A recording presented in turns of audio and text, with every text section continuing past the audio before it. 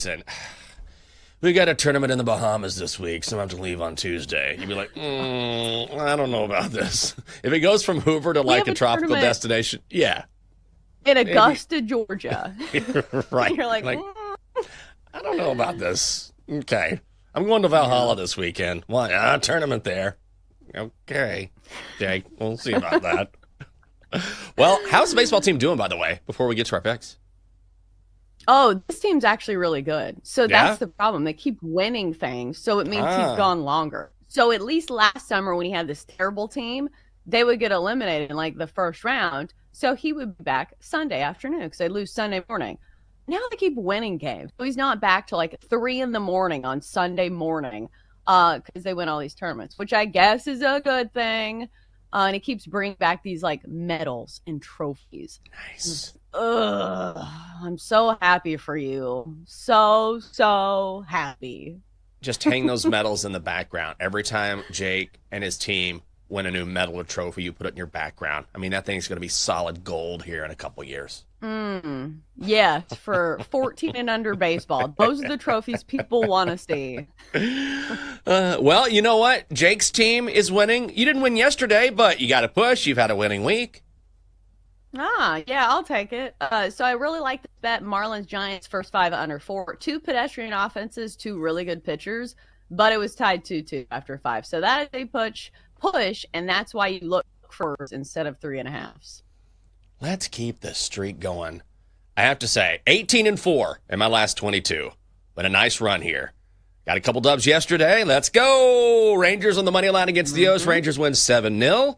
Rays money line against the Royals. That was minus 126. Rays win 3-0. So I will take that while it lasts. Donkster had Rays Royals under 9. Again, Tampa with the shutout 3-0. So for the week, Chelsea, you are 3-1-1. I am 6-1. The Donkster 2-1 here on the Daily Tip. It is on the BetMGM Network. Great to have you with us on a Thursday morning. And last night at the Barclays Center in Brooklyn, the NBA draft. And we all knew what would happen at the top. With the first pick in the 2025 NBA Draft, the Dallas Mavericks select Cooper Flagg from Duke University. We knew that was going to happen. Flagg joins a squad that already has a ton of talent. Klay Thompson, AD, Kyrie Irving, and Flagg himself especially pumped about playing with a fellow Dookie. Incredible player. He's one of the game's greats. He's so skilled, and I definitely went to a couple games, in the Garden and watched him play when he was with the Celtics. So I think it's an incredible opportunity for me, first of all, just to, learn from him. I've heard he's an incredible leader and an incredible role model. So, I'm excited to get down there and learn from him, all around and, just share the court with somebody that of that stature and, has had the career that he's had. Of course, he's talking about Kyrie Irving. And so Nico Harrison, luckiest guy on the planet, grabs Flagg. And the Mavs are ready to start winning immediately.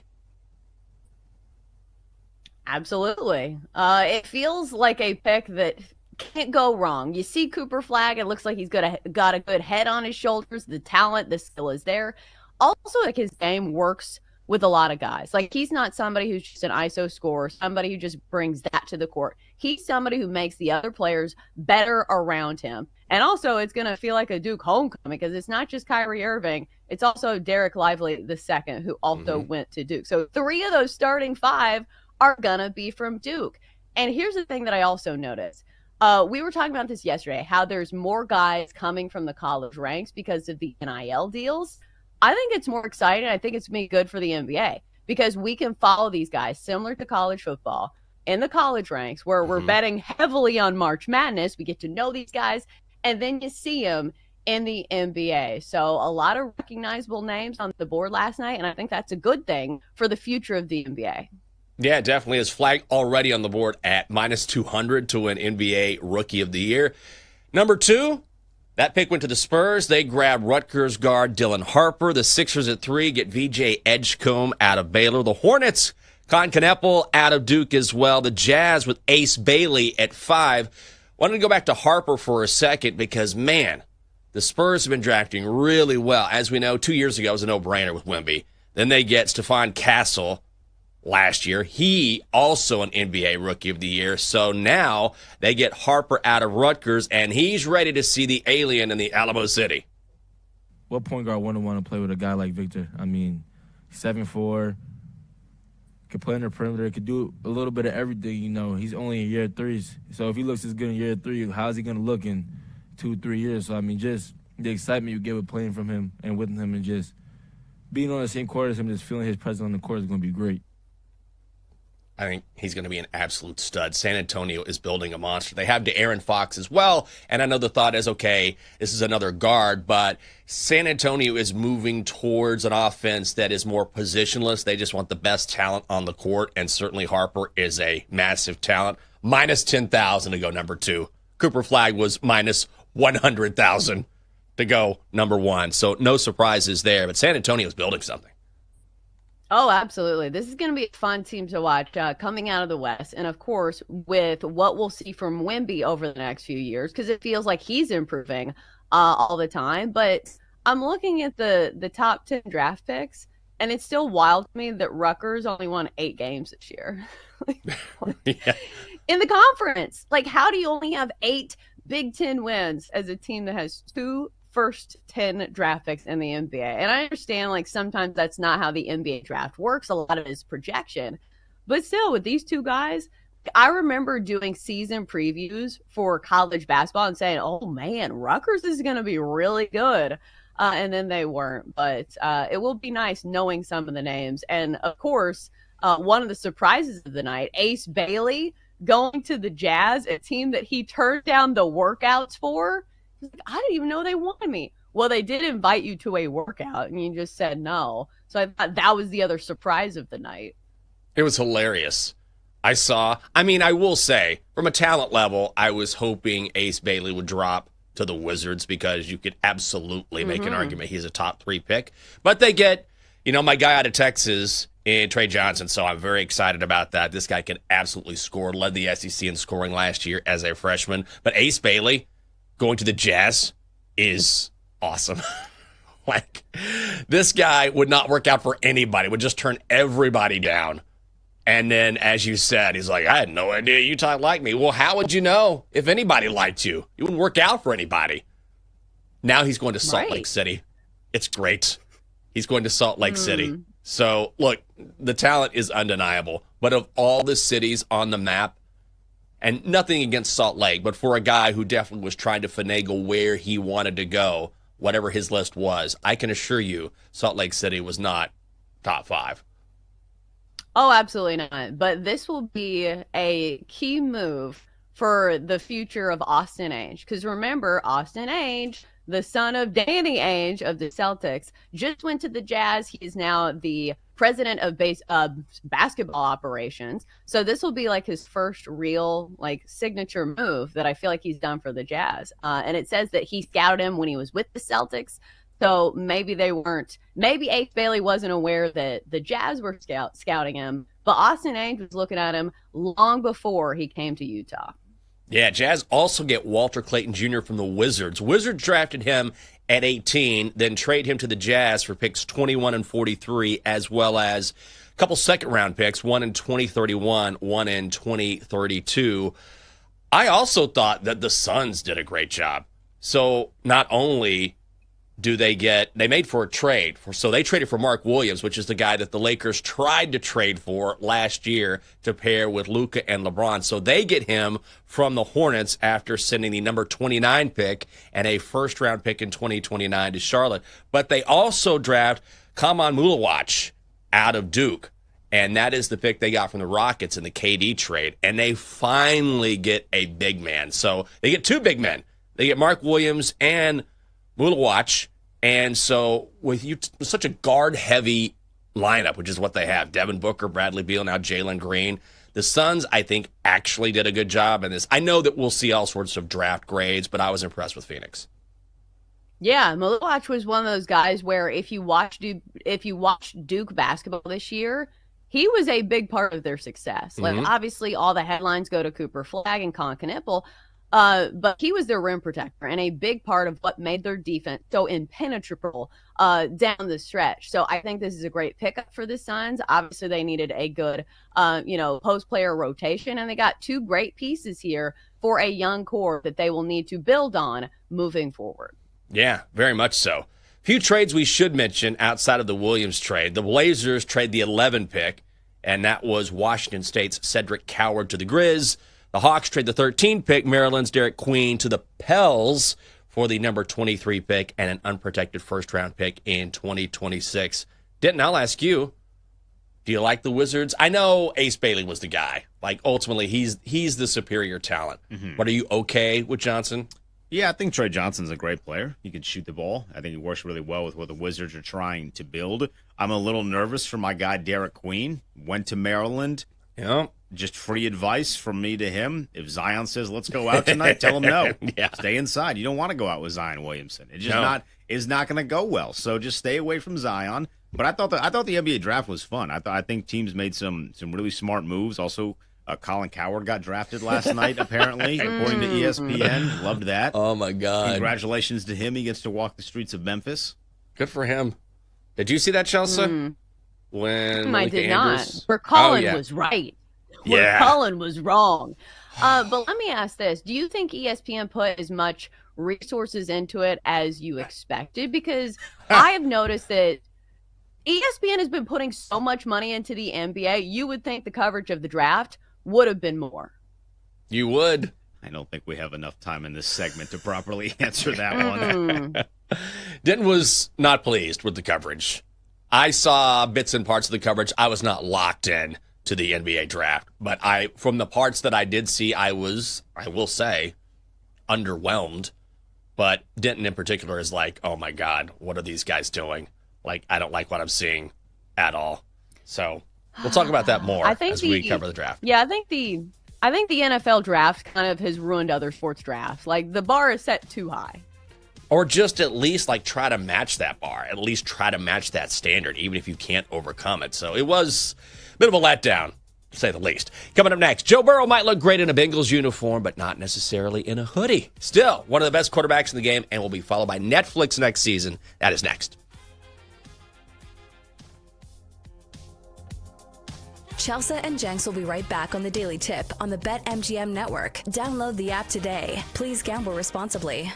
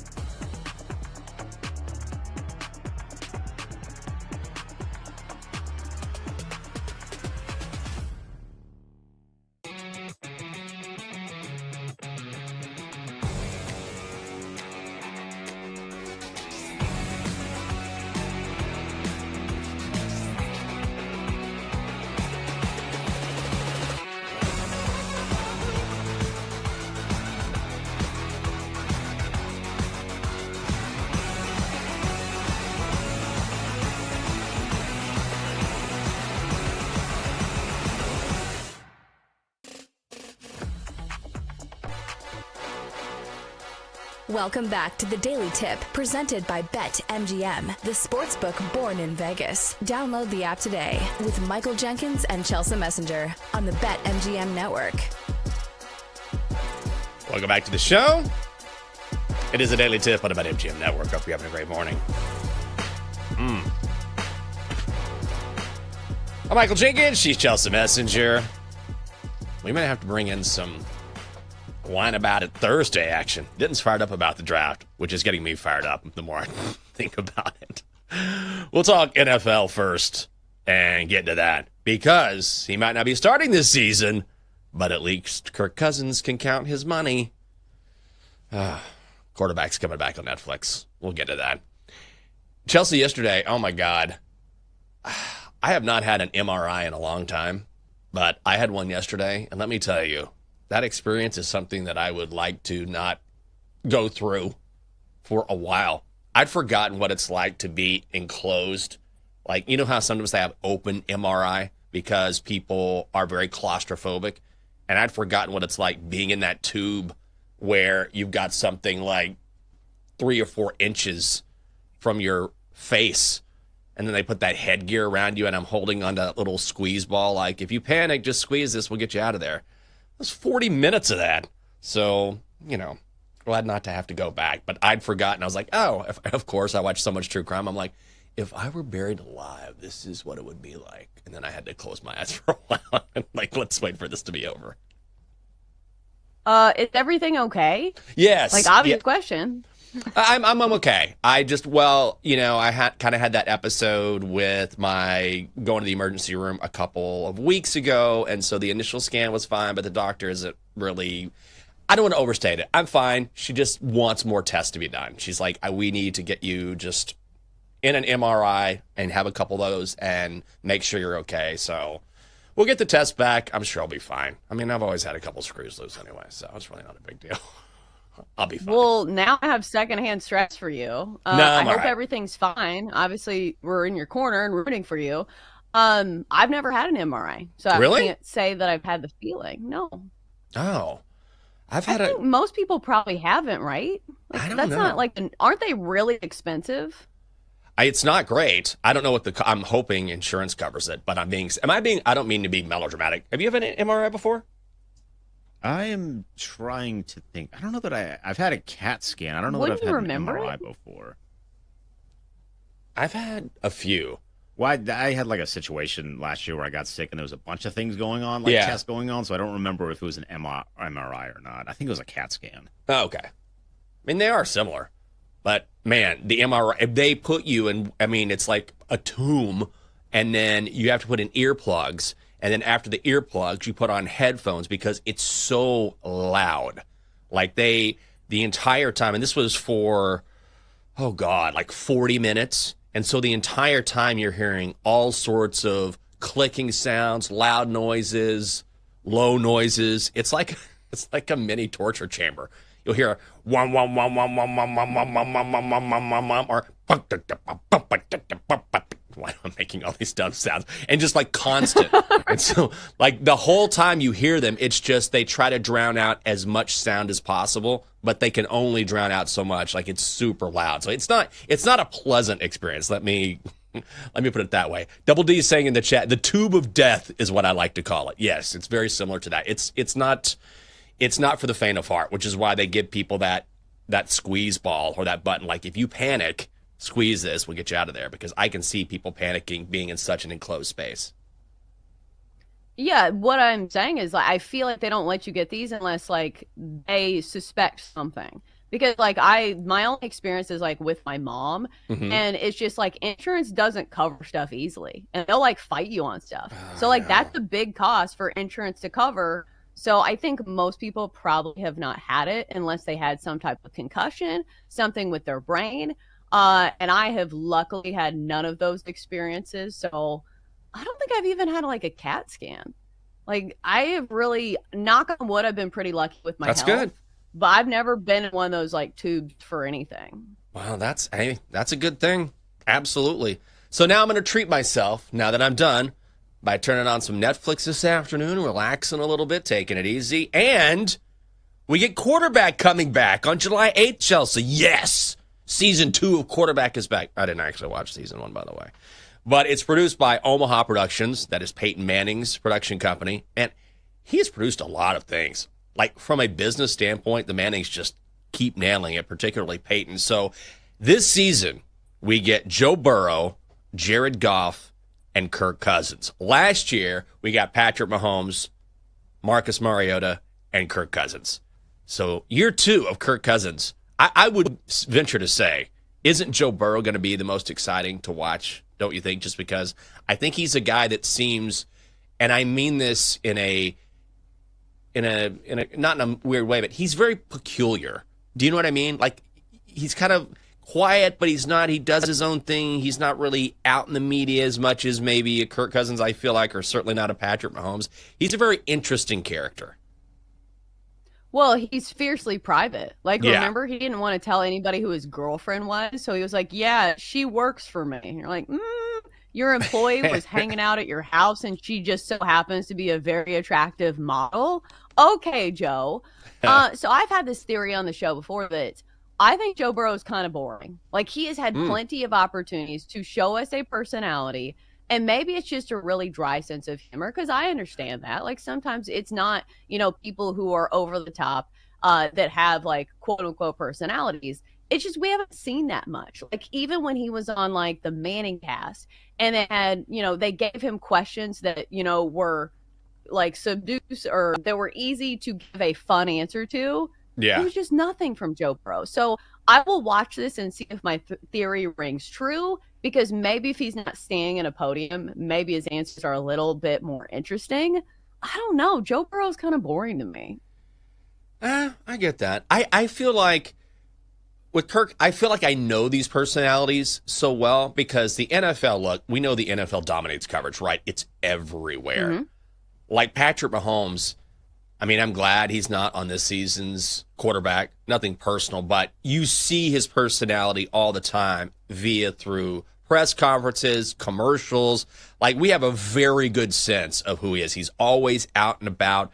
Jared Goff is, sort of interesting, I guess. I do remember what I always think about when I think of Jared Goff is when he was at Cal. And, during game day, they'll do, like Tom Rinaldi used to do these long-form stories about someone, and normally they're about death, which are terrible. But this was actually a positive one, and it was about Jared Goff at Cal and how they called him Mr. Perfect. He was Mr. Perfect. So now here he is, Mr. Perfect, quarterbacking the Lions. And, he's actually carved himself out a very good career. But Kirk Cousins, I think, might be the most fascinating just from a playing, not playing standpoint, because we all know he's getting paid, but he's not going to be the starter, and he's not happy about it. Like, he doesn't want to sit on the bench in Atlanta. He wants to be traded, but who's going to pay him that much money to come in? Probably no one. So I think that will be the most interesting follow. Even though you're right, like, I feel like we already know a lot about Kirk Cousins, and I wonder if the producers kind of lean it to the angle of, like, the cheesy dad who shops at Kohl's. Like, I wonder if we'll see a lot of that. It's like, see, Kirk Cousins is a normal dad. He likes grilling. He likes, turning down the thermostat. So I don't know if they'll lean into that, but I will say this. Usually it makes me root for the guys more when they do have families and you can see them interacting with their kids. Like, that's where these type of shows, I think, really thrive, because you see that they are human and they're not just these guys that get paid a ton of money. Like, we know that about Kirk Cousins because that's kind of the narrative around him, is that he's this, like, corny dad. But we'll see what comes of Jared Goff. I don't even know if he has kids. I want to say that his wife was pregnant. And speaking of, if you are looking for attractive women on your screen, his wife is like a Sports Illustrated swimsuit model, Kristen Harper. I don't know if you've seen her. If you want to do something for work, some hashtag research for the show, she is very attractive. Yes, she is. Well done, sir. Mr. Perfect. ESPN was right. Nailed it again. Yeah, she's very attractive. So that's coming up July 8th on Netflix. Are you going to watch? I probably will. I'll give it a chance. I watched a little of the other one. I liked Receiver better when it was, who was George Kittle? It was Amon-Ra St. Brown. I'm trying to think who else was on it, but I like that installment better than quarterback because last time I think it started with Patrick Mahomes, and I was like, I don't really want to hear about Patrick and Brittany Mahomes because a lot of it was like their high school relationship, which I don't know why I have this like, I don't know, groaning feeling. Like, I think I've just heard so much. It's the same thing that you were kind of alluding to. It's like Patrick Mahomes is not a bad person. I think he's a good person. Yeah. And I think it's cute that he has stayed with his high school girlfriend all of these years. Like, they're married with kids now through all of the fame and fortune. But it's just one of those things where it's just we've been beaten over the head with it for so long that I just want to hear about somebody else. Yeah, that's how I feel about Taylor Swift. I say this all the time. It's not personal. It's just the saturation. Like, you can get saturated with any athlete, any, musical performer, with anyone, really. And you're like, okay, like, I know tons about you. You're everywhere. It's not personal. I just need to pivot elsewhere and maybe kind of go into a different area and learn about someone else or learn about something else. So I totally get that. How about we have a mini Whine About It Thursday for Denton's sake? Denton is fired up over last night's NBA draft, which we're still talking about. We're going to continue talking about during the show. And I think, which you make a very fair point when it comes to coverage, at least for me, one of the things that I don't like about ESPN, and this is not an ESPN bash session, however, they continue to lean more and more into the singular personality hot take as opposed to how can we get the best coverage possible to the viewers. The coverage last night was awful. It didn't matter which stream you were watching, it was awful. And you think of ESPN as like this pinnacle of college basketball because I think their in-season college basketball coverage is up there with the best of them. Their roster of talent of guys that break down games are up there with the best of them across all platforms of sports, not just college basketball. You can compare their college basketball guys to their NBA guys, and their college basketball guys are far better than most of their NBA guys, and you might even be able to do that with certain like football team. But anyway, that is neither here nor there. But you watch this coverage and like listen to the roster of people that were on air for ESPN last night. On their main coverage on ABC, it was, or I guess ABC wasn't the main coverage technically, but it like kind of was because ABC is in way more homes than ESPN is. It was Kevin Nagandi, Bob Myers. I would love to hear from Bob Myers during the NBA draft. Didn't hear from him a lot because Stephen A. Smith was on that broadcast as well. So guess who was hooting and hollering and doing all the shouting? Well, Stephen A. Smith. And you're not letting Bob Myers, who is the guy that I want to be hearing during the NBA draft, you're not letting him talk. And Monica McNutt was the one who was doing like I guess what you would call sideline. She was like the field reporter, if you will. Their whole idea with that was awful because they're putting people on television that don't want to talk. Right. Like, if you put the player on there, the player is obligated to talk. But at one point, they have Con Kneppel's whole family up there. And Monica McNutt asks him a question about this thing that they had been talking about, like this tournament that they played in back in wherever it is that they were from. And she asks the brothers, and none of the brothers want to talk. So it's 5 seconds of her just kind of like holding the mic, being like, somebody please just say something and do it. So that's a tough look. But then on the ESPN side, it's Malika Andrews, it's Jay Billis, it's Kendrick Perkins, it's Andrea Carter. Jay Billis is like their top college basketball guy. But what many people may not know is that he was shoehorned into playoff coverage because they, for whatever reason, didn't trust any other color analyst to do playoff coverage. So during the process of leading up to the NBA draft, he is doing NBA playoff stuff. Kendrick Perkins is a primarily NBA guy. I was going to say, what is Perk doing covering the draft? He doesn't talk about college basketball at all. Ever. So it's not like he's going to the combine. It's not like he's watching and crunching a bunch of film on these college guys. The draft is supposed to be celebrating what college basketball is and then talking about how they could ascend to the NBA. Very similar to what the NFL draft is. You celebrate what they did in college. Here is now how I think they're going to project once they get to the NFL. And there was none of that. They didn't have the right guys around the desk to be able to do that. Malika Andrews called Cedric Howard Colin Cowherd. That's more funny than anything. Like, you're doing 18 hours of coverage. Like, that's just a funny thing. But it just so happens they called him the guy that had a very intense exit from the company that they now work with. You have so many guys on that roster. Where's Dallin Cuff? Where's John Crispin? Fran Fischilla? Chris Spatola. I'll tell you where Chris Spatola is going to be in an hour. He's going to be right here on the Daily Tip. But they have such a deep roster of college basketball analysts, and we saw none of that. So it's like one or two little tidbits, and then they're talking back to, like, what trades are we going to see? What about Cooper Flagg? Like, give me something on the guy that was drafted and then how they fit in, and it just felt like it was, to quote Aaron Rodgers, the NBA draft was missing love, peace, and fun. All I wanted was love, peace, and fun, and I got zero love, peace, and fun. I'll tell you what I got when the video started autoplaying this morning when I was doing some show prep. It was when the Suns drafted Kaman Mulawach, and immediately it's Stephen A. Smith going, I like big guys, and this is a big guy. I'm like, okay, that's stop. Thanks. Thank you. Pause. Thank you for that great analysis. I'm going to do my own thing here. Coming up next on the show, we do a streaming corner every week on the show. Now we're ranking our 5 favorite movies from the past quarter century. It is next on the Daily Tip on the BetMGM Network.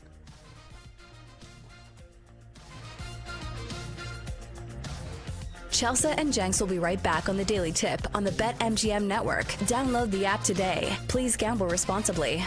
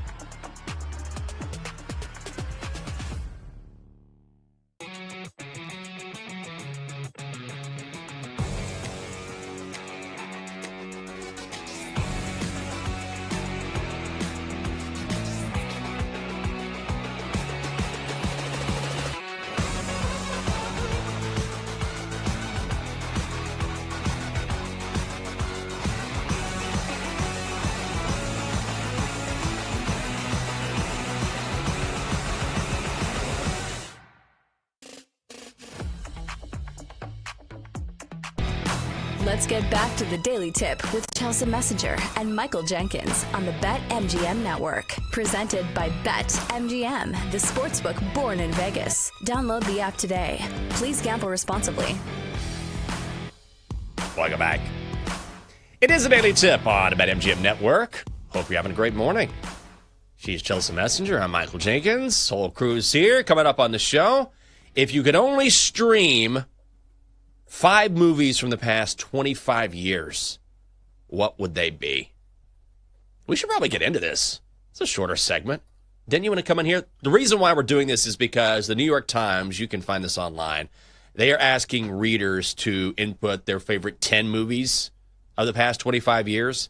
So they're going to compile all of that information, and then they're going to list the top 100 movies thus far of the 21st century. So we're each going to do 5. I think, Denton, you did 10? I did the full 10 just because I wanted to get it in there, and I was curious. This show has been a amalgamation. We did a Wine About It Thursday. We're not doing a streaming quarter Thursday. But I feel like between the three of us, we have radically different tastes. Yeah. Like if we are doing a Venn diagram, the overlap of things that we all three of us like is very, very small. Yes. Like Jenks likes a bunch of big dramas. Chelsea spent all day making fun of me for saying Mjolnir on the air yesterday. So like very, very different things. So I'd be curious as to when you guys think of movies from the last, from 2000 on, what do you think of? Because mine wasn't all superhero movies. Yeah. But there were a lot. Okay. There fair. were a lot in my top 10. I have one in my top 10. I tried to think of it like, okay, you've got 5 movies for life from the past 25 years. In the past 25. And I wanted a mix of, all right, drama and also comedy, which I am a comedy guy as well. So that's what I went with. Do we start with 5? And move on up? I mean, wherever you want to go, just give me your 5, because it doesn't have to be in a particular order. I don't think. I didn't rank mine in a particular order. I don't have comedy though. I missed out on that. Okay, Trying to be too much. Chelsea, you want to start? You want to get in here, get us going? Okay, so I have 7 that I really like. And I did not realize that these have to be after the year 2000. I have a couple that are like in the 90s. Are we going to let that slide? What kind of 90s are we talking about here? Okay, Billy Madison. Billy Madison's one of my favorite movies ever, but it's like 1995. Disqualified. Yeah, 90. If it was 98, we can round up, but 95 is a little tough. It's tough. Yeah, I didn't see the fine print here. So Billy Madison's out. Okay, so here are the other ones. Remember, It's a Wonderful Life. Casablanca. Yeah. No, cinema is not a word that people will use to describe most of my movies, and that's fine. These are the movies that I personally really like watching. So Remember the Titans, Mean Girls, How to Lose a Guy in 10 Days, Gladiator, Shutter Island, and The Sixth Sense. For the reason that I feel like this is a core memory of like one of the biggest twists in a plot that like blew my mind. And I think a lot of people had the same feeling. Like that was the first time for me as a younger person seeing a movie with an absolutely wild twist. All right, 1999. I'll round it up. No, that one rounds up. That one rounds up. So I love that was a conversation that I wanted to have here with you guys. So Chelsea has Remember the Titans. I do have a sports movie, one singular sports movie in mind. Do you have a sports movie in yours? Because I'm very interested in how people view sports movies outside of those that kind of do our job for a living. My probably unpopular opinion is that I'm just not big on sports movies. I'm not either. I just don't. I mean, I understand them. Like Miracle, I thought was really good.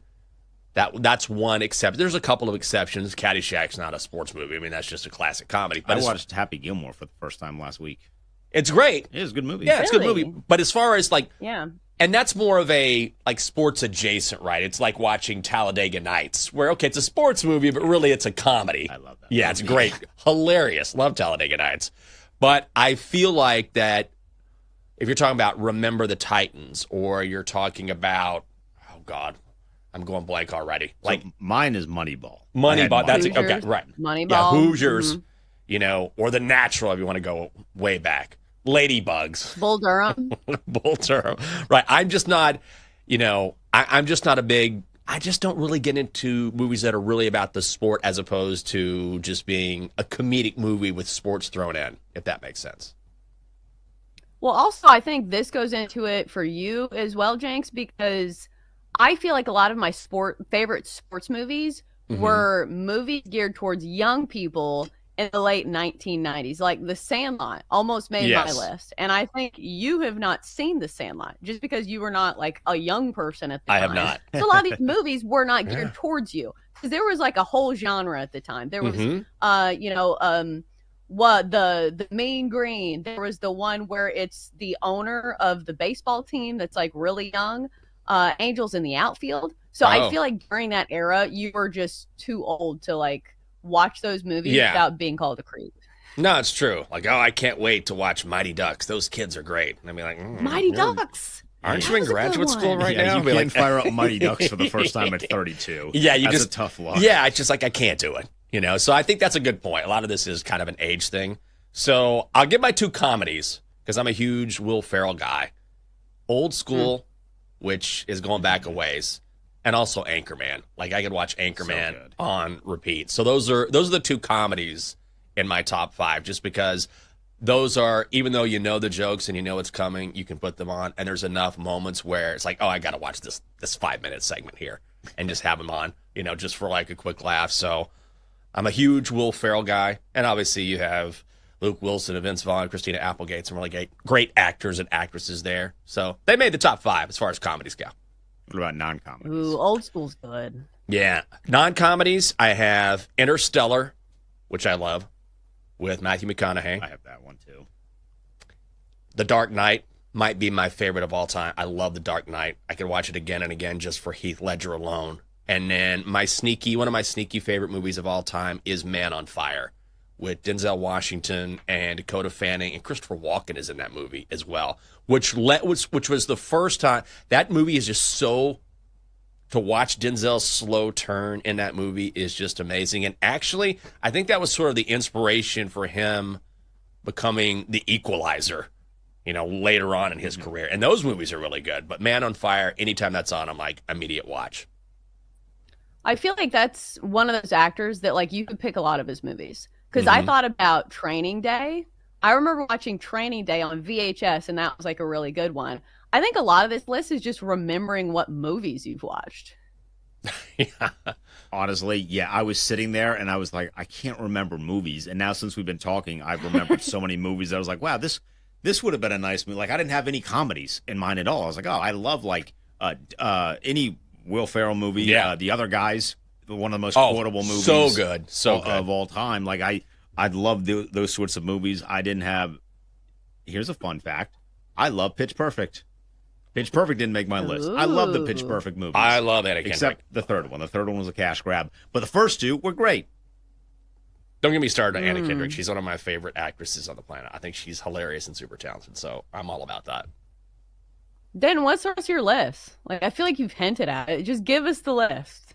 It's a long tease. So I have Moneyball on there. I'll give you all 10 just because it's literally right in front of me. I had Baby Driver on there. I thought that was a cool movie. I don't know if you guys seen Baby Driver. I haven't seen it. One of the guys you can't really talk about anymore. But like that movie was a really good movie. Spider-Man Into the Spider-Verse is one of the greatest animated films of all time. Toy Story 3. Okay. Big Buzz Lightyear guy over here.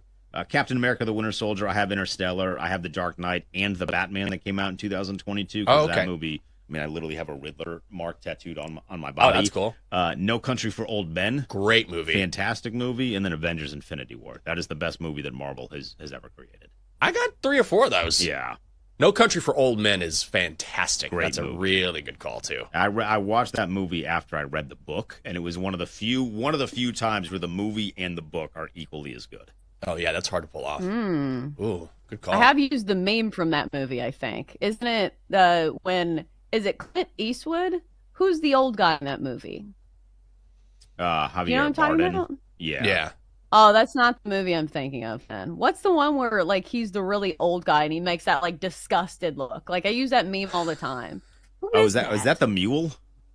Where Clint Eastwood is the 91-year-old drug mule? Yes, that's it. That's it. I use that meme, so I confuse those movies, but still. Double D, Dylan, you guys want to chime in here? I mean, we got some time. I got to make sure the whole crew gets to say at least a movie or two. I'm waiting for one of these guys to pop up. Anyone? Anyone? Nobody's There's on. definitely a movie or two that we've missed. I think it's an absolute travesty that Denton just saw Happy Gilmore. Yeah, the only reason I watched it was so I can watch Happy Gilmore 2, so I can see MJF and Becky Lynch in it. I was like, I should probably watch the first one if I'm going to watch the second one. Double D? I will, yeah. I will go with a late 90s as my all-time favorite movie. It will forever be my all-time favorite movie. Nothing will ever touch it. The Crow. Crow. I knew you were going to say it. You love The Crow. It's iconic. It's a cult classic. Other than that, like, everything's so. I look for unique stuff. Scott Pilgrim versus the World is fantastic if you're a gamer of any kind. Yeah. Other than that, I would have never guessed that Scott Pilgrim versus the World was coming into this conversation. Wow. That's a good movie. I saw that in theaters. I think it's great. I think it's phenomenally done.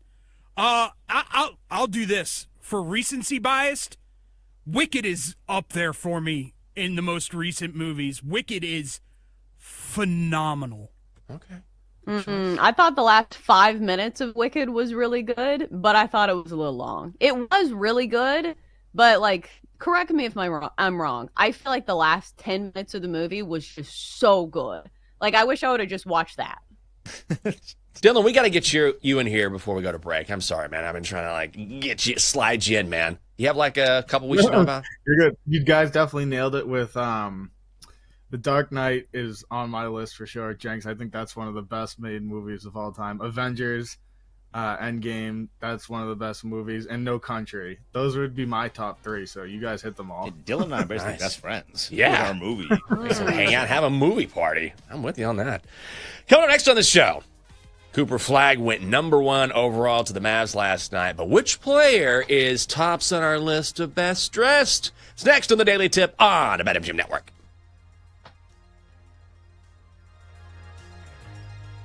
Chelsea and Jenks will be right back on the Daily Tip on the BetMGM Network. Download the app today. Please gamble responsibly.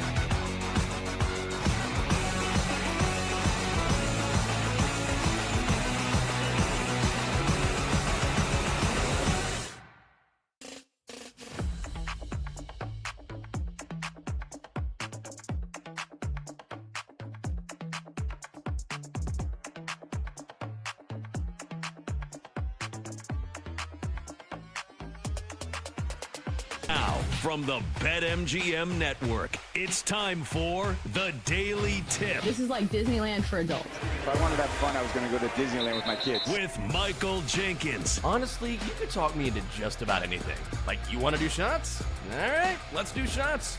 You want to put together a 10-leg teaser? Sure, let's put some money on it. In fact, I do a parlay with Champions League Soccer and the WNBA. And Chelsea Messenger. Let's try to beat the rest of the network at being degenerates, because maybe, just maybe, we can win in that regard. I do like the idea of a parlay. Hey, Dad, don't forget about me, the dogster. Presented by BetMGM.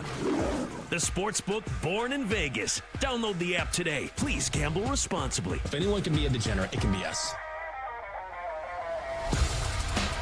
Good morning. Hour 2, the Daily Tip starts right now on the BetMGM Network. I'm Chelsea Messenger. He's Michael Jenkins. Over the next hour, here's what we will cover. We'll start with an NBA draft recap, and of course, we got to do a fit check, ranking the worst and the best looks of last night's NBA draft. Then at 7:20, we go on to MLB. Our best bets in baseball have been scorching hot. We'll hope to continue that run with our looks today at the slate. At 7:40, it's back to the NBA draft.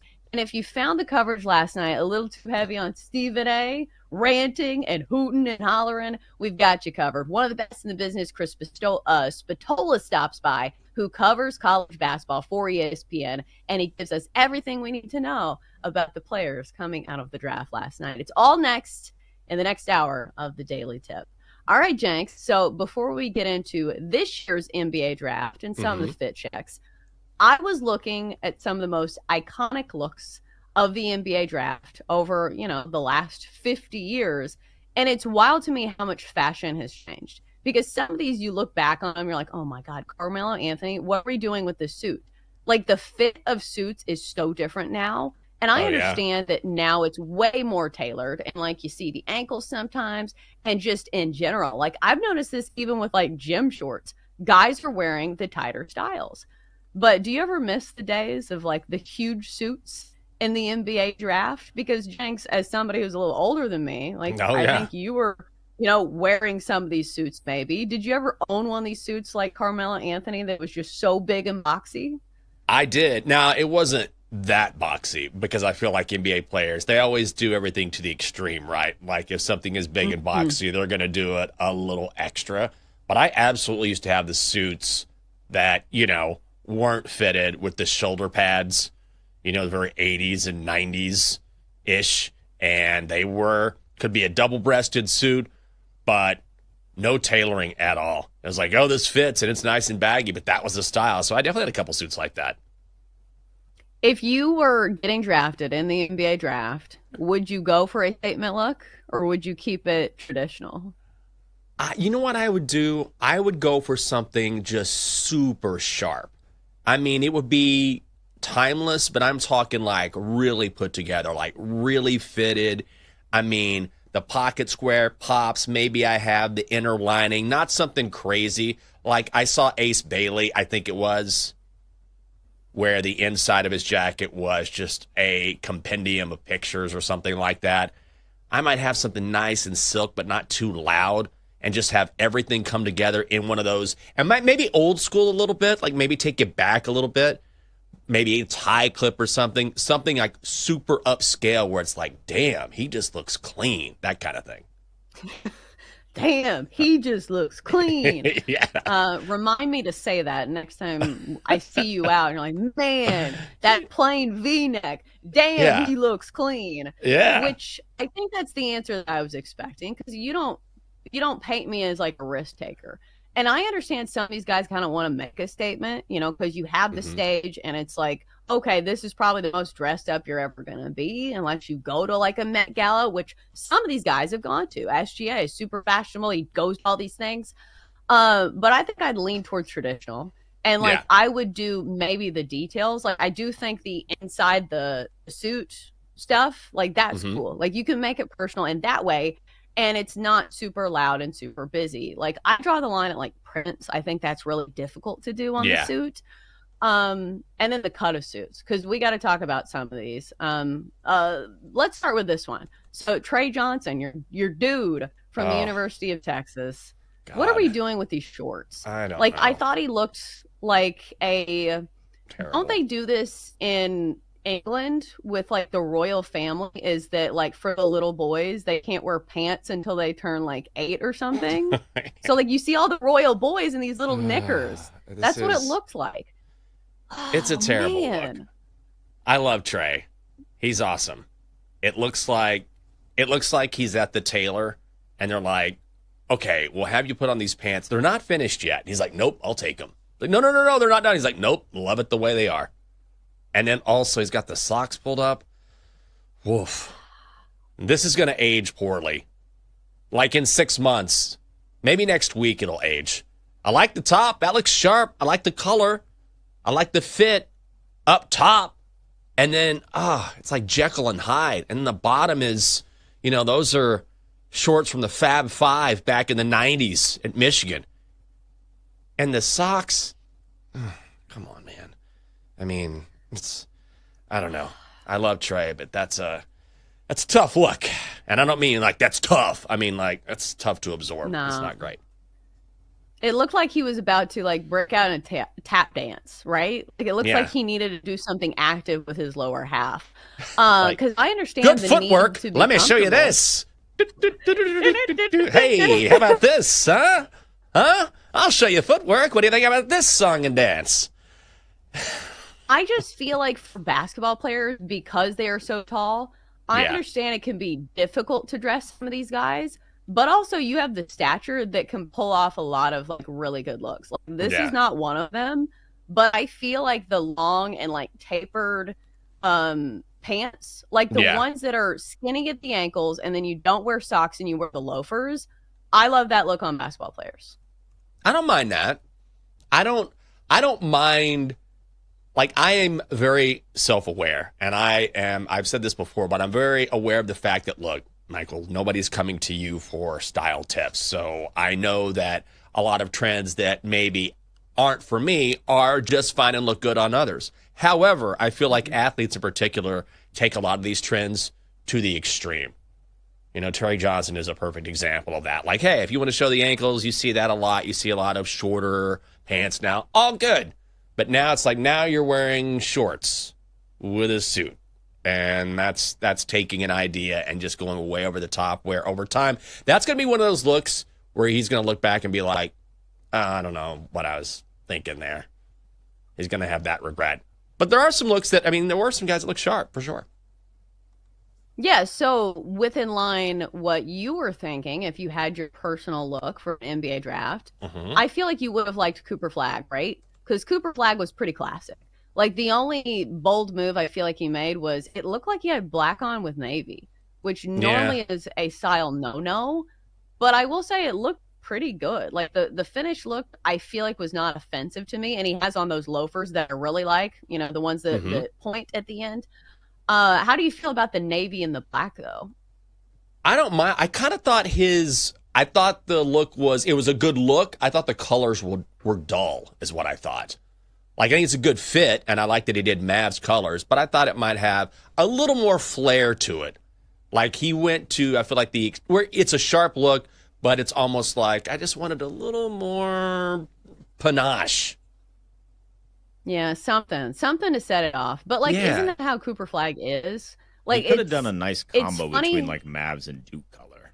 Oh, right. Like a nice gradient blue or something. Like the blue was very tepid, if that makes sense. Like, it was just a very like soft blue, and I was like, I thought you might come a little harder with the blue because you can have different hues and shades. And I thought, all right, there'll be something there where you mix the two, and instead it was a little too staid for me. And I'm more traditional than probably anyone on this show. But even I was like, it's a good look, like the fit.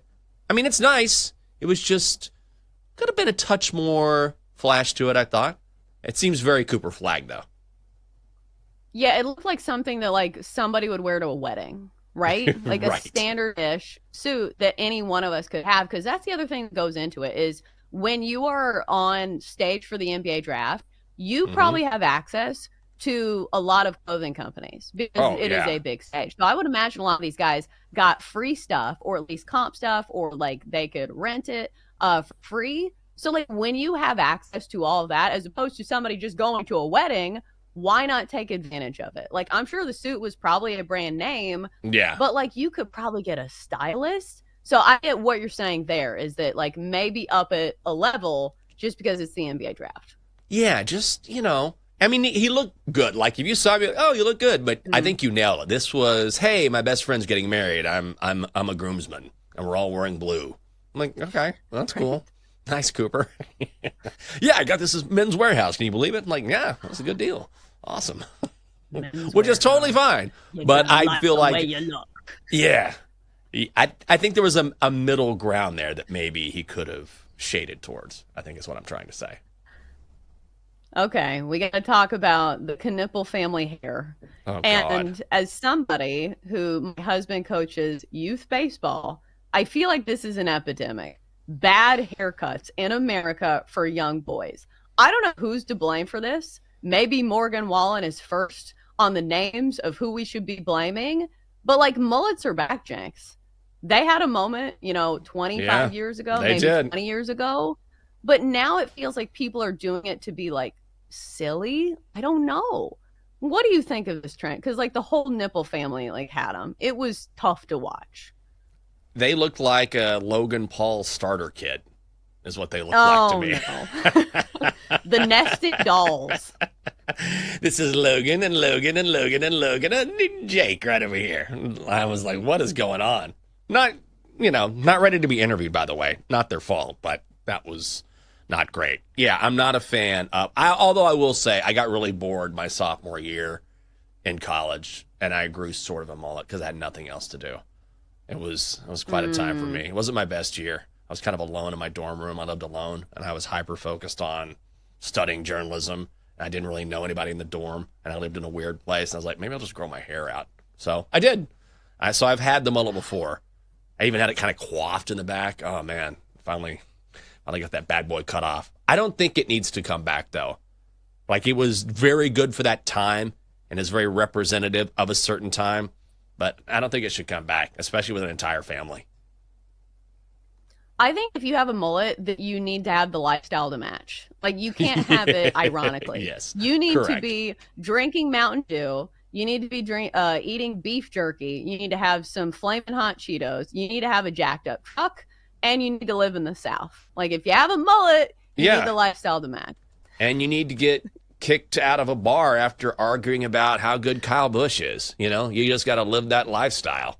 Go for it. Go all in. I mean, right. Morgan Wallen does it. He threw a chair off a balcony at somebody's bar.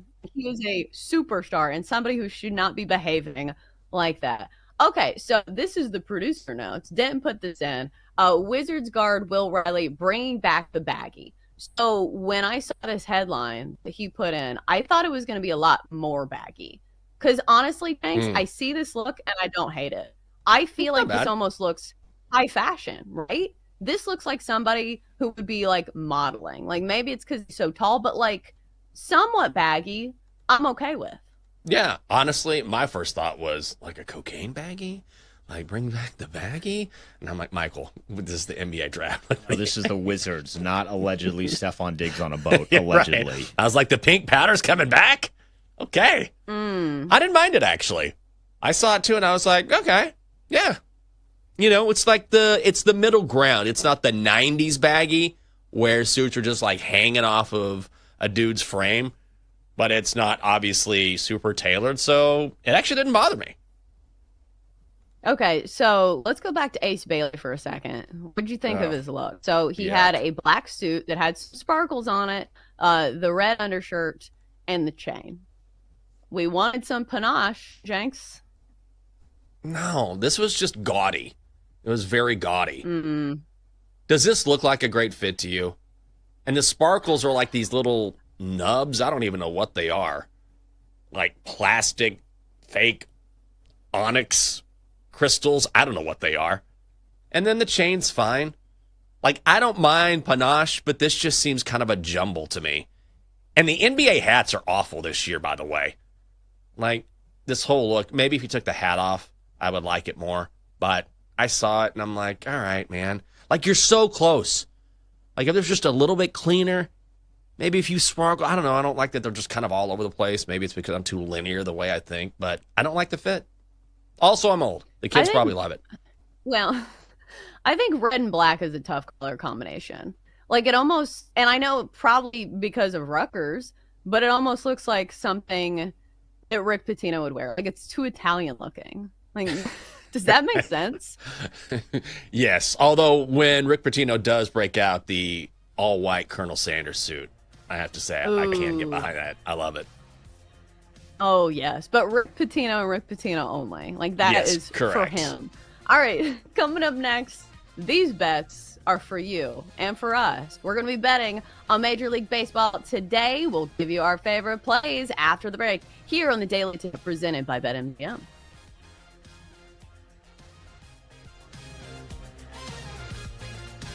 Chelsea and Jenks will be right back on the Daily Tip on the BetMGM network. Download the app today. Please gamble responsibly.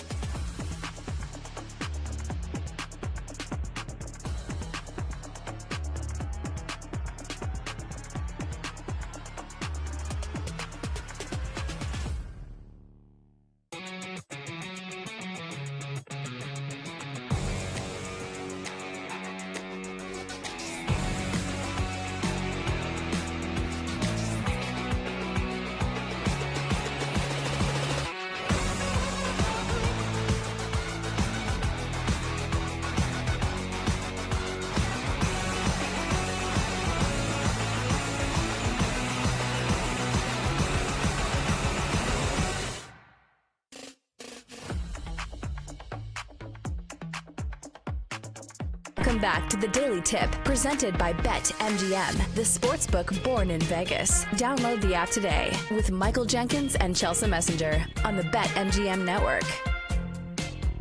And we're back on a Thursday and a full slate of baseball for your betting pleasure.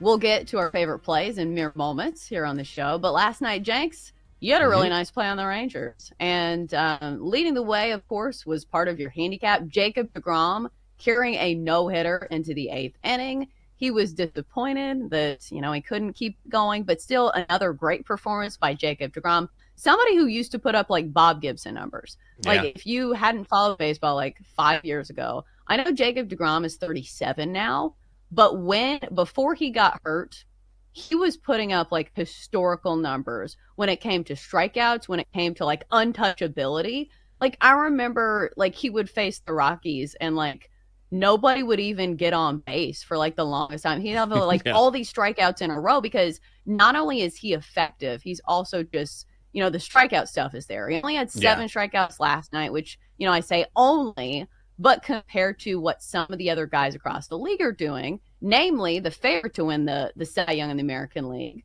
Tariq Skubal has been punching a ton of tickets this year. But it's good to see, because obviously Jacob deGrom has been marred by injury after injury after injury, and to the point where people are like, okay, I don't want to bet on this guy because it feels like he's made of glass. But now this year he stands at 8-2 with a 2.08 ER. The strikeouts aren't there like they used to be. 94 strikeouts in 95 innings of work. But do you think he has a chance at winning the Cy Young? Right now he's 9-1. Of course, Tariq Skubal is your favorite. It's a loaded deck when it comes to this. I'll say in the American League, Garrett Crochet, Hunter Brown, Jacob deGrom, Max Fried, Framber Valdez. Do you think Jacob deGrom has a chance though? Yeah, he absolutely has a chance. There's no question he has the stuff. It's just, like we say every year, it's the injury factor. And I also think there's a possibility that we don't know how the season's going to go, but you know how it is, too, with teams like the Rangers. And the Rangers can certainly make a run, but he's an arm that if you have to shut down just out of precaution or because the season is winding down, then you do, just because of his age and his injury history. So I think he might be worth a small sprinkle. The talent is there, but it goes back to you just always have to take his injury history into account, and it's been such a thing for so long. I don't think you can discount it just because he's off to a great start, which is not unexpected, but we still have a long way to go. Yeah, and also, like I said, it's just a deep field in the American League. And sometimes I feel like you have to have the strikeouts. It's similar to the MVP race and home runs. Like, you can hit for average, but the MVP of the league is usually going to be somebody who has some power because, in writers' books, that's instant offense. And obviously, you can carry your team that way with one swing of the bat. And similar to that, you have the guys who punch a lot of tickets. Right now, Garrett Crochet actually leads the American League in strikeouts, which is news to me. I thought for sure Tariq Skubal did, but Crochet has 135 and 109 innings of work. Skubal with 125 through 102. And like I said, the only thing going against Jacob deGrom right now is, like you mentioned, the injury history and also the fact that the strikeouts are way down. He used to have a way bigger K per 9 rate than he does now, but still it's good to see. And obviously for the Rangers, who are a team that struggles on the offensive side of things, if they can get a great start from their starter, it certainly helps because usually they're not scoring a ton of runs. All right, let's get to our bets for today in Major League Baseball. And if you're betting on a home run, you might as well use this promo. Don't worry if your home run bet doesn't clear the fences. BetMGM has your back with an MLB home run, no sweat token. Just activate your token on an MLB home run bet. If your bet comes up short, you'll get your stake back in bonus bets only at BetMGM. All right, Jenks, so we have a lot of options today. It's not a small card, or at least it's not tiny, I guess we will say. That's what she said. Let's start with this one. Phillies Astros. I'm kicking myself for not playing it under last night. It was a pitcher's duel once again. Total this one's 7, though. Hunter Brown gets the ball for the Stros. Christopher Sanchez gets the start for the Phillies. 6-2 with a 2.87 ERA. Houston favored at home. -145. Philly +120. Did you look at this game, and do you like a total here? Is there a side you like? What did you notice about this game first? This is going to be my only play of the day. So I bet this under. We bet this under. A couple days ago it hit. Would have hit yesterday. This is just an under series all the way around, especially with these two pitchers. So Christopher Sanchez has given up 2 runs or less in each of his last 5 starts. He's been so consistent this year. He's given up more than 2 runs one time. One time in 15 appearances. That was 3 runs to the Dodgers back on May the 6th. So that's remarkable. Then you got Hunter Brown on the other side. I mean, my Lord, he's a Cy Young Award candidate. 8-3, 1.88 ERA. Astros, one of the top 10 teams in baseball to the under. When the Phillies are on the road, they are the 4th best under team in baseball. They hit about 63% of the time. So I'm going to play it to 7.5 and go under 7.5. Found it at -135. Ooh, I like that. I do think under is the play, whether you play first 5 or full game. I think I'd lean towards the full game just because the Astros bullpen has been one of the best in all of baseball, ranking 2nd in bullpen ERA. So you should be able to count on the Stros to shut down some bats on the back end of things. Where the sabotage factor comes is the Phillies bullpen. It has not been great. They probably need to add an arm after or before the All-Star break. All right, so other games. Here's a name I haven't seen in a while. Shota Imanaga gets the ball for the Cubs today. He is making his return to the rotation after being on the injured list. We know the Cubs are a great team, and this is a huge boon to their rotation. He's on the road at the Cardinals today. So the Cubs are favored -140. Total of 9. Andre Palante goes for the Cardinals. He's 5-3 with a 4.48 ERA. Jenks, normally Shota Imanaga, I feel like, is in the circle of trust for us, but he's coming back from the injured list. Do you have any reservations about taking the Cubs today? No. I love it. Love it. With a lot. No reservations. No reservations. My take on baseball's hottest teams and hottest pitchers. Yeah, I think, look, Shota's great. I just think this is a good price, right? Everything is price dependent. I couldn't believe yesterday, as an example, that I got the Rangers on the money line at -142. Like getting Jacob deGrom in that spot against a guy who had a couple starts this season for the O's, just remarkable. Like -142. And of course, he throws that no-hitter into the 8th. He was awesome.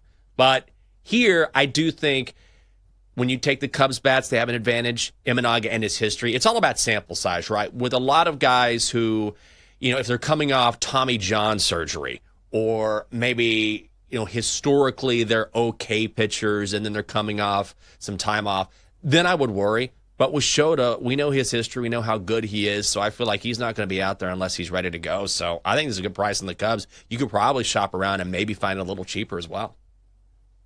Well, and also because the offense behind him is more dependable. That was the only reservation I had on the Rangers yesterday, is that Jacob deGrom is in the circle of trust, but the Rangers offense isn't always there in the circle of trust. Their bats have been a little pedestrian, but they did give him some run support yesterday.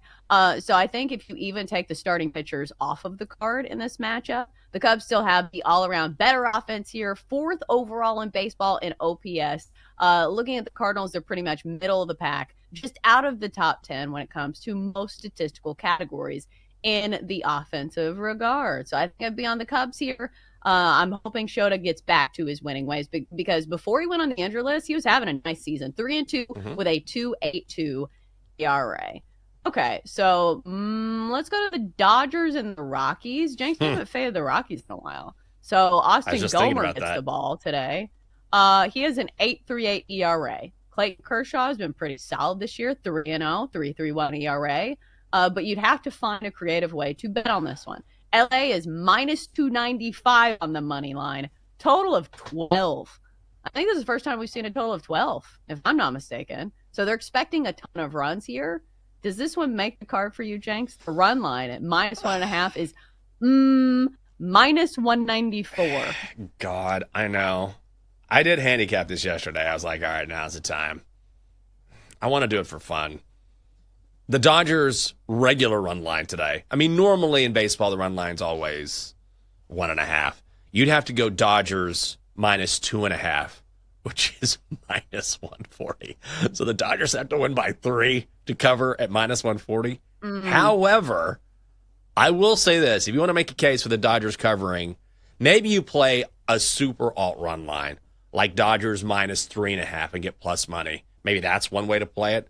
That might be fun. But you've got Austin Gomber. I mean, okay, fine. He got his first start of the season on the road against the Braves last time out. He was really good. 5 shutout innings. Wow, awesome. Then what happened? He goes back to Denver, gives up 9 runs in 4 2/3 innings to the Diamondbacks in a 14-8 loss. Last season at home, so I was trying to find a bigger sample size because only 2 starts this season. Last season at home, 1-5, 4.97 ERA. Not terrible, but this is a day game. During day games, his ERA jumps to 6.59. Played the Dodgers, faced the Dodgers twice last year, lost both games by at least 2 runs. I don't know. But Clayton Kershaw has given up 3 earned total in his last 17 innings pitched. His road ERA is 1.50 this year. I think the Dodgers can cover this 2.5. I really do. Let me ask you something, because I am asking this honestly. I hope it doesn't come with a connotation. Yeah. During your recent stretch where you've been killing it, I think you're 18-4 of your last 22 bets. Have these included the fading the Rockies? Because I feel like you've kind of gotten away from that, and you've been more on like money line plays that are at a palatable price. Yes, I got the Rockies during the stretch. No, or I haven't. Against the Rockies. I faded the Rockies early, had some success, and then I just hit a bad run where 2 things happened. A, the prices started becoming way too expensive, right, because they were losing so much. And then B, I had 2 stretches where I think the Rockies have had 2 winning streaks this season of like 2 or 3 games. And both times, just randomly, I just happened to be fading the Rockies during those stupid winning streaks. So sometimes you just, I don't think that fading the Rockies is a bad strategy. If you can find a creative way to do it, you're still going to make money. But I just happen to find a couple spots where, of course, the Rockies. Like, what was that game? Who were they playing? Was it the Giants? I forget. And this is how crazy it was.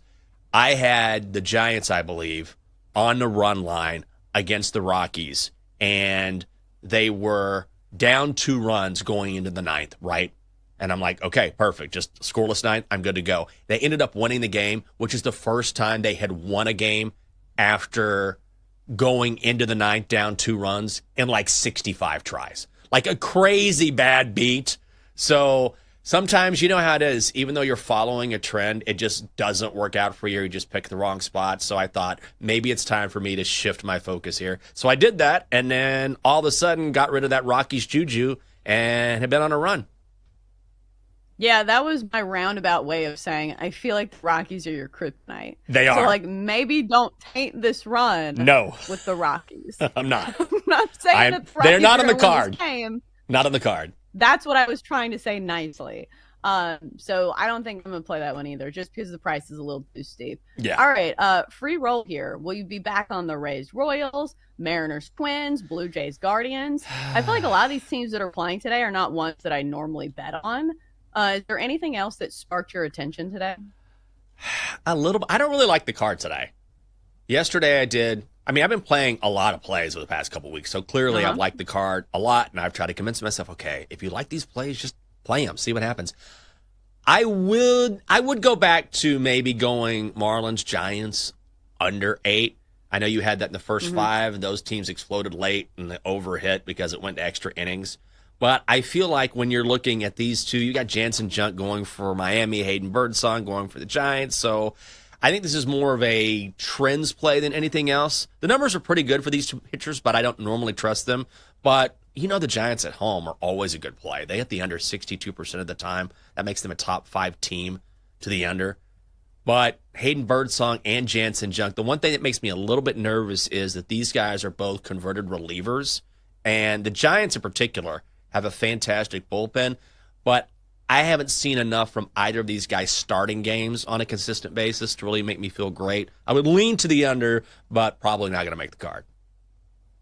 I think it's one of those plays where I really liked it yesterday, but I don't like it quite as much today. Yeah. Like the pitching matchup yesterday was like an under dream. And of course, like the full game under didn't even hit, which is crazy because we had Logan Webb, who is a known commodity, a longtime starter in MLB. And like, I get your point by, the sample size just isn't that big for both of these guys.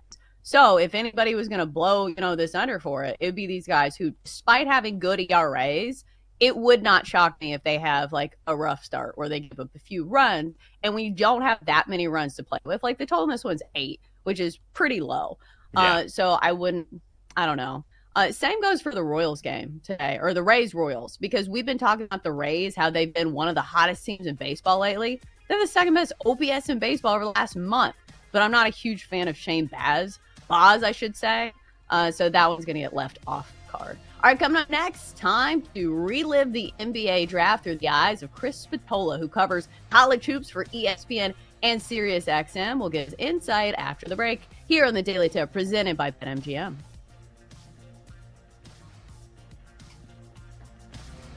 Chelsea and Jenks will be right back on the Daily Tip on the BetMGM network. Download the app today. Please gamble responsibly.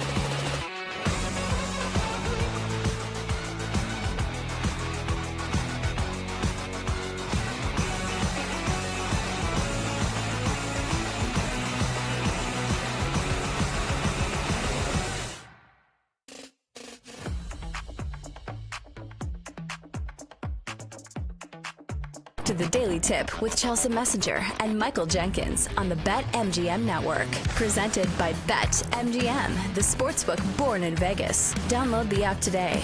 Please gamble responsibly. Rise and shine, people. It's time for some big takeaways from last night's NBA draft. In a few minutes here on the show, we'll bring on Chris Spatola, who covers college hoops for ESPN and Sirius XM Radio. Jenks, before we bring him on, how about some grade A rage bait from last night? Oh, God. So Nico Harrison has not been the most favorable character to the general public, especially to those in Dallas. So his quote on landing the first overall pick. He says, quote, "Fortune favors the bold." And it's wild to me how he is doubling and tripling and quadrupling down on his decision to trade away Luka Doncic. This is not a case of fortune favoring the bold. This is like somebody winning the lottery, which, literally he won a lottery to get Cooper Flagg, a generational player, and saying, yeah, this was on me. Fortune favors the bold. God. I swear. Rage bait is right. This is total rage bait. Like, he's just decided, I made a terrible move, one of the worst trades in NBA history, and guess what? It worked out. You know why? Because I'm so bold. Because I'm so brave. Because I was able to think forward and say, you know what? If I'm bold about this, we'll probably get the number 1 pick in the NBA draft. I love how people spin things in their own minds just to convince themselves of something so they can look themselves in the mirror. Like, he screwed up. This doesn't make the Luka trade any better, like, at all. He just got lucky. That's it. Doesn't matter how many times he tries to spin it, like, he just got lucky. That's all there is to it. But the fact that he's saying this, like, he needs to say this to himself so he can believe it, right? Because otherwise, the blowback has been from day one. He even said he was sort of surprised at the passion from Mavericks fans. I'm like, what did you think was going to happen? So he's got to say this so he can live with himself. Yeah, the Mavericks had a 1.8% chance of landing this pick. Right. Oh, yeah, I saw it coming. We definitely were going to get that pick. All right, let's bring on Chris Spatola now. He covers college hoops for ESPN and Sirius XM Radio, and we want to thank him for waking up very early the day after the NBA draft. So, Chris, let me start by asking you, does this seem like rage bait? Is anybody else buying this from Nico Harrison? I don't. It's an interesting question. I got to know Nico pretty well when I was coaching, and because he was at Nike at the time, and I worked for Coach K, and so got to do USA basketball in Beijing and London. And Nico was Kobe's guy, like his right hand man. They were super tight, and so I got to know Nico pretty well. And I hadn't seen what you just read. My first impression, just knowing Nico, is he's got a bit of a troll in him. Like, there's a little bit of a reflex troll where, obviously the ping pong balls landing the way they did, he had nothing to do with. So the fact that he is positing a strategy behind landing the number 1 pick and ultimately getting Cooper Flagg, I think is pretty funny. So it's good to see he's to me, I read that as him having a bit of a sense of humor, although there's no question it's going to piss a lot of people off. So, Chris, let me ask you, how much immediately does Cooper Flagg going to that Mavericks roster make Dallas? It makes them. It's an immediate impact. He's that good a player. Like he's the best prospect in this draft, outside of Wembanyama that we've seen in quite some time. And I don't want to rehash. You both saw him play. I don't want to rehash him as a player. The impact he's going to make overall is his versatility. You can slot him anywhere. So you can essentially play him anywhere. You put him on a front line with Davis, with Derek Lively. You have a very imposing shot blocking front line, but culturally, I think is where the biggest impact is. Where there's this movement now. You look at the Oklahoma City Thunder, you look at the Indiana Pacers, their 2 best players, SGA Tyrese Halliburton. You can extend that down to the Lou Dorts, the Alex Carusos, the Pascal Siakams, and then a Nikola Jokic. Like, when the best player is the best teammate, when the best player is impacting the culture of that locker room in a positive way, that's massive. And you're getting the number one pick in the draft who's going to do that. He plays hard. He competes. He's got all the right, sort of winning intangibles that you want potentially your best player or ultimately your best player to have. That's going to be the greatest impact he's going to have on that franchise. And I mean, you saw the impact he's had in the state of Maine. I mean, I can only imagine you give him some time there in Dallas, how much he's, going to endear himself to fans. Yeah, especially for a city that is missing a superstar. Now they got one to replace Luka. I don't know if he'll live up to the billing, but it does look like the early returns on Cooper Flagg. Looks like a can't-miss prospect. Okay, so one of the surprises of the night, Ace Bailey going to the Jazz. Ace Bailey's story pre-draft was kind of wild, whether it's his quote-unquote agent, whether it's him refusing to go on draft trips or, some scouting trips. What do you make of him going to the Jazz, and what do you think his future holds in the NBA? Yeah, I was not a huge fan of Bailey going into the draft. He takes too many bad shots, too many contested shots. He came in, I liked him when Rutgers listed him at 6'10" this year. He came in at the combine, I think a little over 6'6", 6'7". So, again, 3 inches, big difference, like the talent that he had, the versatility, all that. I don't think Rutgers did him, or if Ace Bailey's people around him, demanded that they list him at 6'10", I don't think they did him a favor. So I wasn't a huge fan of him as a player going into the draft. Then you have all the things you're talking about. Like just all again, going back to the character piece here, this has to be, when you are investing in a top 5 pick, this has to be a part of the equation.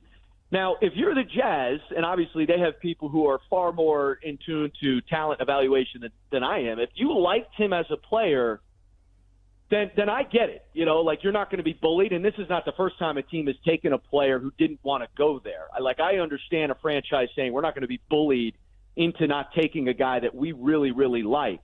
For me, the questions have to start to be asked, though. How sustainable is this within our franchise if a guy, first of all, has a questionable agent and a connection with his agent, and then did a lot of the stuff pre-draft that was bizarre? I mean, it was just absolutely bizarre.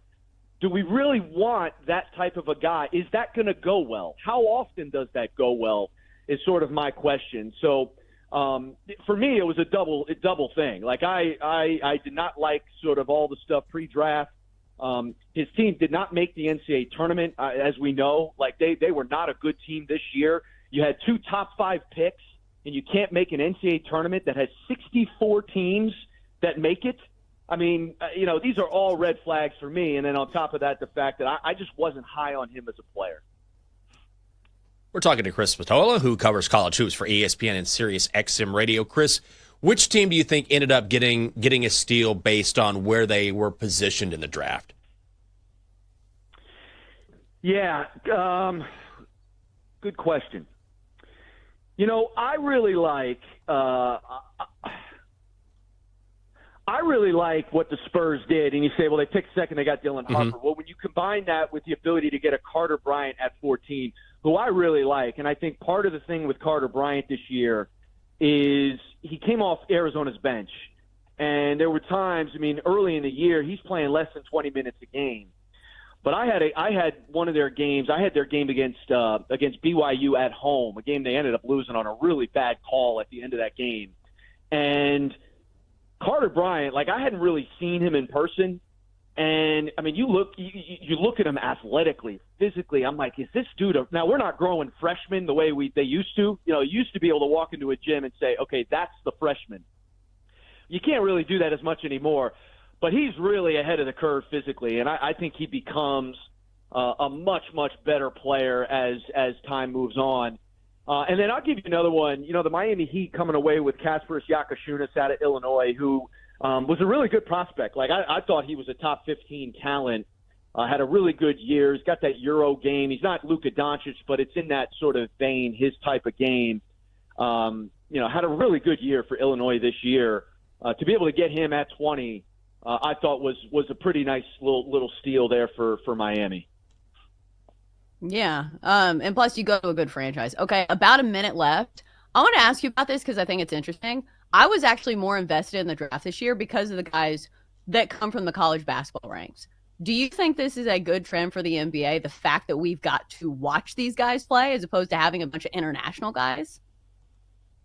I love it. Yeah, I think it is. I think it's huge for both. I think it's been huge for college basketball.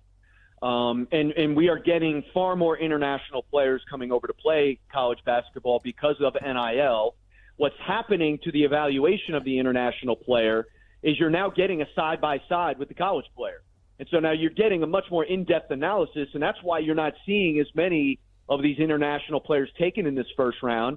And to your point, you're getting an opportunity to see more of these college players go earlier in this draft, and you're starting to get the opportunity to see more of these college players. So I think you hit it right on the head. I think it's great for college. We get more of these players, and I think it's great for the NBA because these are marketable, quote unquote stars that are coming into your league who you've been able to evaluate a little bit more in depth. So it's been a win-win for both. Yeah, it's really nice. And really nice having you this morning on the Daily Tip. He is Chris Pistola. He covers college hoops for ESPN and Sirius XM Radio. And again, thank you, Chris, for waking up early with us. We know it was late night. Not a problem. My pleasure. You guys be good. All right, Jenks. Yeah, from a viewing perspective, it's nice to look down the list and be like, hey, that's the guy that I bet money on in March Madness. I remember him. I remember these guys. And again, I look at this Rutgers team. I'm like, bro, how were you guys bad? How did you do this? And I guess you could say this about Duke as well. They had 3 draft picks, like what, in the top 10? Yeah. And they didn't win a national championship. Wow. I was happy with that. I'm not a big Duke guy, so that was a tough loss for them, but also I don't like the Blue Devils, so I was happy to see that. But also, yes, they had an incredible season regardless. Yeah, full of talent. All right, coming up next, we'll continue our conversation about the NBA draft and some of these teams we might be betting on next year because of it. Next on the Daily Tip.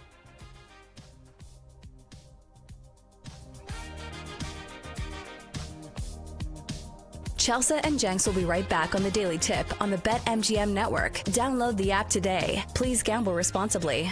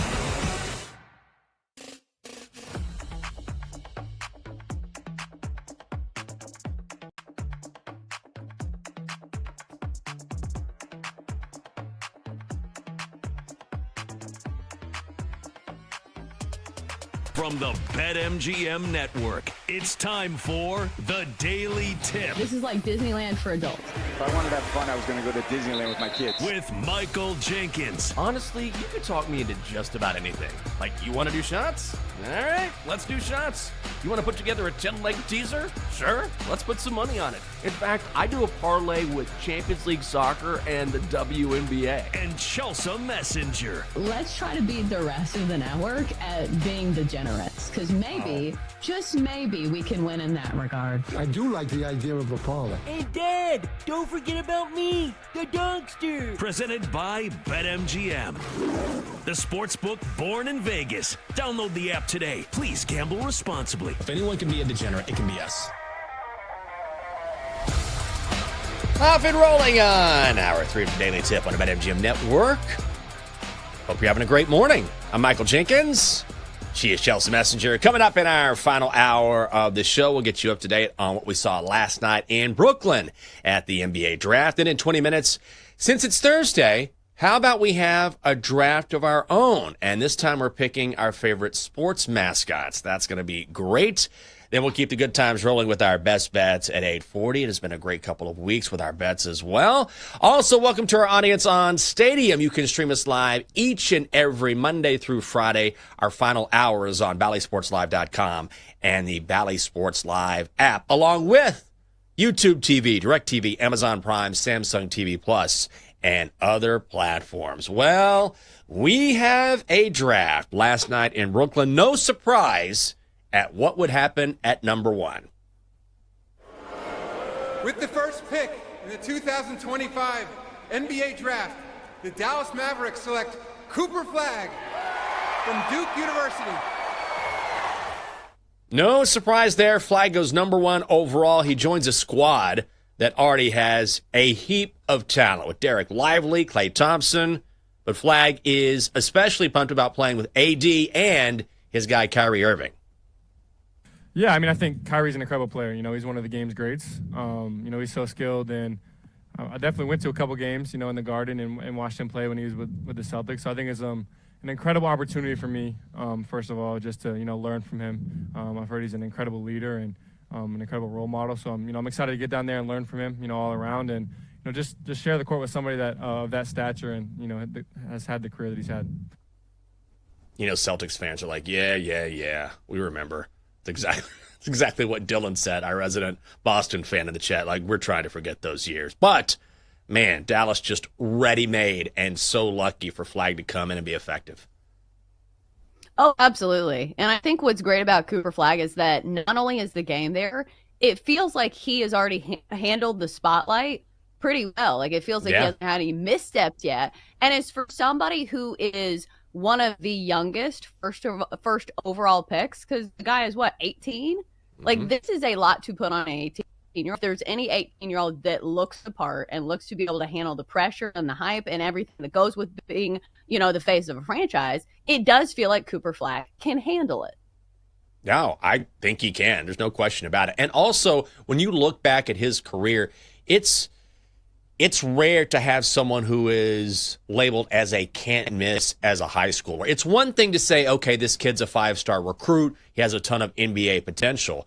But we know Cooper Flagg was a high schooler in Maine, and even then it was, oh, yeah, this guy's going to be it. Like LeBron was talking about that. I remember years and years ago when I think LeBron was on the cover of Sports Illustrated and it said the chosen one, and he was in high school.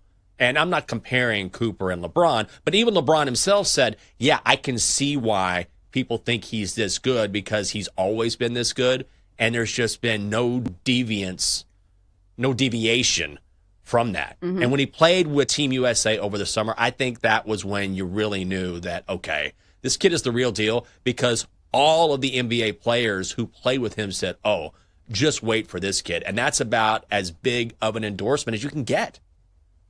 Yeah, and we've already had like a little sampling of how he's going to do against current NBA players. So, of course, the sky's the limit for Cooper Flagg. And also from an expectation standpoint, the fact that the Mavericks just lost Luka Doncic and now they get another face of the franchise, like there's always all these other like nuanced things that go into expectations for players. I feel like that is a big one when you were telling the story of like what Cooper Flag is going to mean to Dallas. Oh, it's going to be huge. Nico Harrison, we've talked about it all show. Like, luckiest dude on the planet. So already, if you're looking at the odds, Flag is an early minus 200 favorite to win NBA Rookie of the Year. At number 2, we get Rutgers guard Dylan Harper going to the Spurs. The Sixers get Baylor guard VJ Edgecombe at 3. The Hornets, Duke guard Con Kneppel at 4. Ace Bailey, we thought he might fall to the Wizards at 6. Instead, he goes to the Jazz at 5. And then Trey Johnson, the sharpshooter out of Texas, goes to the Wiz at 6 instead. Back to Harper for a second overall. And the Spurs are hoping to make it 3 consecutive Rookies of the Year. Harper himself ready to play with the alien.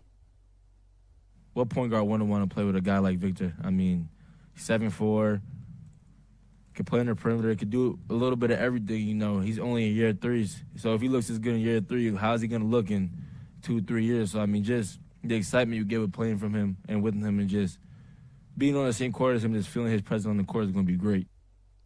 Man, that's courtesy of Sirius XM NBA Radio. The Spurs, and now they have Pop in the front office. I mean, this is a team, give them just a little bit of time, a little bit of seasoning, and they are going to be no joke. This is an obvious pick to make outside of Flag, and he fits in perfectly with what San Antonio is trying to do. Oh, absolutely. Not only is he a great player, but he comes from a championship pedigree. Because remember, his dad is Ron Harper, a 5-time NBA champion. And I remember this from reading Phil Jackson's books, because I was not watching basketball when I was like 4. So like, I don't remember this from a firsthand perspective, but I remember reading the book from Phil Jackson. And he talked about Ron Harper constantly and his defensive prowess and what he brought to the court. So he certainly has the championship pedigree and somebody who can steer him in the right direction when it comes to having a successful career in the NBA.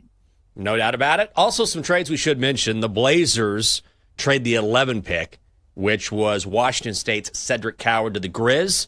The Hawks make a trade at 13. They send Maryland's Derek Queen to the Pels at 23, along with an unprotected first-round pick in 2026. And then the Hornets, not only do they draft Kaman Mulwach out of Duke, but then they get center Mark Williams from the Hornets for the 29th overall pick and a first-round selection in 2029. Ace Bailey, though, is another big story from this draft. And him going to the Jazz at 5 is awesome. Because this guy wouldn't work out for anyone, right? Like Philly was the big headline where, okay, he doesn't want to work out with the Sixers, even though he's already on the East Coast. And the Sixers, if Joel Embiid comes back and he's healthy again, the Sixers could be good. So this could have been potentially great for Philadelphia. And he says, no, I'm not working out for you. And really didn't work out for anyone. And what happens? Everyone thinks he's going to fall to Washington at 6. Nah, the Jazz are like, welcome to Salt Lake City, kid. And he was like, I had no idea the Jazz were going to draft me or that they liked me. I'm like, yeah, because you didn't work out or talk to anybody. You let your agent do that. Yeah, he didn't work out for the Jazz. The Jazz asked him to have private workouts, and he was like, nah, dog, I'm good. So now he's headed to the Jazz. But I do think this is an important precedent for teams saying, hey, you are not going to bully us into not picking you. We like what you bring to the court, and we're going to pick you anyways. But he will be an interesting wild card, I think, in the NBA, where you see him and you saw his college game. And, of course, there is extreme high-end potential.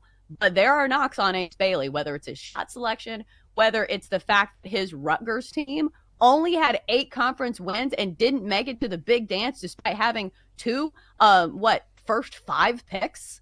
Like, it's wild how good that team was with potential prospects and talent, and still they couldn't win games. So, like, I don't know if you're on the side of, like, hey, let's draft guys that we know can win, like proven winners. I feel like this is a bigger conversation maybe in the NFL draft when it comes to quarterbacks.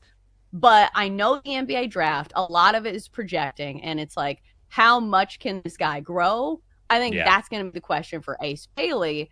And you factor in the character things, it feels like a wild card for sure for the Jazz. Yeah, absolutely. And we were talking with Chris Spatola in the previous segment, and he covers college basketball for ESPN and SiriusXM, and he said two things. A, I wasn't as high on Ace Bailey as maybe a lot of pundits were, but B, it's a real thing. Like, ideally, and I don't want to say get it together because he hasn't been in trouble, so I don't want to frame this the wrong way, but it is concerning when you have someone who represents you who at one time had murder charges against him and served time for cocaine, and who doesn't have another client, who isn't licensed as an agent. It makes you a little weary. And when you're trying to sort of manipulate the draft by saying, oh, I'm not going to visit you, the talent is there. It's just not a great start. And when you're banking your future and you have a top 5 pick and you go in on this guy, ideally you don't have these risks, but the Jazz decided to roll the dice. Well, we have seen this work out. Like most recently, Brandon Miller of the Hornets had he was in a murder trial. Like, obviously he didn't get convicted of anything, but like there was a huge cloud of controversy around Brandon Miller coming out of Alabama, and he went on to be with the Hornets. I know he's hurting now, but he averaged 21 points a game, and we haven't had any other concerns with him, at least when it comes to off-court things. So it can work out. I'm not saying that it can't work out for Ace Bailey. It's just one of those things you'll have to monitor. Yes. Well, he'll definitely be one of the bigger names that will follow next season. Again, Cooper Flagg, easily the favorite right now to win Rookie of the Year in the NBA at minus 200. I will say, I thought the Suns did a great job last night because obviously they traded KD away and the whole Big Three experiment did not work in Phoenix, and they are so guard heavy because now they have Jalen Green in the roster, along with Bradley Beal, along with Devin Booker. And we keep hearing rumors that they're trying to maybe get rid of Bradley Beal. I think there was one report that they're going to take the hit. Like, at some point, they're going to get him out of there, even if they have to pay the rest of his contract and just get him to leave, which is kind of crazy. But that experiment was failed, so they need size in a big way. So they did two things. A, they made that trade for Mark Williams from the Hornets, which is the same player that the Lakers tried to get when Luka went out west because they wanted a big man to go with LBJ and Luka. Didn't work out because he failed a physical. But now he's going to the Suns. And then at 10, they get Kaman Mulawach, who is another big guy. Great defender, great rebounder, tough around the rim, intense player. And when he was at Duke, all of the attention went to Cooper Flagg and Con Kneppel, but Mulawach is a hell of a player in his own right, and he gives Phoenix the size that they need. Right. He's also a young guy. Like, he's 18 as well. So somebody who still has a ton of projectability and a ton of potential. I think the wild thing about him is apparently there's all types of visa issues that he's going to be facing because he's Sudanese, and there's something going on with, like, I don't follow current events that much, but apparently the U.S. State Department has been revoking existing visas. I'm sure the NBA will figure it out, but just one of those other little things that I thought was interesting. Yeah. Who did you like? Was there any? I know you're not a huge draft person.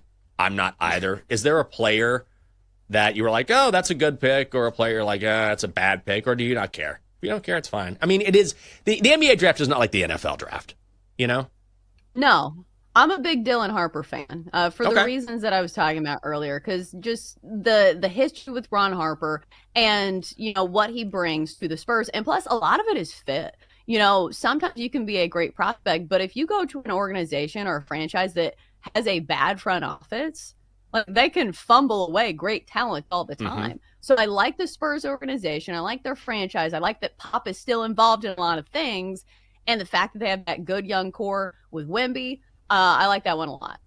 I do too. And Double D put this in the chat, and I totally agree, which is I love the Pelicans getting Derek Queen. I think Derek Queen is such a great basketball player. I think he's going to be really good in the NBA and, really high ceiling, such great touch and athleticism for a big guy. You just got to keep him away from Zion is what you have to do. You know what I mean? Like, don't let those two be roommates. Keep one guy in one part of the city and let Zion go to the strip clubs and order his DoorDash at the strip club in another. Because we don't want Zion setting the example for Derek Queen, who has all the potential in front of him, while Zion just, goes to the club, talks to his baby mamas, eats his food, and then plays half the year. Yeah, New Orleans is not the city for guys like Zion. They got to ship him off to Utah, right? Like, isn't that the city that you got to send the troublemakers to? It's like, okay, the curfew's 11 p.m. and you can't even buy booze on Sundays. Yeah, seriously. Good luck. You can hang out with the Utah moms, the Mormon wives, but you can't hang out with strippers. We don't have those. Dude, now that I think about it, that might be worse. Zion's like, wait, I can have multiple wives here? Perfect. I don't know. Yeah, but they're well-behaved wives. Like, all they do is, like, put, like, milk and Coke into, like, their Stanley cups and do TikTok dances. Oh, just wait until Zion gets there, shaking everything up. That's a reality series waiting to happen. But good pickup by the Pels, I think. Coming up next, it is a Thursday, which means it's time for our weekly draft, and we're going to decide which sports mascots we like more than the others. That is next on the Daily Tip on the BetMGM Network.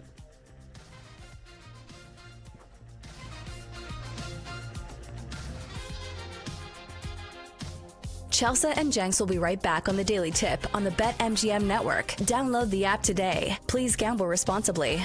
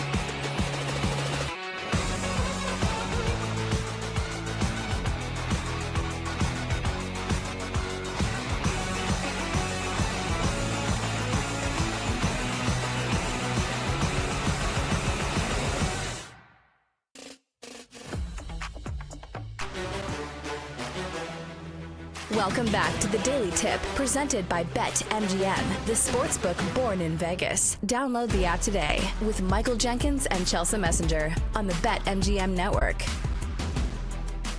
Welcome back to the show. Great to have you with us on a Thursday, the Daily Tip on the BetMGM network. Coming up, we're bringing everybody for our weekly draft, and this time we're focusing on the best sports mascots. We were kind of hating on Zion Williamson. I wouldn't say it was hate in the previous segment. We were just talking about, look, the man likes his ladies, he likes his meals. What's the one meal that, if it's served, like you just got to have it? Like, maybe not that you need to be on a diet, but you're like, okay, I'm trying to restrict what I eat. I'm trying to be very focused here, be disciplined. But you're like, oh, I didn't know this was going to be here. And it's just the one thing you can't resist. You make it sound so tempting. Oh, I didn't know this cheeseburger was going to be here. You make it sound like an attractive person. You're like, oh, I can't resist that cheeseburger in the corner. During the summer, we have burgers like, I kid you not, probably 3 times a week. To the point where my husband has even had bouts of gout because of all the red meat that we've eaten. Oh, my God. So I am lucky enough to not get the gout stuff. But yeah, we love gout burgers. stuff. Double D in the chat, all caps. Lasagna. Like he's Garfield or something. Lasagna. I got to have my lasagna. I hate Mondays. I hate Mondays, but I love lasagna. It's very funny. Lasagna is good. I would say probably for me it's wings. Or mac and cheese. That's another good one. Wangs. God. I'm telling you. Double D, just, okay. Wings I feel like are pretty obvious. Like wings anywhere, I'm like, okay, I'm in. I will eat wings for breakfast. I do it on a regular basis because I'll order wings at night and then I'll have them left over. I'm like, I'll just eat these tomorrow for breakfast. I don't care. Double D, you lasagna loving fool. Why do you love lasagna so much, Garfield? I think it's more of a sentimental thing for me. Okay. It was always my birthday dinner when my mom was alive. May she rest in peace. But yeah, lasagna is always my go-to when I want to just mound. Like I could eat a whole tray over like 2-3 days and be completely content. You know, I will say I don't hate that because if I go to like a nice Italian restaurant and you think, oh, there's all these amazing dishes, a lot of times I'll get the lasagna because I feel like an incredible lasagna is an incredible lasagna, which you can buy it like at the store and it's like, you get it at an Italian restaurant, you're like, oh my God, it's amazing. I feel bloated just talking about lasagna. Like, isn't that the worst part of like pasta? Is that like, I don't think I've ever felt good after going to the Olive Garden. Oh, I always feel good. Stuff my face with another breadstick. I'm like, now I'm ready for bed. Yeah. I mean, bloated is a state of being for me, Chelsea, so we're good there. Double D's like, welcome to my life. Are you kidding me? So it's burgers for you, Chelsea? Just a big burger? Really? That's it? I like cheeseburgers. Like, what was I supposed to say? Like, what's the ideal answer that I'm supposed to be like so tempted by? I don't know. I thought you might have something creative like so lasagna. Yours is wings, right? Wings or mac and cheese. I'm a sucker for that. Forget about it. A little crust on it. Oh, freaking delicious. I'll have it any time of day. Well, we all have opinions when it comes to food and when it comes to sports mascots. So let's get to the weekly draft. Welcome to the 2025 Daily Tip Draft. Chelsea, we are all drafting our favorite sports mascots. These can be live mascots. They can be the traditional mascots, someone in a mascot uniform, costume, whatever. And you have the number one pick. Yeah, with the number one overall pick, the pick is in.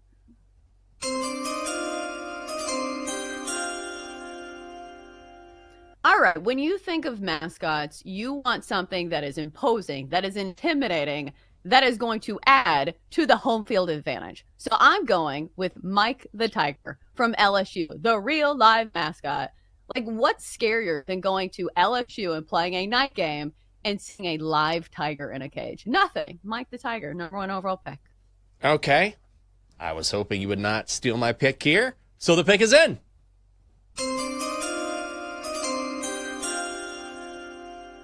I hate how much I love this pick, but I'm going with Gritty.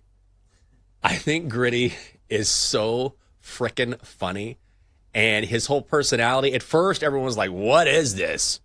What are the Flyers doing? And now, whether it's social media, whether it's in person, like they just nailed this mascot. As far as mascots go, Gritty is relatively new, and he just knocks it out of the park. He looks crazy. His personality is perfect. Not intimidating, but always hilarious, which is kind of my number one with mascots. So Gritty at number 2.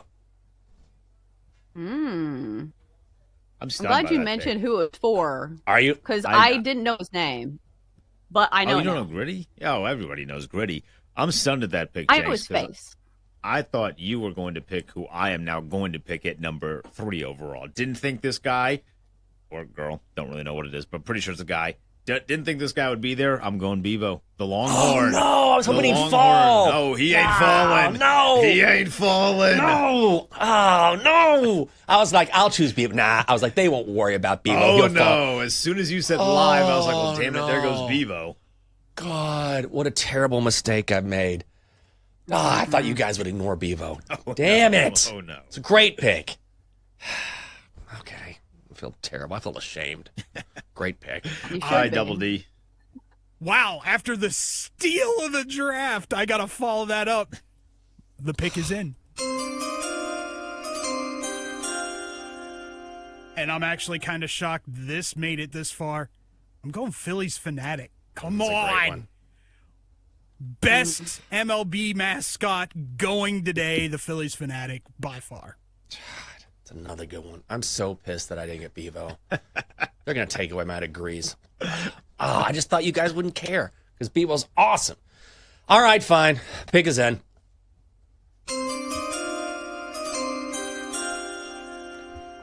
Okay, I'm going old school here. Youppi is where I'm going. Youppi is hilarious for all you kids out there. Who? Youppi used to be the mascot for the Montreal Expos. Amazing. And also look at the video where he gets kicked out of a game because the Dodgers manager at the time, Tommy Lasorda, got so angry at Youppi taunting him, he got Youppi kicked out of a game. Like Youppi's in like a nightcap and his pajamas and he's like sleeping on top of the dugout. Youppi, I guarantee, is a legend. I'm going with Youppi at 2.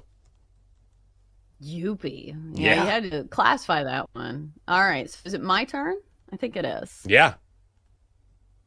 All right, the pick is in.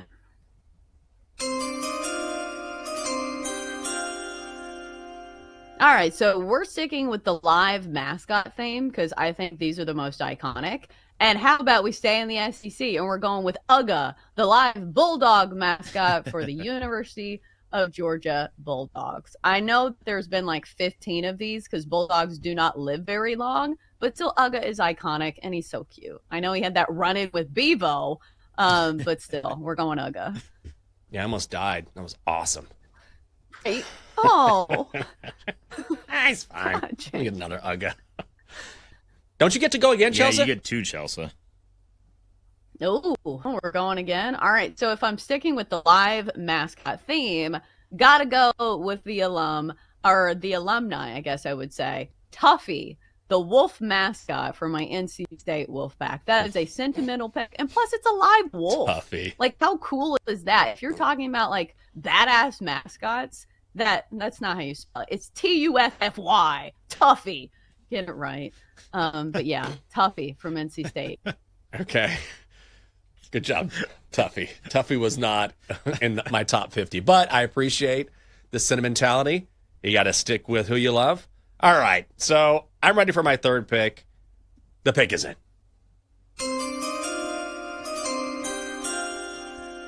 This is a tough one. I'm going to go with the Oriole Bird. I think the Oriole Bird is hilarious. I love mascots that make me laugh, and just the look on his face. He's a classic anyway. I spent a day with the Oriole Bird once with a bunch of mascots here in this area, and we were at a restaurant. It was me sitting around a table with a bunch of mascots, and the Oriole Bird accidentally knocked over his drink, and we had this on camera. and as soon as he stays in character, and he looks away, and he's got these wide eyes like, who did that? It was so funny. Oriole Bird kills me. Oriole Bird is the pick. All right. What's his name? Is it just Oriole the bird? Or the bird? Oriole Bird. Oriole? Yeah, just the Oriole Bird. Yeah. That's Naming the name. him would be too controversial, I guess. Yeah. Too controversial. All right, guys. What do you got? Once again, can't believe this one wasn't pick. So my pick is in.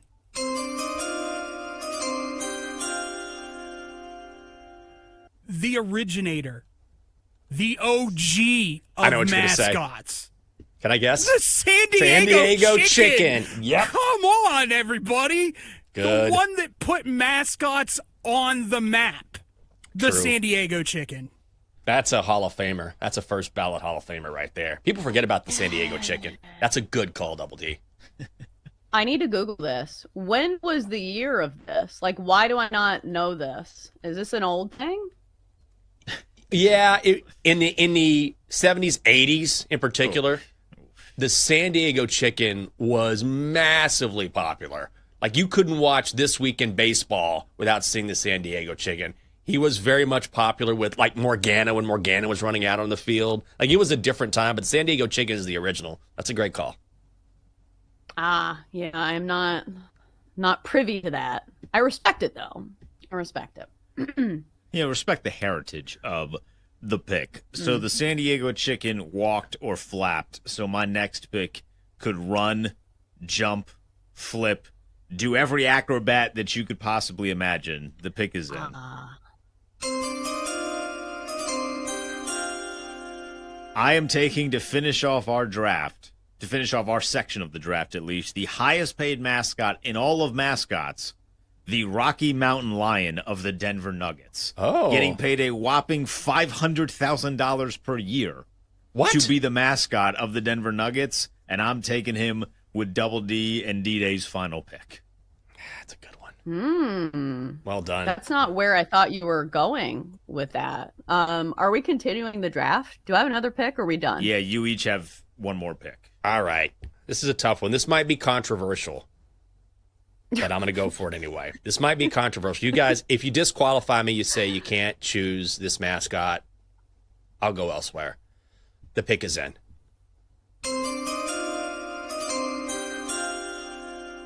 I don't know if this is going to count, but based on what we saw last season, can I choose Grimace? Ooh, that's not a mascot. Is he? Is he not? Or is he? Did the Mets not bring him in and make him the unofficial mascot? They did make him the unofficial mascot. Right? But Mr. and Mrs. Met? Boring. The They've been together forever. Snooze fest. Yes, Mr. and Mrs. Met. And guess who comes in? Shakes things up. Literally. Grimace. I don't think he talks like that. I'm going Grimace. It's controversial. Controversial pick. Every draft has controversy. Yeah. That is the Ace Bailey of picks. That's right. Didn't know if he could even be I drafted. thought by controversial, you were going to go somebody like, who is it, Chief Wahoo or whatever? Oh, That's God, the one from the no. Indians. I'm not going to. No. I mean, you said controversial. He is controversial. No, we're going for controversial in like capitalism, not Yes, cancellation. controversial, like, for, not that road. Grimace. Come I was on. like, wow, that's brave, Jenks. You're gonna go down the road of, canceled mascots. Good for you. God. All right, so finally, my final pick is in.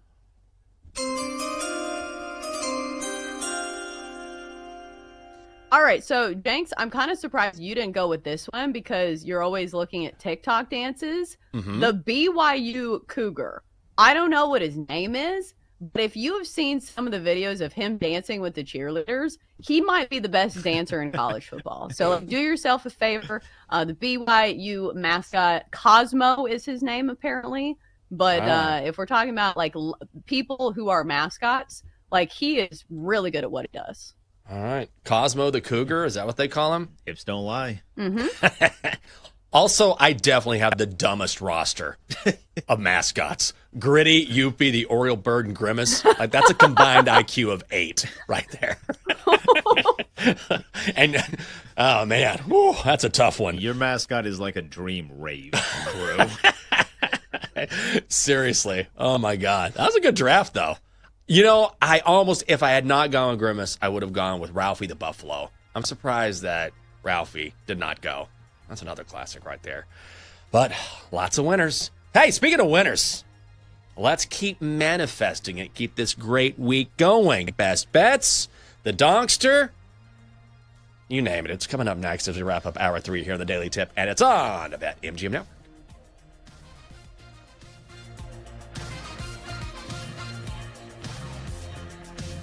Coming up, Jenks and Chelsea give out their best bets here on the BetMGM Network. Presented by BetMGM, the sportsbook born in Vegas. Download the app today. Please gamble responsibly.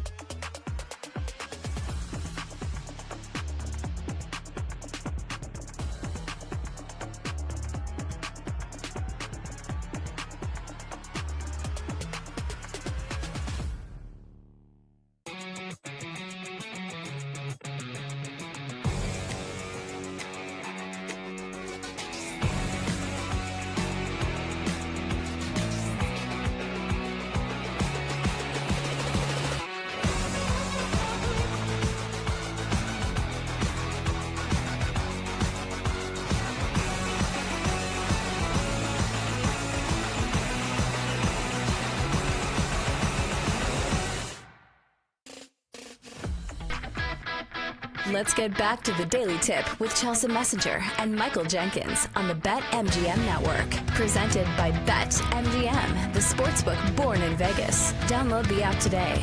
Please gamble responsibly. Welcome back. Great to have you with us here on a Thursday. Oh, it's a Thursday. Thank God. We're almost there. The Daily Tip on the BetMGM Network. Oh, God, I know. I thought it was Friday today. I woke up this morning. I was like, oh, awesome. It's Friday. And then after about 20 minutes, it takes me a while to wake up. I was like, oh, wait a second. You're way off. You got another day to go. Sounds kind of a... Dylan goes, happy Friday, Junior. Happy Friday, Junior. It does feel like a Thursday, though. Like, it feels like a Friday or a Thursday that identifies as a Thursday or identifies as a Friday. You get what I'm saying there. I think especially in the summer, where things just feel more laid back. Like maybe it's just some of that goes into it. Yeah. And plus, I think because during the fall, during football season, it is a very marked week where we have Monday is Monday Night Football. Thursday is Thursday Night Football. Friday, we do 1,000 picks on the show. So it's easier to have like those earmarked where you know what day it is during the summer, and also like at the end of the year when it's like December 26th through January 4th. You're like, I don't know what day it is, and it doesn't matter. I hear you. Oh, man, I was ready to tie one on yesterday. I didn't. But after spending, oh my God, first of all, can I just say, this is not a whine about it Thursday, but when I went to the doctor yesterday and I was sitting in the waiting room, and we had just talked about how we were annoyed on Wine About It Wednesday about people just constantly on their phones, right? Like they don't put in their headphones. I'm in the waiting room, and one guy in the back, this is not a big waiting room, one guy in the back, 4 different occasions, phone on full blast, just like watching something. And everybody's looking at him like, what in the world? Then a woman sits down right in front of me. She starts playing a video out loud. And it's a video. I don't know what she was watching. It was, I could hear the sound. It was of a baby crying. I'm like, awesome. A regular baby crying is annoying enough. You're watching a video where a baby is crying. And so the woman next to me kind of glances over at me, and I was like, so finally that stops. I'm like, okay, it's over. And then she starts playing a sermon. And which is fine. This is not anti-sermon. It's that she turns it on, leaves the volume on, and then puts the phone next to her. So she's working on something while she's just listening to this out loud. And this guy in the back is randomly listening to whatever. Total mess. Oh, my God. So that was one thing. Then I'm in a smock for an hour walking around half naked. That's always fun. You know, they make you take your clothes off and put that on. And an MRI machine for 40 minutes. So after all of that, I was like, I'm going to go get a drink somewhere. Of course, I don't need a reason really, but I was like, I'm going to treat myself because I've spent all afternoon here. So anyway, I say all of that.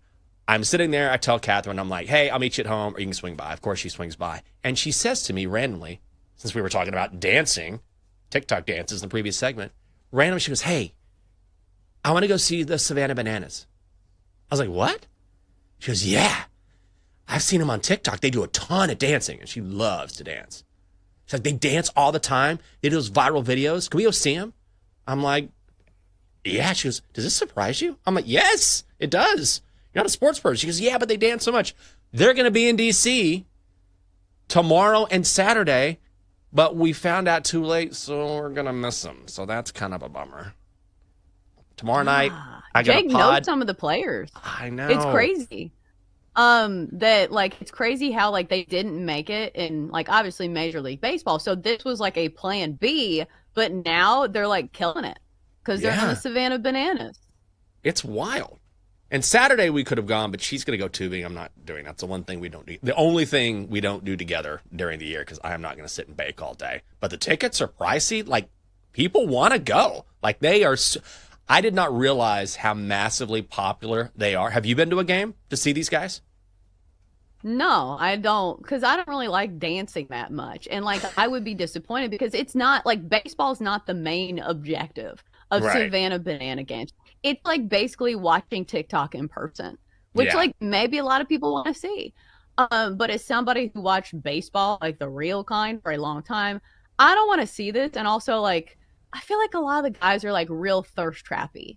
Do you get what I'm saying? Yeah. It's like 22-year-old dudes that like do these dances with their shirts off, and I feel creepy because it's like, I don't know, I'm married and it's out of my age demographic. It feels like watching the Little League World Series where you're just like, this feels weird. Weird. At least these guys are of age. Like if they were the Savannah Bananas and the Junior Bananas. It's like, no thanks, guys. This is not a good idea. I get that. I mean, I've seen, the different videos on TikTok, whatever, and they seem like, seems like a lot of fun, but I could not believe how excited Catherine was. Like, oh my God, we have to see him. But maybe next time. I mean, they're always touring, so there's always a possibility for that. There's always a possibility to check out Bet Sweats after this show. That's for sure. Joe O and Sammy P back, and they will recap last night's NBA draft. Of course, Cooper Flagg going number 1 overall to the Dallas Mavericks. Then Nick Friedel will join the guys at 10 o'clock. So it looks like it's just one squad play on the card, but we got to get to it nonetheless. Time to place your bets. All right, Chelsea, give us a winner. Yeah, back to the well with the under between the Phillies and the Astros. So we're going under 7.5 here for -135 between two teams that kind of fit the bill and two great starting pitchers here. Christopher Sanchez, ERA under 3. And then we have Hunter Brown, who is early one of the candidates to win the Cy Young in the American League. So this one, the normal number is 7. So that should tell you, how odds makers feel about this game. But a lot of this goes into, the pitching depth for the Astros. Because not only is Hunter Brown pitching, the Astros also have the second best bullpen in the majors, at least when it comes to bullpen ERA. And also, if you look at the Phillies, especially on the road, their offense looks daunting when they play at home. They're in the top 5 of most statistical categories. But when they go on the road, they're middle of the pack when it comes to their offense. And we know they've had some injuries as well. So totals have really been the play for the Phillies, especially with Christopher Sanchez pitches. 3 straight under for the Phils when Sanchez is on the bump. So let's go under 7.5 between the Astros and the Phillies. Yep, I'm definitely going to be on that as well. Love that play. I looked for an 8, couldn't really find it, but you really mentioned it. I mean, it really knocked it out of the park there. Plus, these are always 2 under teams. I believe we bet on the under between the Phillies and Astros. What was it, 2 days ago? That came home. We saw a 2-0 game yesterday, so this series has trended in that direction as well. So I'm going to be on that under 7 and a hook in H-Town. Also, I'll give out one lean, but I'm not going to play this. This is not going on the card officially, but we got a little time. I will say I would take a look if you can get a decent price at the Cubs on the money line taking on the Cards today. You've got Shota Imanaga coming back from the IL, Andre Palante going for the Cards. The Cubbies have an advantage on the mound, obviously, and they crush lefties. 4th in OPS, 4th in slugging. So that price continues to go up. I believe it was -140 earlier at BetMGM. Now it's sitting at -145. But you can still find it a little bit cheaper if you look around. So that would be my lean. The Cubbies on the money line today in St. Louis. Guys, don't forget, we are on YouTube. You can check out the Daily Tip along with each and every show on the BetMGM network. Make sure you like and subscribe. And as always, you can listen on the Odyssey app. Dogster, we got to get to Sammy P. Get on in here.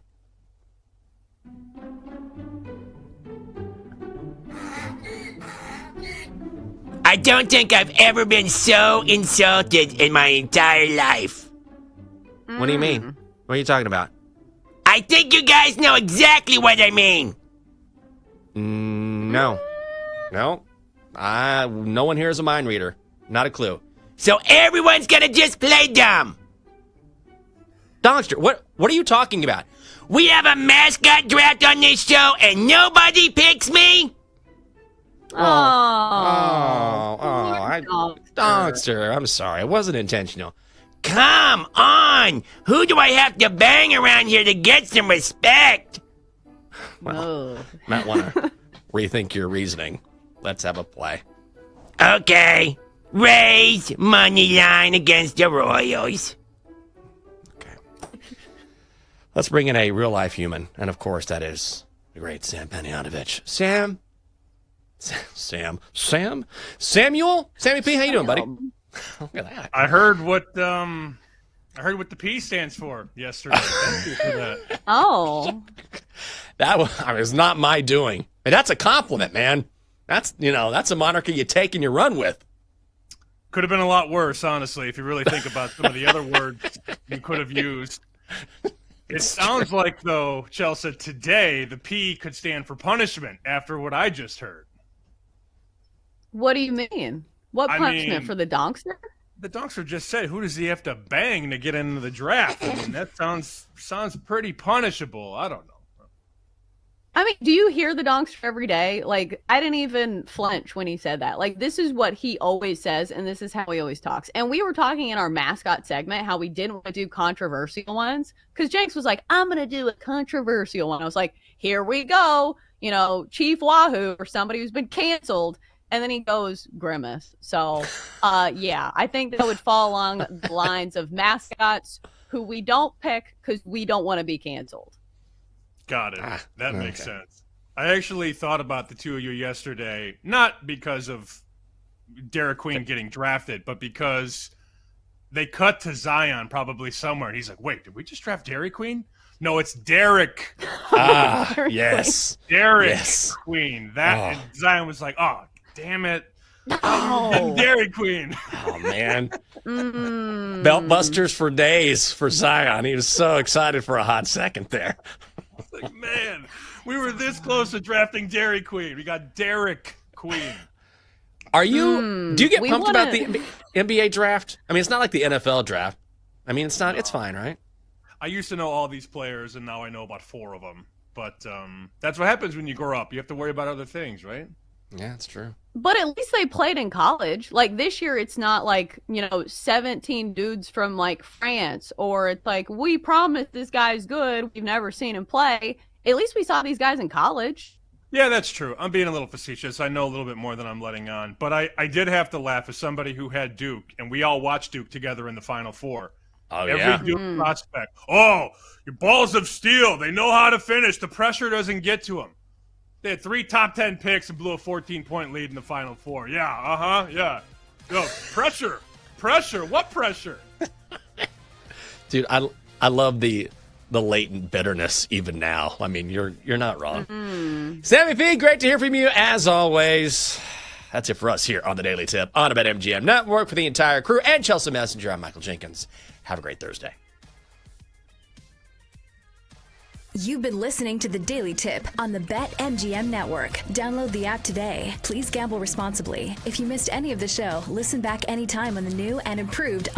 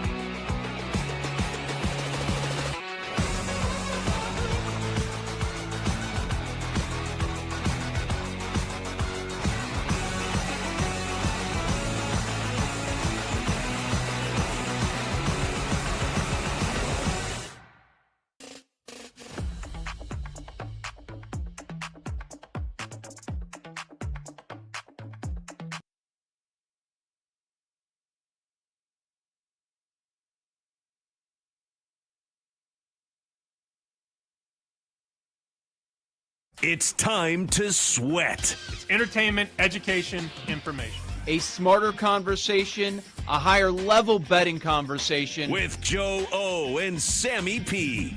It's two guys who have known each other a long time, firing bets during the show, after the show, into the night. We've been doing this so long, we're like brothers, so we're going to call each other out on some of their BS. Get ready to fire. Why are you betting 2-1 on Sunday when you could have bet 4-1 on Tuesday? We're not going to force picks. What we give on the show is what we're betting. Sorry, I wasn't listening. I was betting Valparaiso. What? This is Bet Sweats on the BetMGM Network. With the first pick of the 2025 NBA Draft, the Dallas Mavericks select Cooper Flagg from Duke University. Yeah, we knew that was coming. The excitement happened a little bit after that. Welcome in, Joe O, Sammy P. This is Bet Sweats live on the BetMGM Network with you on a Thursday morning. Always check out the Odyssey app. Follow us there, betmgmnetwork.com. That takes you right to it. Always the way we recommend listening to the show. Also, Odyssey stations throughout this country. You can watch us YouTube and Twitch at the BetMGM Network pages. Nick Friedel, Odyssey NBA Insider, will be joining us in an hour from now, 10 a.m. Eastern. We'll play some nickel or dime, look at some different MLB awards that we have not taken a dive into. We will speak with the ultimate contrarian. Looking forward to that as well over the next few hours. What's up, Sam?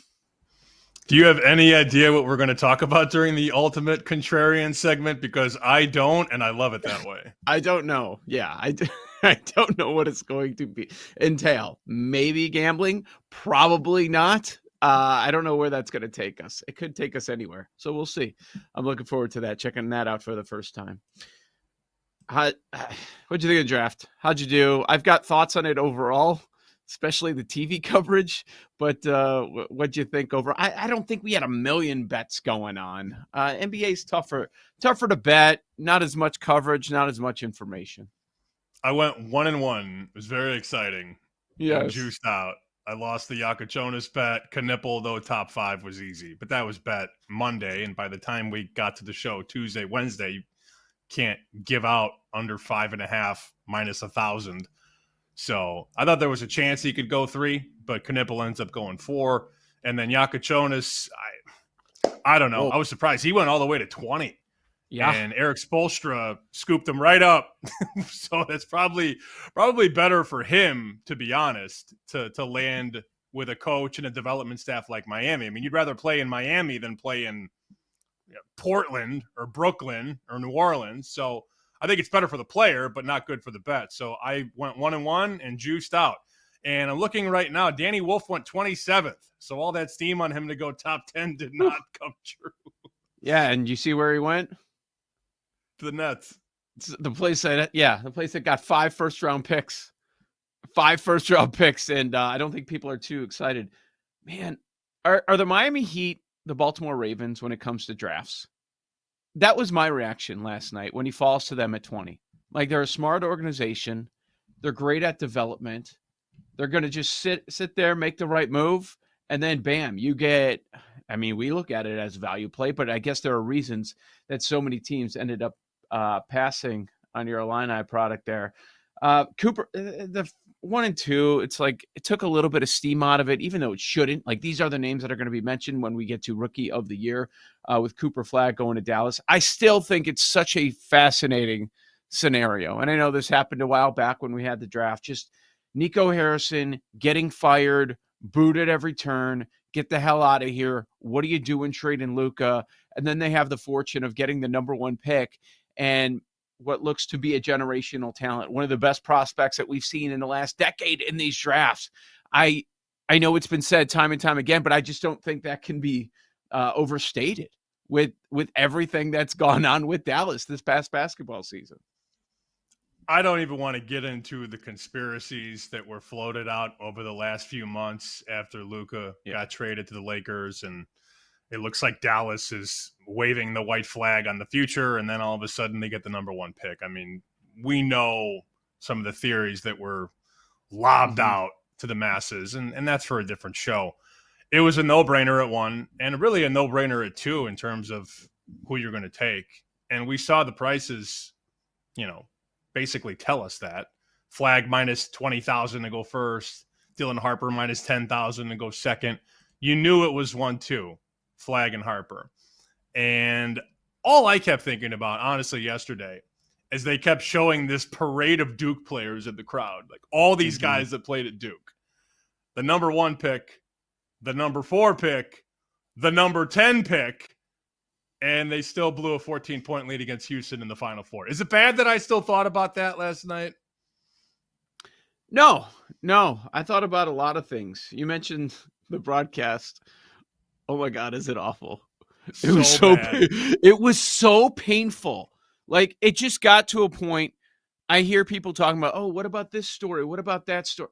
I didn't see any of it because it was such a difficult watch. Like, it was on, and I would periodically walk over to the TV and check it out. Okay, what were the last few picks that I missed? Because it was painful to watch. I just couldn't. I couldn't deal with it, man. Oh man, it was rough. Apparently, Colin Cowherd got drafted last night too. He did. I don't know if you saw this. I didn't know the draft was that week, that they were going to start to go to Colin Cowherd. Let's go to FS1. He's behind the big desk. Let's get the herd out here in this draft tonight. Oh, is it painful? I hope it's not foreshadowing what's to come with the NBA coverage with the changes going on there. But, oh, my God, was it bad. Utah's a big story. We knew it going in. Where's Ace Bailey going to land? Didn't want to go to Utah. Everybody's saying he doesn't want to go to Utah. He goes to Utah. I say good on the Jazz. Good on sticking to their guns, making their pick. You're the best player on the board. We have a duty to our fans, to this team, to this organization, to take what we believe is the best player on the board. And they ended up taking Ace Bailey. And I thought it was interesting getting Walter Clayton Jr. Apparently, PJ Glasser now a Jazz fan. Really good players, that's for sure. I thought it was interesting, though, because Ace Bailey didn't even really want to work out there or interview there. Nope. There was that story that came out. I don't want to go there. I don't want to go to Utah. And the Jazz said, oh, well, we're going to do it anyways. Danny Ainge said, I don't care. We're going to take you. So a lot of upside there. Not sure about the fit, but those are your top 5. Cooper Flag, Dylan Harper, Edgecombe, Knipple, Ace Bailey. Igor Demin went 8th, and that was a very polarizing player. Some guys don't think he's even going to last in the league. The Nets take him. And then Malawak goes 10th, which I think was a little surprising that he slid that far. Colin Cowherd goes 11th. Awkward moment. One of many awkward moments. I know you didn't watch. Enough. I don't need your thoughts on everything. Jesus. Go ahead. I just don't.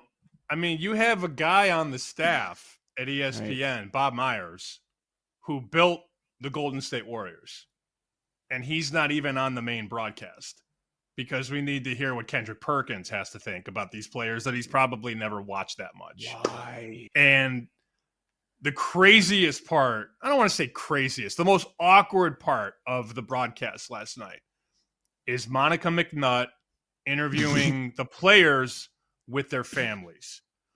So bad, especially when the family, like the Knipple family, it's like these little white kids, right? And Monica McNutt's like trying to jive with them and ask them questions, and they are not giving her anything. So it's so awkward. And I tweeted one of the clips out last night, and McNutt's like, so let's be real, who's the best player in the background? And all the brothers are just nobody silent. said a thing. Yeah, and then the one brother with the chain, the really bad chain, he's like, well, if it was on a low rim, I'd dominate. And she's like, all right, thanks for being here. Like, it was so awkward. And it's just awkward. I tweeted one of the clips out with her and the Knipple family. I mean, Khan is the oldest brother, the biggest brother. You just went 4th in the draft. Who do you think is the best player on the playground? The one that went 4th in the draft or the 10-year-old? Like, come on. It's just so bad. And then she's asking the Flag family like an inside joke, and they didn't get it. It was just really painful. I finally turned it off. Here's my rule in drafts. When they take 3 straight players I've never heard of, I turn it off. So I turned it off about 17. That's when I flipped it off last night. That's a good move. I mean, You're so right about that broadcast. Oh, like I didn't need Perk. I needed less Malika Andrews. I'm cool with Billis. I think there's a reason he's there. He's a great talker and he can break down these the college players. They also have access to guys that maybe are not the best on the air, but I don't care because I'm there for the information. We're not there for the fluff pieces. We don't need these stories. We don't need to hear about who shot better in the backyard. Like, I don't really care about that. Whatever. But I guess they're trying to reach that ABC audience. I don't know, but I know it was bad. Like, I'd rather have more Sean Marks. Give me more Gavoni. Like, you have those guys on staff. I'm fine with your NBA talkers all the time. If you want to bring Windhorst and what he's hearing, talking to some of these organizations and their thought process, I'm cool with that. But I needed less of what they brought us. Let's just say that it was a rough watch. And I love the draft. I love the NFL and the NBA drafts. It was painful. It was painful to watch last night. You know, we mentioned San Antonio with Dylan Harper. Carter Bryant too. Mm-hmm. Man, we've talked about them in the West, like up-and-coming teams. The numbers are going to get shorter and shorter. Wemby with the year of experience. Look at everything else they have. De'Aaron Fox, Castle wins Rookie of the Year. And now you add these two guys. They're a team to watch out for. No doubt. I thought there were a couple teams that made some awesome moves yesterday. And I'd probably put the Spurs at 1, considering the 2 picks that they got. I mean, to get Carter Bryant 14th is insane. And there's a lot of talk, a lot of people that do these shows around the country and do these national shows. Well, the Spurs are going to make a move. They're going to trade for a superstar. They don't really have to. I mean, if you think about the backcourt now, you've got Stephon Castle, you've got Dylan Harper, you've got Malik Monk, De'Aaron Fox, his old teammate at Kentucky. And then you got Wemby.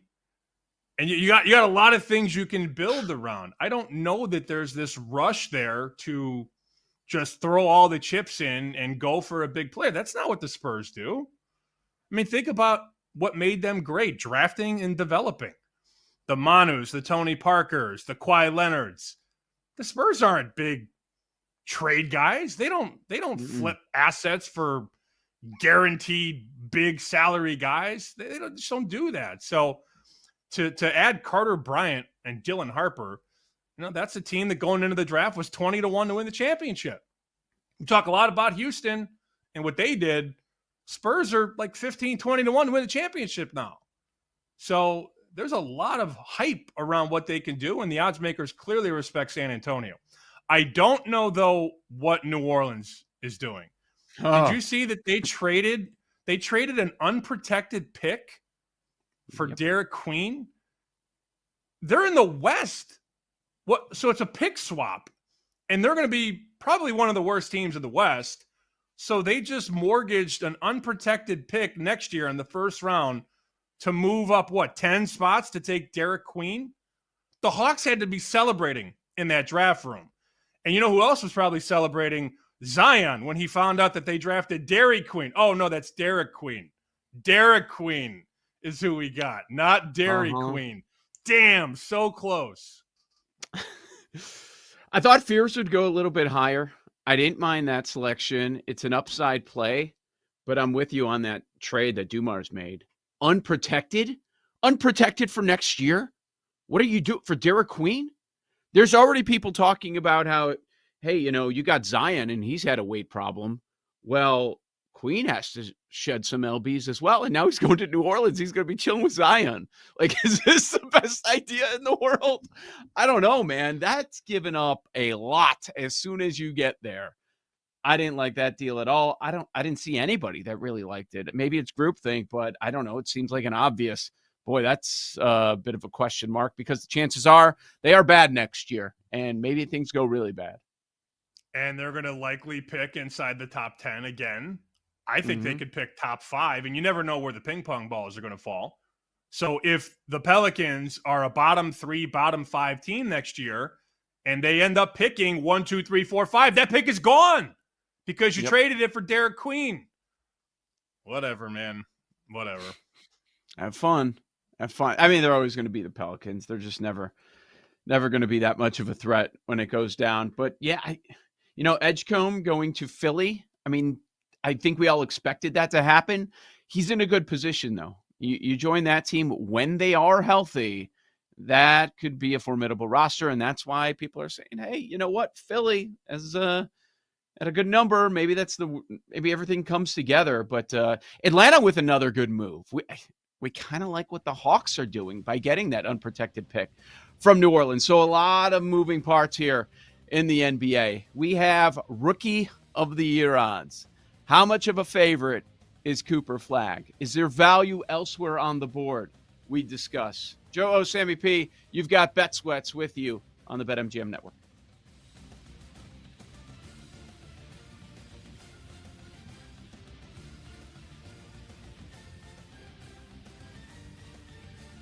You're listening to Bet Sweats with Joe O and Sammy P on the BetMGM Network.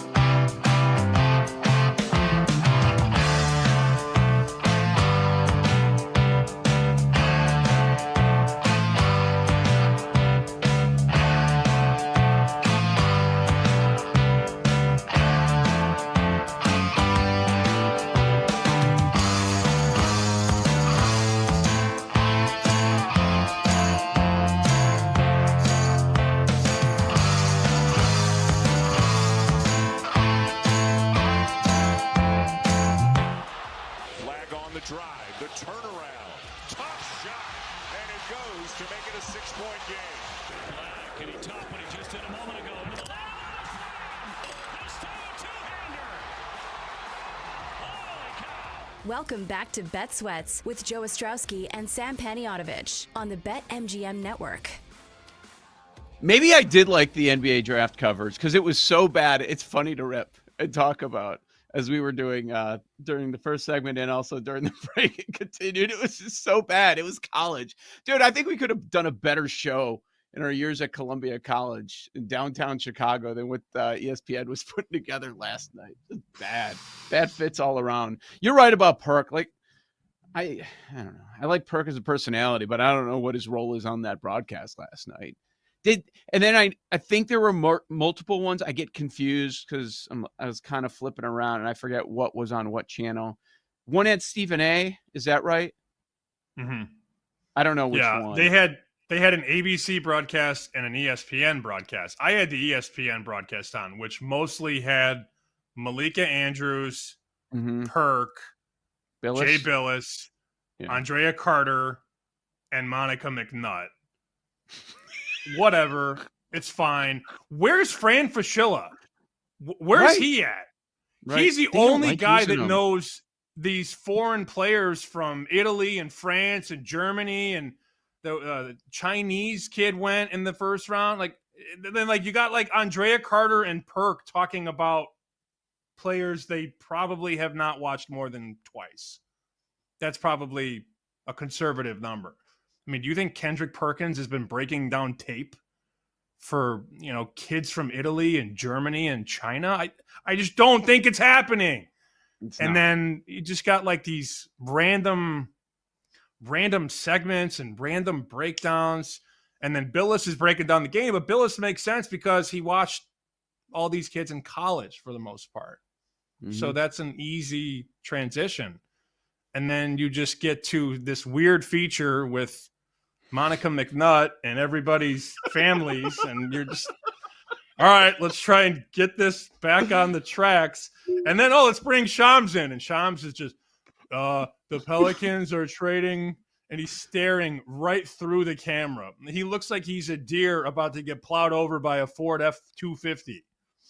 And he just can't talk because he's not staring into his phone, so he's nervous. He's like, where's my, they probably took his phone away when he gets on the set. It's just a bad broadcast. Very, very bad. What are you going to do, though? It was entertaining. I mean, the best thing to do last night was just to be on X during the draft.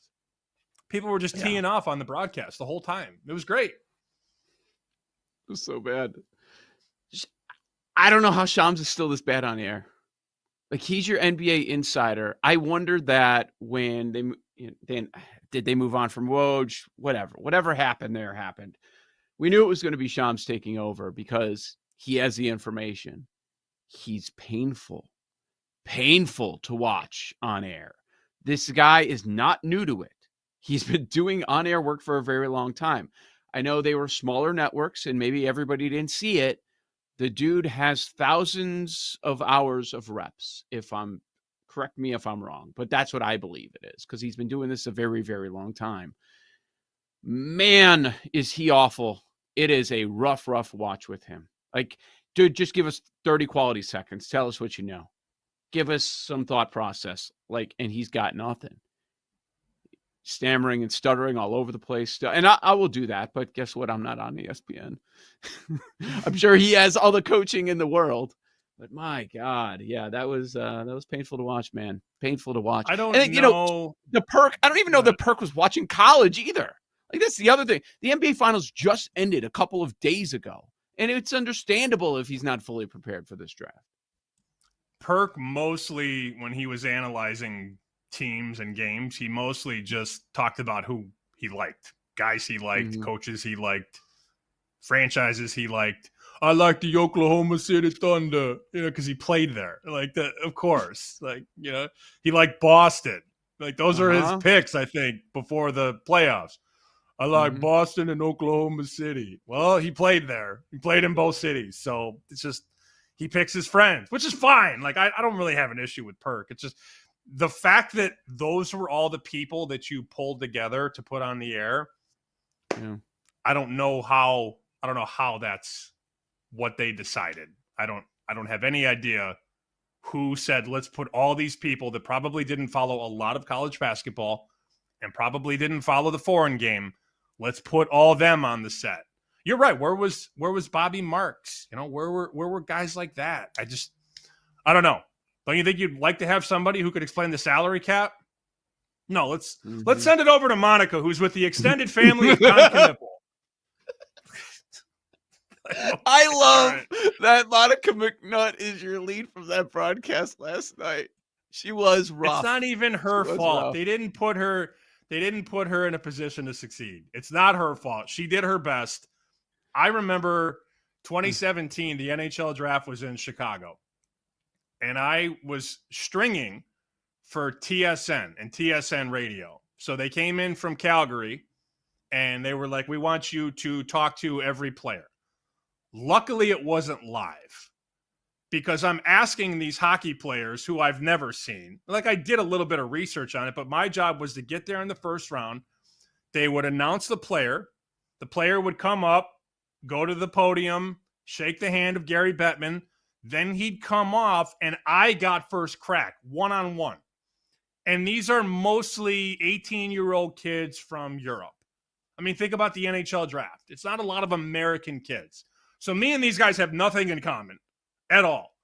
And I had to ask them basically 2 or 3 questions and then clip it and send it. And they would play it on the broadcast. It was so awkward. It was probably more awkward for them than it was for me, but it's awkward for everybody. Like, these kids are getting off the stage. It's the biggest moment of their lives. And then you got me sticking a mic in their face. What do you bring to the New Jersey Devils? You know, like, whatever. And they're like, I skate with puck well. And you're like, oh my God, like, this is so, you know, like this kid from Russia who doesn't even speak English. So I understand. It's not easy to do what Monica McNutt had to do last night. But that wasn't the position she was in. When you weave in the entire family tree, it's like, and then they're all standing there, and I'm on radio, so it's not as bad, you know, like, and it's nothing live. So I would talk to the player for a minute or two, and then like hit stop, so it would stop recording, and then email the file, and then the station did whatever they wanted with it. That's live television visually, so it's way more awkward when you have like Monica trying to like move the mic around and nobody's saying anything. It's very, very painful. Did you get a heads up before the Bettman announcement of who's going, so you could try and rush and like, can I get some nugget on this player that I'm about to talk to? No. None? Nothing. Oh, wow. That's insane to me. Wow. I used to know people that would work on the ESPN NFL draft broadcast. So I would get a heads up who was going like 5 minutes before it was announced on stage, or at least 3 or 4 minutes, because I knew the guy. So I can't believe somebody involved in the broadcast would not be aware of who is about to be announced, so you could be prepared for your interview since you're going to get first crack at it. That's wild to me. I think she knew ahead of time too. I mean, you would think. Anyways, we have Rookie of the Year odds. You know Cooper Flagg's a favorite. I just had to pull it up because the number's going up. I see minus 190 right now. I just saw 175 a little bit ago, but I assume that this number is going to continue to climb. Of course, Flag's the favorite.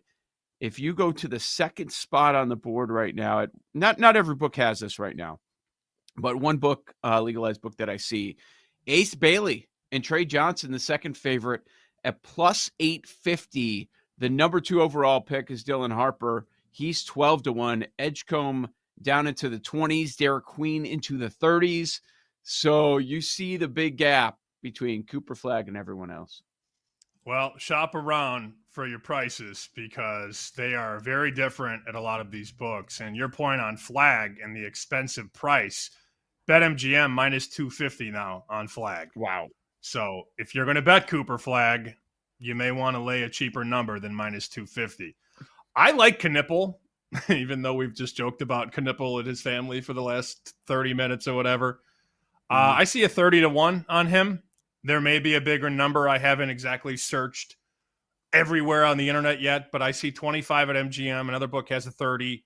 You know, he's sort of mischaracterized as a shooter only, and he could shoot extremely well, no doubt. But he's also a really good passer, and I think offensively he has the ability to, move without the ball. A lot of these shooters, when they come into the league, they have to dominate the ball, but he didn't dominate the ball at Duke. Flagg had the ball a lot. Proctor had the ball a lot. So he had to learn from John Shire how to move without the ball. And I think coming from that system really bodes well for him at the next level. So there's a kid who obviously goes in the top 5. The height is there. The size is there. You have some concerns, sure, about defense, and maybe he can, overcome some of those things defensively, which they did talk about last night. Billis was talking about he's got to be better on defense.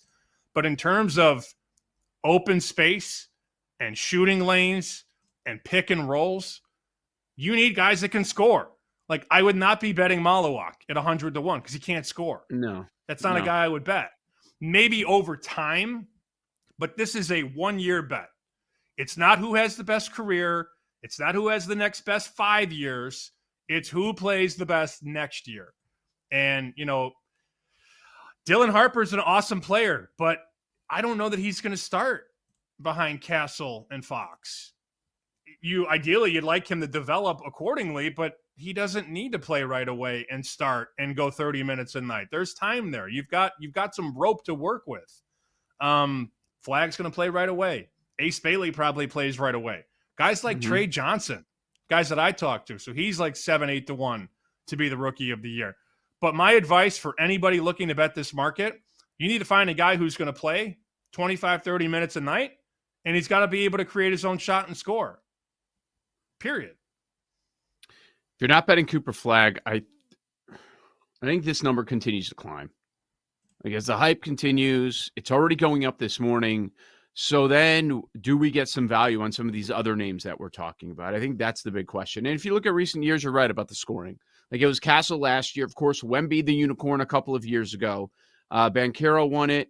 Scotty Barnes, LaMelo, Morant, Luka, Ben Simmons, believe it or not. Yeah, he won this award as well. So you're right. Offensively, you need to be in a position where you're going to be able to score a whole bunch. So it's going to take a lot to take down Cooper Flagg. But if you're looking for a price, you're looking for the person to do that, yeah, they're going to have to bring it offensively. So the price seems about right where to open, and we know where the action's going to come in, and it's going to climb.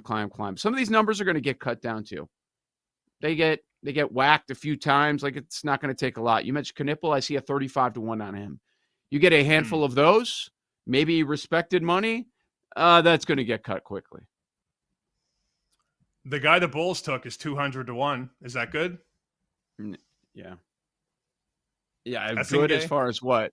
Yeah, he ain't winning it, but no, whatever. It's funny. You don't take a guy like that. And we'll have Friedel on the show, Nick Friedel, who was around the Bulls for a long time. He'll be joining us later on in the show. You have to take that guy, an 18-year-old French kid, if you have full support of the front office, from management, from the owner. That's a pick that needs time to season. So if they felt any pressure, they're going to take somebody that needs to play right now. They don't feel any pressure. Why would they? They're going to take an 18-year-old from France and see what happens. So that tells me that they're safe. Karnisovas, Eversley. And we know that they just got extensions, but that's at least a 4-year plan. I mean, the kid's 18. He's never played pro ball in America. So how long do you think it's going to take to know what you got there? That's just more confirmation that those guys are all safe up there, all of them. And it is very funny, as wide open as the East is, and as, 6, 7, 8 teams maybe can win the East next year, the Bulls are still 250-1 to win the East. That tells you exactly everything you need to know. Last night when Eversley was talking to the media, he asked Bulls fans to have patience.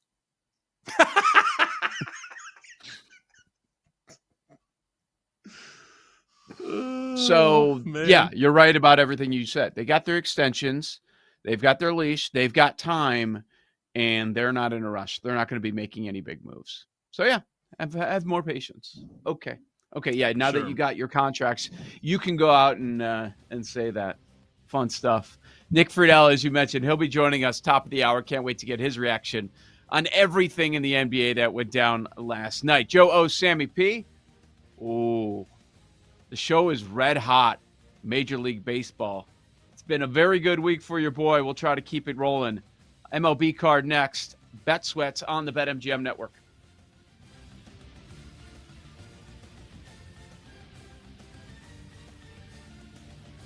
You're listening to Bet Sweats with Joe O and Sammy P on the BetMGM network.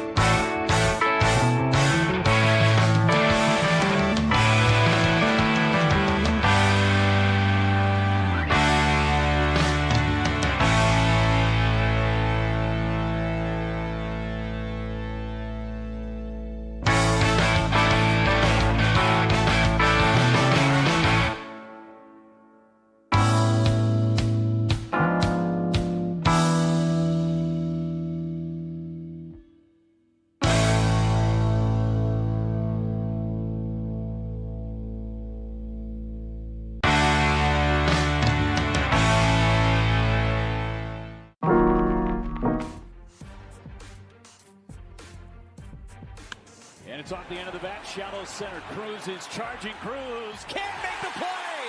Terang scores. Haas on his way to second with a dive. Welcome back to Bet Sweats with Joe Ostrowski and Sam Paniotovich on the BetMGM network.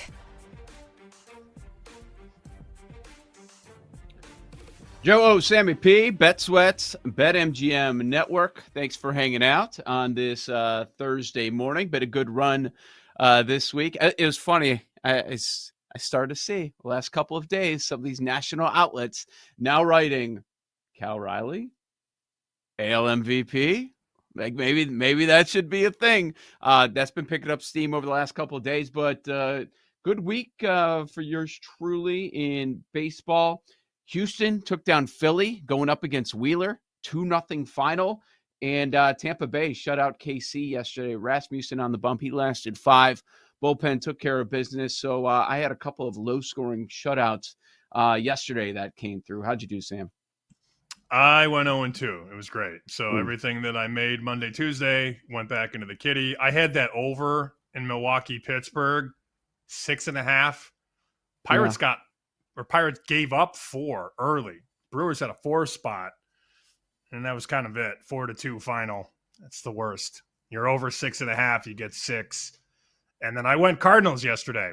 Cardinals got pounded by the Cubs. So hammer. Why don't you go first? You're hot right now. You hit a couple shots in beer pong. You get the balls back. Go ahead. I just saw the very end of that Cubs-Cardinals game. They brought in a position player at the end. 3 pitches, 3 outs. 46 miles an hour. It was so, I'm like, come on, just give me a crack at it. And they were getting frustrated because they're trying, we're going to kill the ball. And here it comes floating in at 46. Ground ball, fly out to left field. I'm like, Jack, you're throwing harder than these guys. He's a major league player, and you're throwing harder. All right, so where are we going? Team you love. Team you've gone to that well on a number of times. Not a team that I've bet this week. I like Atlanta at New York. Good. It's -110 on both sides. Give me Grant Holmes, 10 strikeouts per 9. And you look at Canning against this Braves lineup, he's had a lot of issues. It's a decent sample size, 49 plate appearances. Average exit velo, 94 miles per hour. They're hitting 325. Expected batting average, even much higher than that, nearly 400. Yeah, give me the Braves. I love them -110. Okay. I hope they win. I hope they win every game for the rest of time. Well, at least this season. Hope they win every other game. Imanaga's back for the Cubbies today. I'm always a little weary of backing these guys in their first starts back because we know that teams are being pretty risk averse. They're not trying to throw him out there 95, 100 pitches. I don't think he's going to go deep in the game. And what's the issue with the Cubs? It's mostly the bullpen, right? I mean, their bullpen's nothing special and hasn't been all season. So a little bit of a move against them, which makes sense. That's an afternoon game in St. Louis. Jake's guy Pallant is pitching. So I'm sure Jake would get on board with going back to the Cardinals as well because they won Monday and Tuesday and then lost yesterday. They've been just fine so far this week. I could be convinced to go back on the Birds at +120-ish, MGM +115. So that's what I was going to start with was St. Louis. And then you got a really good pitching matchup, I think, in Tampa and Kansas City, but the total's going up. So they opened this thing 9, and it looks like we might be on our way to 10.5. Relatively soon. Yeah, so they're betting the over in Kansas City, which I'm a little surprised by. I don't love betting on the other side of a move, but I thought under was going to be a decent bet to begin with. And now I get an extra half run to play with, and I can get plus money to go under if you do it right and get the right price. So leaned under there, but this was not a card that I was completely in love with today. I'm not going to lie. In Kansas City, Kevin Ross says, hot, humid, winds blowing out to left center, but 10 miles per hour. Low chance of a storm popping up. Very small chance. So that could be a reason there. Similar conditions in St. Louis for that Cubs game you were just talking about as well. Hot, humid, wind blowing out. Same setup. So maybe you get some scoring in that one As far as the Cubs-Cards matchup you were talking about, it's Cubs minus 135 as they wrap up that 4-game set. Imanaga would only be a fade to me. I'm sure there will be Cubs fans betting him. That number's just come down. I saw it go from 145 down to 135 so far this morning. 2 months is a long time dealing with that hamstring for Imanaga. So a fade for me would be the only way to look if I were to play that game. Don't really have it on the docket. I'm interested in that you mentioned the total is going up between Tampa Bay and Kansas City. Because looking at this matchup, I've been betting Tampa Bay a bunch. The offense is hot. The pitching has been phenomenal. They've had a nice little run here. It got home last night as well. But I was looking at this matchup. I'm like, boy, Shane Baz has had his issues against Kansas City. Lorenzen, he's actually been pretty dominant against the Rays. Like, I was looking at Kansas City, but my problem is they can't score. Of late, they've been the worst offense in baseball. So that's the difficult part for me. Do I want to back Kansas City when they're not scoring any runs? But you telling me that that total is going up, that gives me a little belief. So I would take a look at the Royals as a short dog today. Okay. I don't love this card. And that's okay to say that out loud. I mean, it's not a big card either. It's not like you have every team in the league going today. You only got 1, 2, 3, 4, 5, 6, 7, 8, 9 games. So if you don't like anything, you take the day off. I did want to bring up this number I saw yesterday at, should we just call it the Blue Book? I don't know if you saw this. Captain Jack tweeted it out, who covers the space for Unabated. Apparently, FanDuel was offering a price on Jacob Mizorowski to record an immaculate inning in the first inning. Mm-hmm. Okay? It's only happened 115 times in the history of baseball. That's it. Wow. So they're offering, it's a great tweet. I saw it last night and said, I got to bring this up tomorrow. So they offered 500 to 1 on an immaculate inning. Jack said the true price should be 320,000 to 1. Right. Right. And of course, he didn't do it. An immaculate inning, of course, is 9 pitches. Like, that's what an immaculate inning is. Mm-hmm. Or is it just, it's 9 pitches, right? Isn't it like 3 strikes, 3 strikes, 3 strikes? Or is it just like you don't throw a ball? I should know that. 9 pitches, 3 strikeouts. Okay. It has right. to be all That's what I thought. Yeah. Okay. That's what I thought it was. So why are we offering that at 500 to 1 when it should be much, much higher? Jack said the math is it happens once every 37 million half innings. So no, 500 to 1 is not a good price. Oh my God. Talk about a bad lottery ticket to hold. That's a very good point by Captain Jack, but we also know they're never going to offer anywhere close to that number, the true number. What do you think is fair for a domestic book? Like, they don't like to put 500s and 1,000s out there, but you've got to do it in this instance. What is like, okay, fine. People are going to bet it. It's free money. It's a donation going your way. What's fair to offer? Well, if the true price is 320,000 to 1 and they offered 500 to 1, what's fair? It's a really good question. I don't know. 50,000 to 1, maybe? Yeah. I mean, you're not going to get 100, 200,000 to 1. That's not going to happen. No, it's never going to happen. But 500 to 1, that's the price on the White Sox to win the World Series coming into the season. Right. So, coming in. Not now. Exactly. So that's not a big number, 500 to 1. Relative to people definitely bet 150.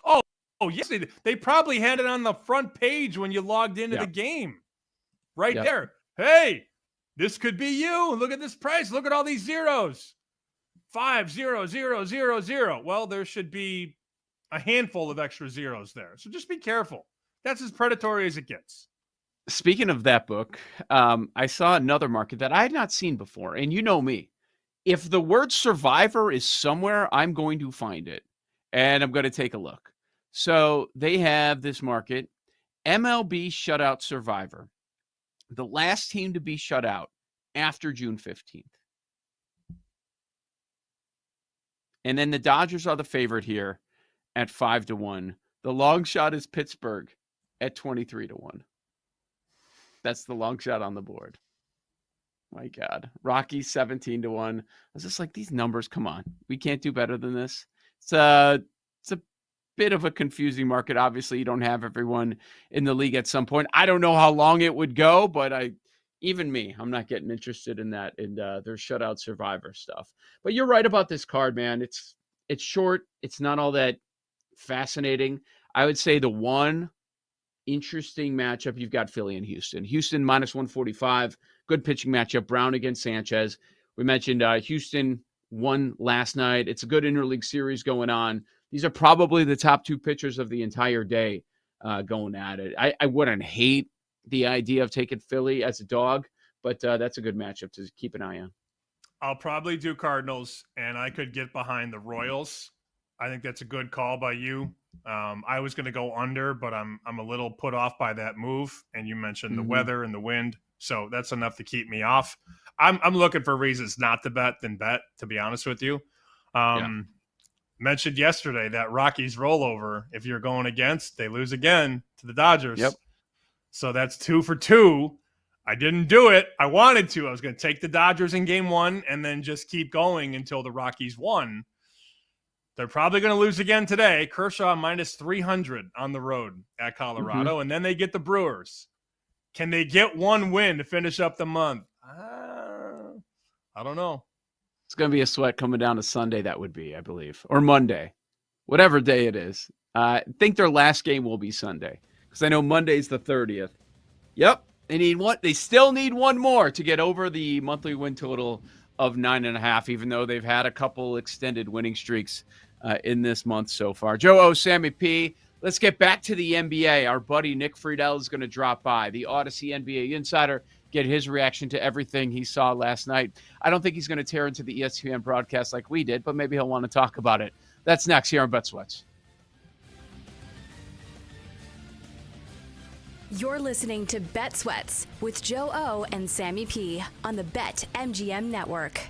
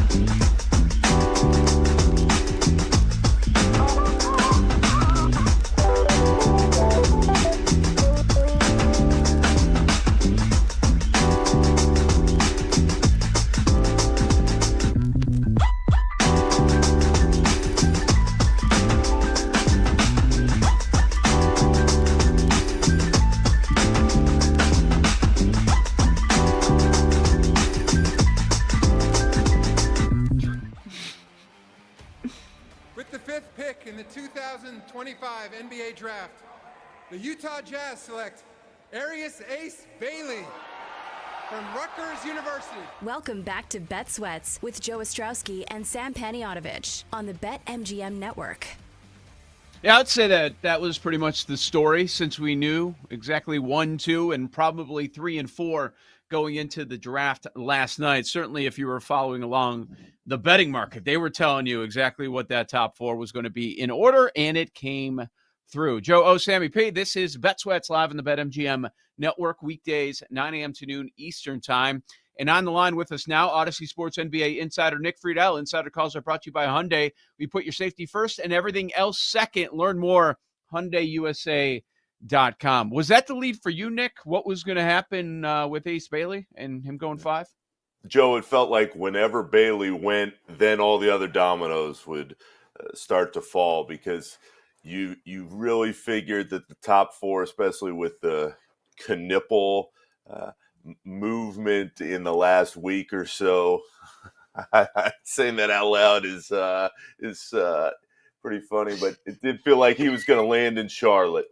And once that happened, wherever Bailey went, that was when the draft really got going. To see him and Danny Ainge get to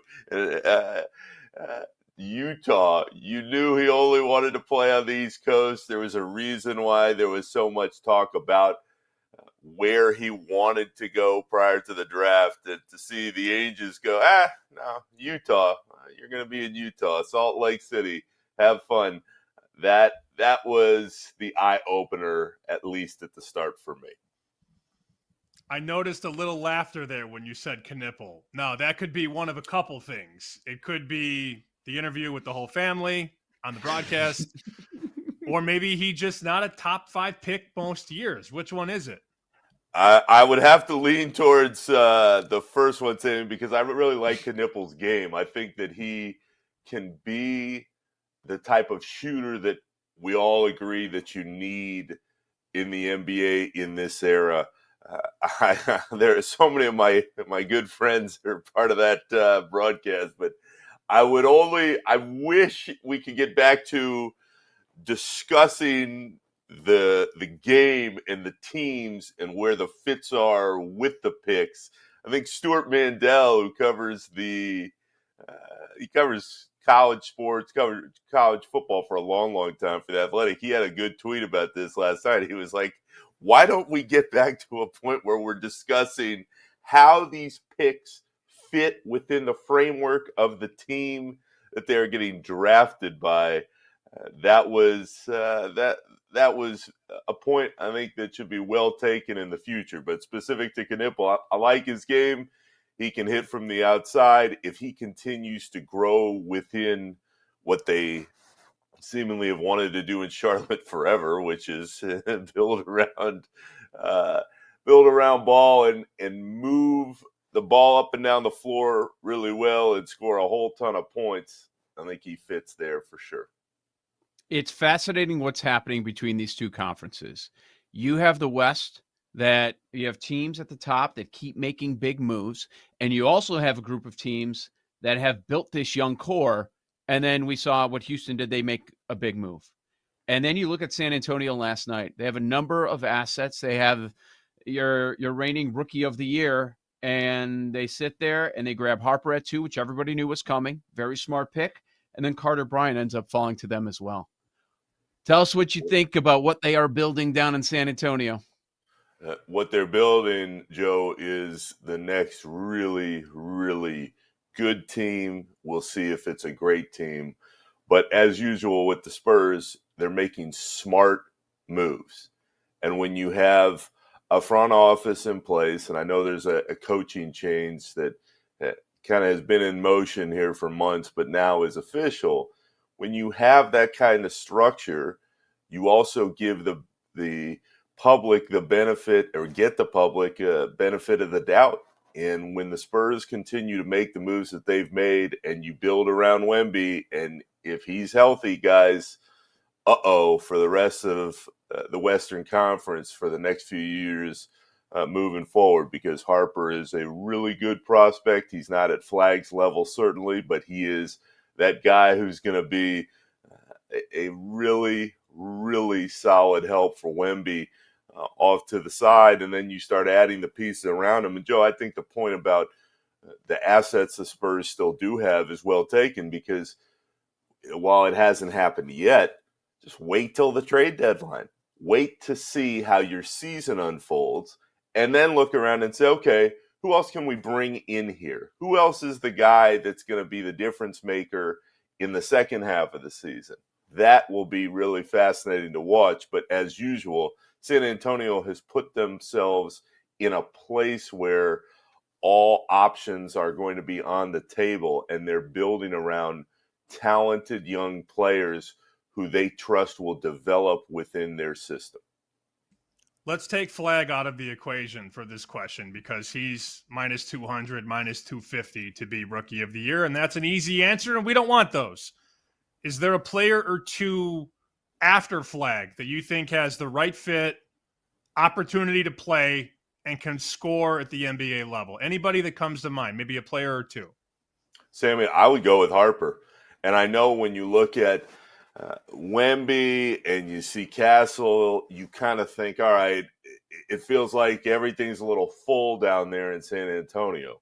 But if Harper stays healthy, and you never wish for injuries, but if somebody does get hurt and misses a chunk of time, well, all of a sudden, I think he's got the ability to score right away.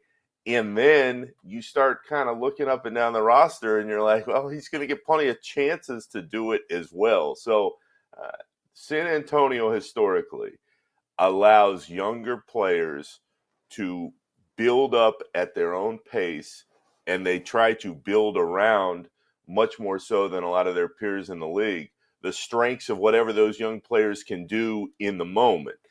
If all the pieces fell, and I'm with you, if Cooper Flag stays healthy, he is the Rookie of the Year. There's just no question. But if for some reason he went down and somebody goes down in San Antonio, I know there are a lot of variables there, but I like his game, and I think it will translate well early on in the league.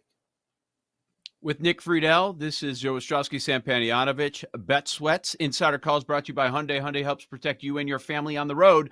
Put your safety first and everything else second. One team shocked me in a couple of ways last night, Nick. Brooklyn. Not only keeping all 5 first-round picks, but taking 4 guards last night. Does that just mean they couldn't find a dance partner? Like, what's their thought process? Yes. Yeah, I think off the top, that's exactly what it means. Because who the hell wants 5 first-round picks in any kind of training camp or in a season moving ahead?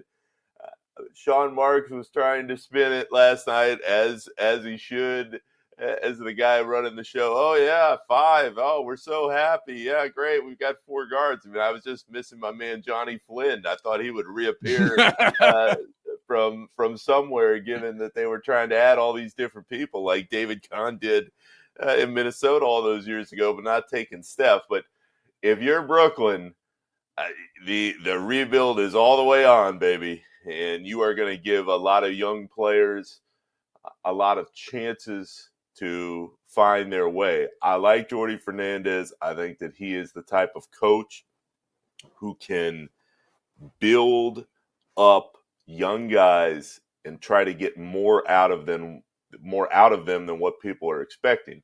But 5 first-round picks, guys, we've been doing this a long, long time.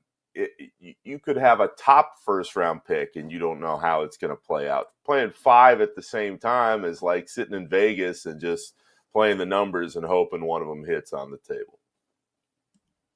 May have done that before in my life, once or twice. It's okay. Yeah, me too. Maybe. Just got to live and learn. Got to live and learn. I've never seen a team trade up 10 spots and give away an unprotected first-round pick that probably lands in the top 8. I don't know. I mean, I'm spitballing here, but they They come up in New Orleans and move to 13 to get Derek Queen, which is another conversation maybe, but to part with an unprotected first-round pick for a team that probably doesn't make the playoffs, I didn't get it. Sammy, the last thing you want to do if you're Joe Dumars coming into your new job is rock the boat in some way where the rest of the league starts texting each other and they're looking around going, what the hell is going on down there in New Orleans? When that move came down and the unprotected pick appeared, I just sat there like, you've got to be kidding me. But on a broader issue, and this is way deeper than just the Pelicans and Joe Dumars, when you are consistently bad in pro sports, but definitely in the NBA, there's a reason for it. There's a reason that teams continue to make the decisions that they make, that they hire people who continue to make poor decisions time and time again. We'll see how Queen works out. I know some people around the league had some hope that he could be a more of a difference maker early on in his career. Okay, but if you're giving away unprotected picks and you're attached to the New Orleans Pelicans, history will tell you that those unprotected picks are going to be high picks. And that is not something that you want to just hand out when given the chance. So that move especially made a lot of people around the league go, oh, man. We've got odds on Giannis's next team. The Milwaukee Bucks, the heavy favorite at minus 300. Then the Knicks are in at 10-1. Raptors, Spurs 14-1. Hawks, very active. Rockets, Mavs, Nets, Heat. Anything jump out, or does he start the season in Milwaukee? Joe, at this point, given that there is no kind of push, and we haven't gotten one of those stories in the last at least few weeks, Giannis is looking at all options. Oh, he's got to have a sit down with the front office. Always read those tea leaves because those are coming straight from the agents. And when you don't see those, far more often than not, you think, all right, well, maybe the waters behind the scenes aren't as rocky as people thought they would be.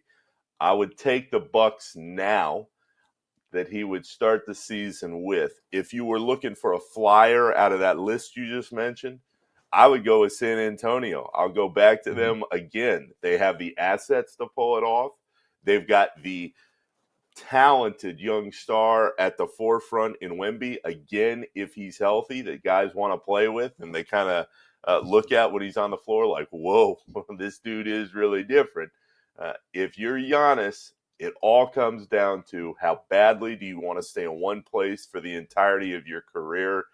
He's always loved Milwaukee, but they're just not going to win in Milwaukee anytime soon. So there is a balance that only he can answer. But if you don't hear about, oh, things aren't good behind the scenes, oh, this guy wants out of there, usually that is a serious tell. And at least recently, we haven't seen those stories pop up. We have less than 2 minutes, but that's plenty of time for story time with Uncle Nick, which the people love. You and I were there, 2016, the year that Gar and Pax did the blackout curtains over the war room. Remember? And they, oh, yeah. I remember walking up to you being like, what do you think Gar's doing behind those curtains right now? And they come out of that draft with Denzel Valentine and Paul Zipser. Just an outstanding top secret draft. What happened that night? What was with the curtains? It was an incredible Bulls move on a laundry list of incredible Bulls moves, Sammy, specific to the draft. What I always remember about the Denzel pick is he spent the couple of months leading up to the draft telling everybody, oh, I look up to Draymond Green, and it was supposed to be Draymond Green 2.0, and you're thinking, oh my gosh, what the Bulls just pulled this off. They got the next Draymond, and you started to watch him early, and you were like, this isn't Draymond. This isn't going the way I thought it would. What I would tell you about that draft, though, and as soon as you mentioned Zipser, it still makes me laugh. They draft Zipser, and there were people sitting there in the organization in the moment who were like, who the hell is this guy? Where did he come from? What? Huh? We've never heard of this guy. But one of the international scouts was like, hey, this is the guy that we need. This is going to be our pick. And they started kind of going through the charts and seeing what was out there, and they're like, huh? Like the other people in the organization are just in kind of disbelief that was the pick that they made. But of course, for the Bulls, you can't just make bad picks. You have to make bad picks and have everybody remember the fact that you blacked out all the curtains in the office so that nobody could see through any window because you had to keep it so secretive that Denzel Valentine and Paul Zipser were your guys. Awful. Nick, appreciate it as always. That was Odyssey Sports NBA insider Nick Friedel. Insider Calls brought to you by Hyundai. Put your safety first, everything else second. Learn more. HyundaiUSA.com. All right, we're going to take a look at the first 5 weeks in the NFL season. Some bets that you can make to cover those first 5 weeks right here on Bet Sweats. You're listening to Bet Sweats with Joe O and Sammy P on the BetMGM network.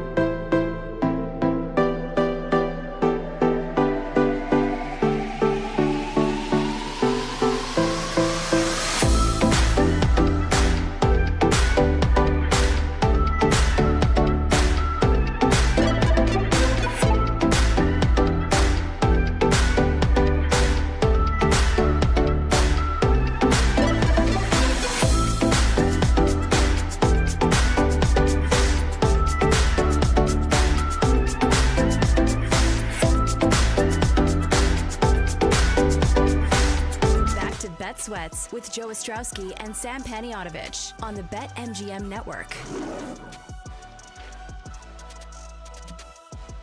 Good stuff from Nick Friedel there. We will check in with the ultimate contrarian in about 20 minutes, which will be an adventure. I guarantee you that. Get to some NFL here. This is Joe Ostrowski, Sam Panayotovich, live on Bet Sweats. We are live on X, all our Bet_Sweats. Sam at SP Shoot. I'm at Joe Ostrowski. So we transition to the NFL. We're going to continue to do this, find different markets that you might be interested very early on in your research, in your process, as the vacations are starting to get rolling. Late July, we head into, of course, the 4th next weekend. So we know people aren't taking a complete dive in on the NFL, but they're going to do that over the next couple of months. And we were looking at the first 5 weeks of the season. There's a market that you can take a look at there. Now, sometimes it's the last team to lose a game, the last team to win a game. The market that we're looking at here is you take a look at the first 5 weeks. How many wins do you have? 0, 1, 2, 3, 4, 5. And there are some teams that actually have a bye in week number 5. I think that sucks for them. But Sam, what I started doing with this process is looking at the teams that I could see having a hot start and maybe surprising some people. So that was my approach to this. How did you take a look at this? I'm basically trying to take the teams that are priced like playoff teams and find some potential roadblocks in those first 4 or 5 weeks. Like Green Bay, for example. So they go Detroit and Washington at home, games they could both lose. I think it's easy to look at that schedule and go, all right, well, they'll split there. Okay, sure, but they could lose both. They could lose to the Lions and the Commanders. Why not? Then you go to Cleveland. Probably a win. Then you go to Dallas. And I know this is, relatively speaking, a Dallas show in terms of maybe over the win total, sneaky shot to make the playoffs, and a longer shot to win the NFC East. But why can't the Cowboys win at home against the Packers? Then in the 5th week, they get the bye. So the market is as follows on Green Bay. 2 wins is favored. Actually, co-favored with 3 wins, which is wild. I don't think they're winning 3 of those 4 games. 2 wins and 3 wins are plus 185. If you go to 1 win, though, of those 4, you get 4.25. No wins is 14-1. You're going to win 1. You're probably going to beat Cleveland. But if you can beat them with Detroit, Washington, and Dallas, and only have them get 1 win in that 4-game stretch, talk me out of 1 win at plus 425. It's not impossible. It's not. Yeah. You have to have them lose both of those games against Detroit and Washington, but that's possible, right? Absolutely. I mean, the market is saying that they are 2 of the better teams in the NFC, right? They're right near the top. And then you've got one, it should be a for sure win at Cleveland. But you're still going on the road. There are no guarantees there. The Cincinnati one, that is their 5th game. That's not going to count because that's in week number 6. They're a team that's dealing with a bye. But I like Dallas this year. That's not easy to go down there to Jerry's World and win. So I kind of like that idea. I think that's some pretty decent value. So of the teams with high win totals that I was taking a look at that can have a very fast start, because I was kind of thinking, okay, maybe last undefeated, you can kind of take this approach and put it into that market as well. And I was looking last year, how many teams do you think were 5-0 after 5 games? 2. 2. There were 2. Minnesota and Kansas City. Kansas City, win total of 11.5. Minnesota, win total of 6.5. So that is not the norm, but it did happen. You had a crazy surprise. In 2023, there were 2 teams as well as Philadelphia and San Francisco. So obviously both those teams, high win totals, very good years. Not a surprise like Minnesota. Of the teams with the higher win totals, there were some teams that I was marking off like, okay, I'm not expecting Philadelphia to get 4 or 5 wins. I wouldn't want to bet on Detroit either. Buffalo going up against Baltimore week 1 is really fascinating. Whether you're looking at the number of wins in the first 5 weeks or just how they're going to start. Are they going to be one of the last teams to end up losing a game? The Buffalo side, if you win week 1, what do they end up doing? After the tough week 1 game for Buffalo going up against Baltimore, and that one I believe is at home. Yes, it is at home. Week 2, Jets, 3 Dolphins, 4 Saints, 5 Patriots. 4 of those 5 games are at home. The only road game is at the New York Jets. I could easily see the Bills going 5-0. Now, are you getting a ton of value? No. But if there's a market like last undefeated team, Bills would not surprise me.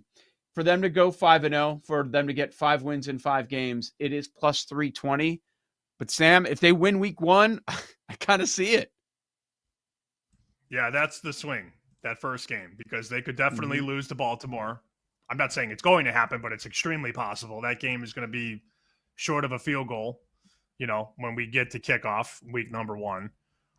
Current price on that game, I think it's Buffalo 1. Yeah, 1.5. MGM has 1.5. So of course they could lose. By the way, I just got a notification that Caitlin Clark is out tonight with a groin injury. That's not good. And the line is literally blowing off the screen right now. Open 10.5 now. It's 5.5. So that's pretty crazy. Man. Just happened within the last 5 minutes or so. And Chris is down to 4.5. So a 6-point move off the opening number, 10.5. That's more of a longer issue though for me as somebody who has fever stock. But back to Buffalo for a second. It really feels like that will dictate this market, because 4 wins is favored, as you said. 3 wins I wouldn't bet. I'd either bet 4 or 5, and 3 is the second favorite at plus 230. I'm surprised that 3 wins is cheaper than 5 wins, if that makes any sense, because they should roll through 2, 3, 4, and 5. You already gave the schedule out. I mean, they're at home for 4 of those 5 games, Joe. And the only road game is at the Jets, not the Giants. I want to talk about the Giants in a second. I don't hate the Bills idea at all. 5-0 plus 320. The Giants, everybody knows that schedule is awful out of the gate. And you're throwing Russell Wilson out there. Maybe you go to Jackson Dart after a couple of weeks or so. I don't know the plan there, and I'm not going to pretend like I do. But the Giants go at Washington, at Dallas, probably loss. Kansas City at home. The Chargers at home. Could be 0-4. And then you go to New Orleans. No wins is plus 650. 1 win is plus 230. 2 wins is favored, which I strongly disagree with. I do not see them winning 2 of those 5 games. So I would be looking away from the favorite. And that's really how you have to play these markets, I would think. I don't really want to bet the plus 190s and the plus 200s. I'm looking for the 4-1s, the 5-1s. Some of these teams, it's funny, you look at the Saints market. We just talked about how bad they're going to be. The Saints to go 5-0 or 100-1. Now, that's probably out of my wheelhouse, too. I don't want to bet the short numbers, but I don't want to bet the crazy high numbers either. Saints favored to get 1 win at plus 190, 2 wins plus 195. They go Arizona, San Francisco, at Seattle, at Buffalo, the Giants. They could very easily be 1-4, 0-5. So it's a fun market. I don't know that there's a lot of like true methods into this. I mean, you are guessing, and as we know, every year there's always upsets. So I have a feeling the hit rate on these wouldn't be strong, but that's why you want to bet bigger numbers, because if you make 4 or 5 of these bets, you only need to hit 1 if you're betting 5 or 6 to 1 per pop. San Francisco has a soft schedule this season. They start on the road back-to-back at Seattle, at New Orleans, but both winnable games. Then it's Arizona, Jacksonville, at the LA Rams. They should have a very good start. Good start. 5 wins is 8-1. 4 wins there is plus 260. They do have a high win total. They're double digits just because of the schedule for the most part. And, of course, all the returns as far as the injuries go. If I'm looking down the board at teams with lower win totals that I expect to have pretty good years, if you have a good year overall, you're going to have a fast start. That's usually what happens unless your name is a Cincinnati Bengals, something like that. Atlanta caught my attention because I think if you do some of these bets covering the first 5 weeks, you're going to get decent value because they have a lower win total at 7.5, and they have challenging games. Minnesota had the exact same thing last year. People were thinking they're tanking. It's Sam Darnold. They're not going to be successful. It was the Giants. That's an easy win. Oh, game 2, San Francisco. That's going to be so tough for them. Houston. Oh, Stroud and company. Green Bay. Rodgers and the Jets. Like the thinking was that that was going to be a tough road, and we saw what they ended up doing on the year. So Atlanta gets Tampa Bay at Minnesota, which I think early in the year isn't as tough. You get McCarthy early. At Carolina, Washington, then a bye before going to Buffalo. But if we're high on the Falcons, you should still be high on the Falcons, even though it looks like it's a tough road to start. 4 wins, 12-1. That's the first thing I look at. Mm-hmm. I mean, the toughest game there is at Minnesota. That's the one. You could beat Tampa at home. You could beat Washington at home. You should beat Carolina on the road. Can they go to Minnesota and win? That's essentially my thought out loud. And I'm not going to lie. Thinking about that 12-1 before 4-0. McCarthy against Penix. That's going to be a fun one, man. 12-1. Yeah, that's pretty good, man. I like that one. 3 wins plus 340. So a huge drop too. If they, yeah, that's the problem. 0 wins, 6-1, which I'm not betting. They're going to win one of those games against one of those South teams, Tampa and Carolina. You're not coming out of that with no wins, I wouldn't think. How many wins for Dallas? We go at Philly, host the Giants, at Chicago, host Green Bay, at the Jets. 3. 3-2. 3. It's not easy. Not easy. Any other teams intrigue you? Should we talk about the Bears? What you got? The longest shot is 4 wins. Second longest shot is no wins. They play 4 games because they have the bye in week 5. Mm-hmm. Minnesota, you know how I feel about that game. At Detroit, 0-2, maybe. Dallas comes to Chicago. L. 0-3. Okay. Now you go to Vegas. Oh no. Could they go 0-4? Could they? Yes, they could. Yes, they could. What is 1? What is 1 win?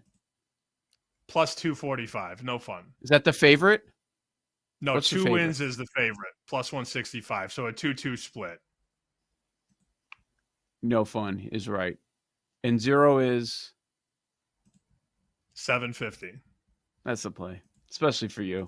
And you're going to be flying after that Vikings loss. And now you're going to Detroit. You're probably feeling good. And it's Ben Johnson revenge game. And it's going to be all that narrative. And you know they're going to be out to get the Bears in that one. Oh, they're going to win one of them, though. Yeah, they'll win one.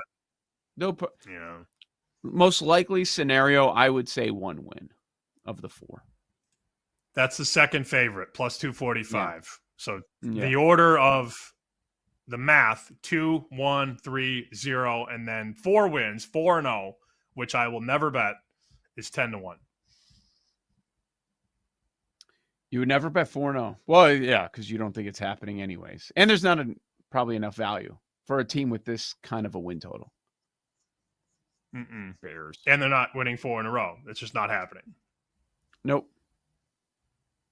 I mean, it could, but I don't want to see it. I'm not betting it. That's all I'll say. Yeah. I wouldn't do it either. I was looking at Carolina. I know Paul was going to bring up Carolina at some point, so I figured I had to take a look.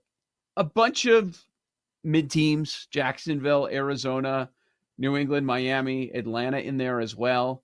And, we talked about Atlanta and Dallas as well. So those were the ones that kind of jump out to me.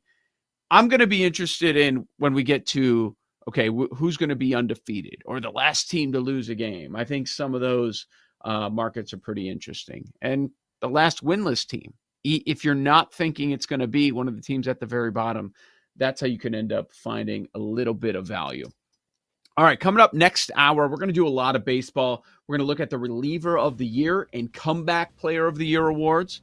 We'll play some nickel or dime, but coming up next, I don't know what this is going to entail. Probably think I'm just trying to keep you with the tease here. I'm not. I really don't know what's going to happen. I just know the segment's called The Ultimate Contrarian, and it will be entertaining. Joe O, Sammy P, you got Bet Sweats.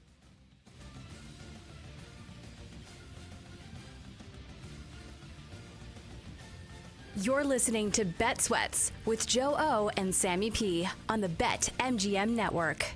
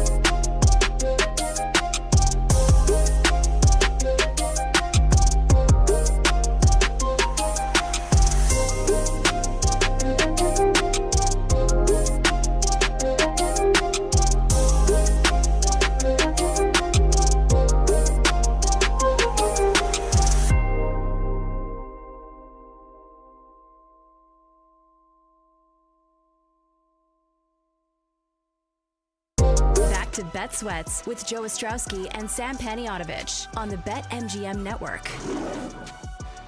We are live on X this hour. You've got Bet Sweats. I'm thinking after this segment that Elon is going to kick us off X for good. The entire network, nobody is allowed to broadcast here anymore. Joe O, Sammy P. So we have a character on our show. His name's Brian Gertch, runs the video. And whatever is being discussed on the show, a lot of times he has a thought in the chat, which we see, but you guys don't. And if there's an agreement on a food that people like, a TV show, a movie, actor, actress, whatever, person, Gertch is usually on the opposite end of just about everything, no matter what the take is. So Sam, I throw it to you before we bring in Gertch. What are your expectations on this one, buddy? I don't know. I have no idea. He said he's been putting pen to paper for the last 12 hours, 14 hours. He came up with, I believe, 16 things. I don't know if we have time for all 16 of them. I would just like to keep it moving. But for example, we did the Halloween candy. And you did your list. I did mine. I think Paul and Jake did theirs. And Gertch said, "Where's Almond Joy?" Nobody thinks that. Nobody thinks that. So that's just an example of just how different we are wire-wise. So you do the best to draw this up and tee it up. I will just sit here and react. But I don't know anything about what's coming down the pipe for the next 12 minutes. I don't know that any of us or anybody listening, watching is prepared for this. Gertch, the floor is yours, man. Go ahead. What you got? Give me some of your takes. Good morning, gentlemen. So I figured we start with at least one sports-related one to kind of get us going here. And this one irrationally makes me mad every single year. And that is the fact that the Augusta National Board members get the same exact green jacket as the champions. It sets me off every single year. These guys have never won a golf tournament in their entire life, and yet they're still wearing the same exact green jacket that is synonymous with winning at Augusta. Give them any other color jacket in all of Blazers. Like, give them the same insignia. Just I every single year I see Fred really up there, and it makes me mad. I'm like, you've never won anything. Never won anything. Never thought about it. I never thought about it either. I thought for sure he was going to swear right off the cuff and be like, "Oh, segment's over." Like I thought we were close once or twice. Jake, keep your finger on the dumb button. Joe, as you said it, I thought the same thing. I've never once in my life thought about that ever. Oh my God. How can you not think about it? Are you kidding? Never one time. Never. Pretty easily, Gertch. Pretty easily. And I've never heard Gertch upset about this. This is why it's so funny. Like, I feel like I knew a lot of his takes that were going against the grain. Then he comes out firing about the green jackets, how they have the exact same ones. They should not be allowed, need to be banned. What else you got? Never hit a putt in their life. All right, next up. Might get a little bit of flack for this one, but I don't care, and I stand by it. David Bowie sucks. Hate just about every single one of his songs. Ziggy Stardust, the only good David Bowie song. Every one of them's overrated. His voice is like nails on a chalkboard to me. Not a huge David Bowie fan. So don't know where you guys stand on, but it sucks. I don't disagree. I don't. Wasn't expecting that one either. So contrarian.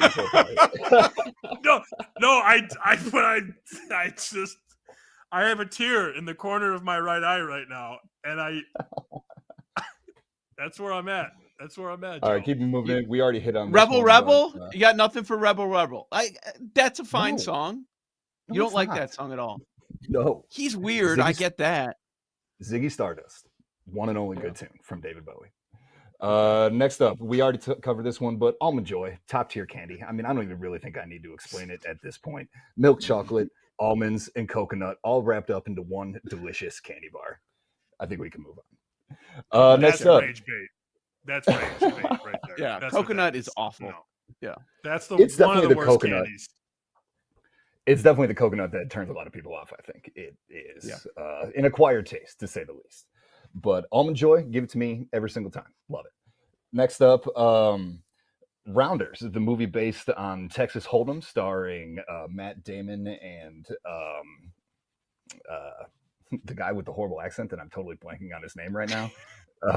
Is it Malkovich? John Malkovich. Malkovich. Yes, John Malkovich's accent in that movie is atrocious. Makes it difficult to even watch. So I know that one gets a lot of love, and maybe a lot of our fans actually like it because of the betting angle to it. We are a betting show, but Rounders, keep it. Next up, chicken breasts over chicken thighs in just about every single iteration of chicken. Grilled, I'm out. Grilled, fried. Chicken breast, juicier, much better tasting across the entire board. Every single iteration of chicken, give me chicken breasts every single time. Sam, as someone who's a no, Sam's got nothing there. He can't even. He's Sam's a breast man. I'm a breast man in a lot of ways, but chicken thighs have so much more flavor than chicken breasts. That's an insane take. If chicken breasts are cooked correctly, they're juicier and tastier, in my opinion. But Gerch, I 100% agree with you on this take. No, I'm really? with you. Yes. I would have thought that the whole show was more thigh men, but I guess not. We're all breast men. Love it. No, we're breast men, and much of the reason I agree with you on this take is we know Shane Reardon's the exact opposite, and he's gone on I didn't rants even know about that. it too. So it's another something else backing you. Yes. I do. So what I do, and I'm actually going to do them Sunday at the cookout that none of you guys are coming to because none of you live out here. But I do lemon pepper thighs, and they're boneless and skinless. Mm-hmm. And they are, I mean, it's probably the best bite of chicken I've ever had. Not to toot my own horn, but I think the thighs are, I get what you're saying. Cause like there are a wave of people that think that like thighs can't miss. And I'm not that far, but I do think the thigh has more versatility than the breast. But chicken breasts are really easy to screw up. You let it go like 1-2 minutes too long and it's dry and it's nowhere near as good. But overall, chicken breasts over chicken thighs. This next one might really be kind of particular to our Chicago-based audience. It relates to the Chicago Blackhawks, but their former play-by-play man, Pat Foley, overrated. What? I'm not a huge fan of Pat Foley. The way that he says big save is like nails on a chalkboard to me. I cannot take it. Doc Emmerich is the undisputed GOAT of hockey play-by-play. Like, you cannot get better than Doc. Like, I miss him so much on the broadcast, especially with Eddie O on the NBC broadcast. Doc's voice had a way of crescendoing as the action kind of like moved towards the net, and it made every single play exciting.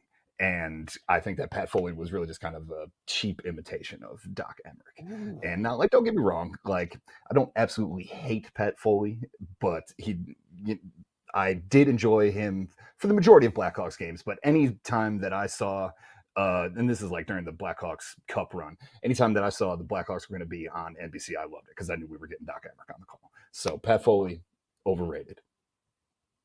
Nothing, Sam. I thought you would have something like you get some Pat Foley anecdote or something. Foley like was that. fine.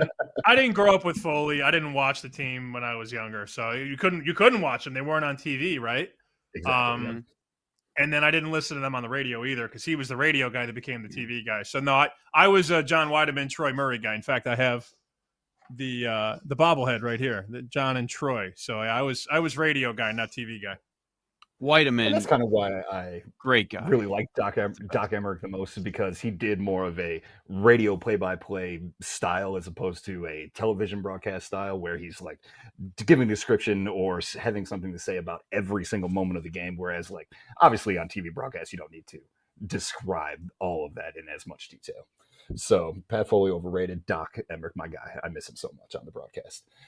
Next one, just kind of like threw this one out there because it not really sure if it's contrarian or not, but Biggie over Tupac. Biggie over Tupac every single time. Absolutely not. Absolutely not. What? Never. Oh my No, God. never What? in life. Biggie's flows are better. Biggie's lyrics are better. Biggie's beats are better. I just much more of a Biggie. Tupac's a better storyteller, and it's not even close.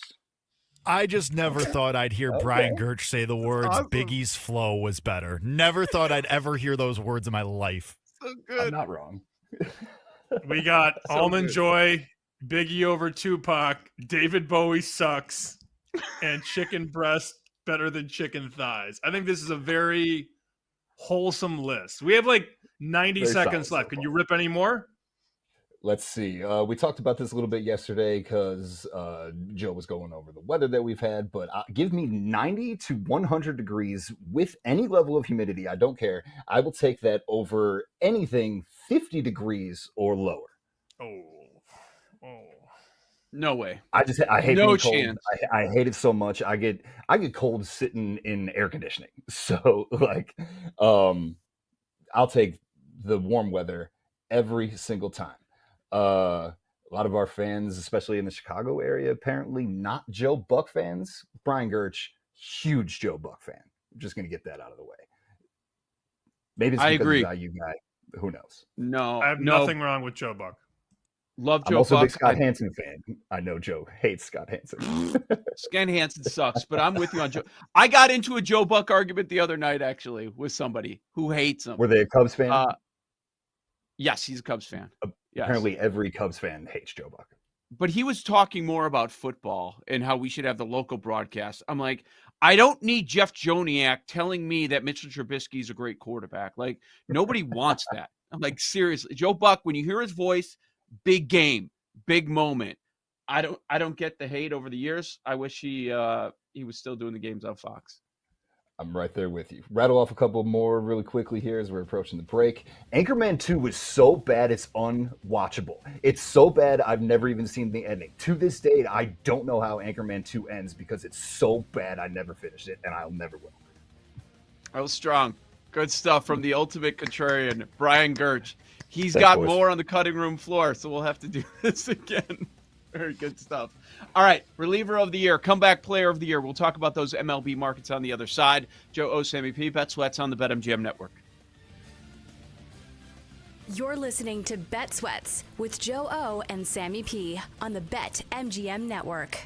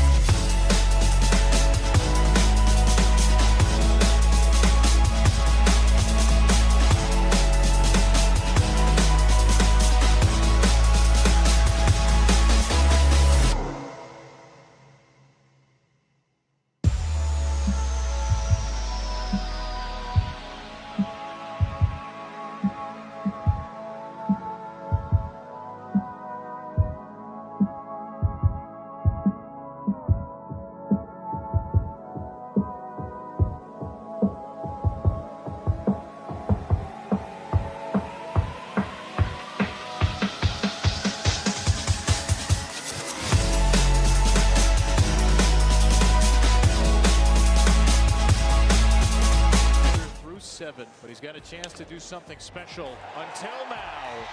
Colton Cowser ends the no-hit bid to lead off the Orioles. Welcome back to Bet Sweats with Joe Ostrowski and Sam Panayotovich on the BetMGM network. Another hour with you here on the BetMGM network. Joe Ostrowski, Sam Panayotovich, and in this hour, 11 a.m. to noon Eastern time, we are on Nessun Nation Bet Sweats every single day, and you can check out Nessun Nation, Amazon Prime Video, Roku Channel, Plex, Samsung TV, and LG channels. And we are here talking about some MLB stuff. We'll get to some nickel or dime coming up in about 20 minutes. Also, Caitlin Clark out tonight. She is dealing with another injury. Big market move when it comes to the Indiana Fever. So we'll get to that, and we'll wrap with lightning bets like we typically do each and every day. But reliever of the year is something that we have not talked about a ton. Same with comeback player of the year. Sam, do you have a preference whether we start reliever or comeback? I'd like to start with comeback because I look at DeGrom's price and see it at minus 260 and think, oh, I wish I would have bet this earlier. This was a guy that I had floated out there to be a potential Cy Young candidate. Now, I don't think that's going to happen anymore because of what Scooble's doing. Scooble minus 155, but DeGrom is right there in the mix for Cy Young. It's not impossible that he could finish strong and win. So just for context, the Cy Young market, Scooble minus 155, Crochet 3-1, Hunter Brown plus 650, then DeGrom at 9-1. And this was a guy that people were just writing off. Doesn't have it anymore. He's too old. The fastball velo isn't there. He's got an ERA of 2.08. And that Rangers team that doesn't win, he's 8-2. So not that wins and losses are the end all be all, but an ERA around 2, a whip under 1, 0.88. He's striking out a guy basically every inning at age 37. This is the guy in the American League, is it not? I think so. Now, a lot of the time you end up getting pitchers. Why? Because pitchers get hurt. And here's what sucks for you. This would end the White Sox run. They're going for the third straight comeback player of the year award. Do not care. It was Crochet last year, Liam Hendricks 2 years ago. This would end your run. Very upsetting. Last year, 2 former Sox there because Sale won it over on the National League side. So it was Crochet and Sale last year, 2 pitchers, 2 guys that get hurt. Of course, Hendricks, we know the backstory there, Hodgkin's lymphoma. Bellinger was a bounce back in 2023 for the Cubs. Remember, rookie of the year at the Dodgers. Then he went through his struggles, new scene, and he had a terrific year for the Cubs. In 2022, Verlander and Pujols. Pujols was like done, or they thought he was with the Angels. And then he had a really strong, I'd say, half a year. And Verlander with the injury. DeGrom's got the name. He's pitching to that level right now where he deserves to be the favorite. And it's just a matter of him staying healthy for the rest of the year. I understand the minus 260. Maybe it should be a little higher. As I look at the other names in the mix, is there somebody that has the value, the name value, potential impact, success with the team? So I'd say the fourth name. Baez, right? That's where you were going to go? That's the only one I'd consider. Yeah, and it wasn't like he's coming back from anything, because some of these, in the NFL, it's such a very awkward award because, are we talking about performance or storyline? The DeMar Hamlin thing comes to mind, right? DeMar Hamlin dies on the field and then doesn't win comeback player of the year because Joe Flacco takes the Browns to, right? Or not the... Was it? Yeah, it was the Browns, wasn't it? Didn't Flacco take the Browns to the playoffs? Yeah, it was. I'm losing track of all the teams Flacco played for over the years. But that was another new the Browns team that and got George hot. got screwed. Yep. And then lost to CJ Stroud in the playoffs. That's right. Okay. Had to kind of rewire my thoughts there for a second. And then Hamlin was talked about last year for comeback player there, but he wasn't coming back from anything. So you have to be careful with these awards. But Baez plays 80 games last year only, hits $184. Power numbers were awful. 6 homers, 37 RBIs, and he was a negative WAR player. So far this year, we're almost to July. He's a 2-win player. He's a very popular player, too. We know the voters love him because he's one of the big names in the All-Star running. So that would be a guy that comes to mind. But, Buxton on line 2 makes a bunch of sense. The problem with Buxton is, man, he just can't stay on the field. He hasn't played over 105 games since 2017. And when I see him on line 2 at like 4-1, give or take, I understand it. He's a 3-win player now, 17 homers, 47 RBIs, but I just don't know that he has the availability that you need. Here's his games played since 2017 when he played $140. 28, 87, 39, 61, 92, 85, 102. He's already at 63. Can he stay healthy? The numbers say no. The history says no. It's probably going to be DeGrom. DeGrom's a 3-0 WAR guy right now. Baez is 2-3, and that's the only other one that really jumps out, just because of the name value. Some people would say Torkelson. His number's a little bit shorter than Baez, but just history, and then it looked like Baez was done. That would be the reason. And he's flashy with the glove, too. So he's exciting in a number of ways. If DeGrom stays healthy, it is going to be DeGrom. And I understand the price of minus 260. But the only intriguing other name would be Baez at double digits, but not something that I'd be running to bet right now, because as long as DeGrom finishes the season, he's going to be the guy. Another good performance out of him yesterday. I couldn't find National League up. Did you see it anywhere for the comeback? I did not, no. Okay. So I don't know exactly what the reasoning is, or they don't want to post that right now, but yeah, I did not see that one either. So nothing to discuss there. I was surprised, and maybe I shouldn't have been, but I was a little surprised that with the closer, the reliever of the year, which really is the closer of the year, but the reliever of the year, which typically goes to the most saves. You look at Halsey and Clase last year, 49 and 47 saves respectively. Like, that's where you want to go, but the odds don't quite follow that. The challenging part here is that the big thing that most teams that are pushing their chips to the center of the table do at the deadline is they add bullpen help. And if you've got a guy switching leagues, goes from AL to NL or reverse it, you're totally screwed. Your bet is cashed. Like, maybe he has 27, 28 saves at the trade deadline and he flips leagues. Now you've lost your bet. That's the risk that comes with betting reliever of the year. I don't know that any of these guys, though, on top are necessarily going to get dealt. I mean, Munoz in Seattle, they need him. He's been unbelievable this year. That's the closer for the Mariners.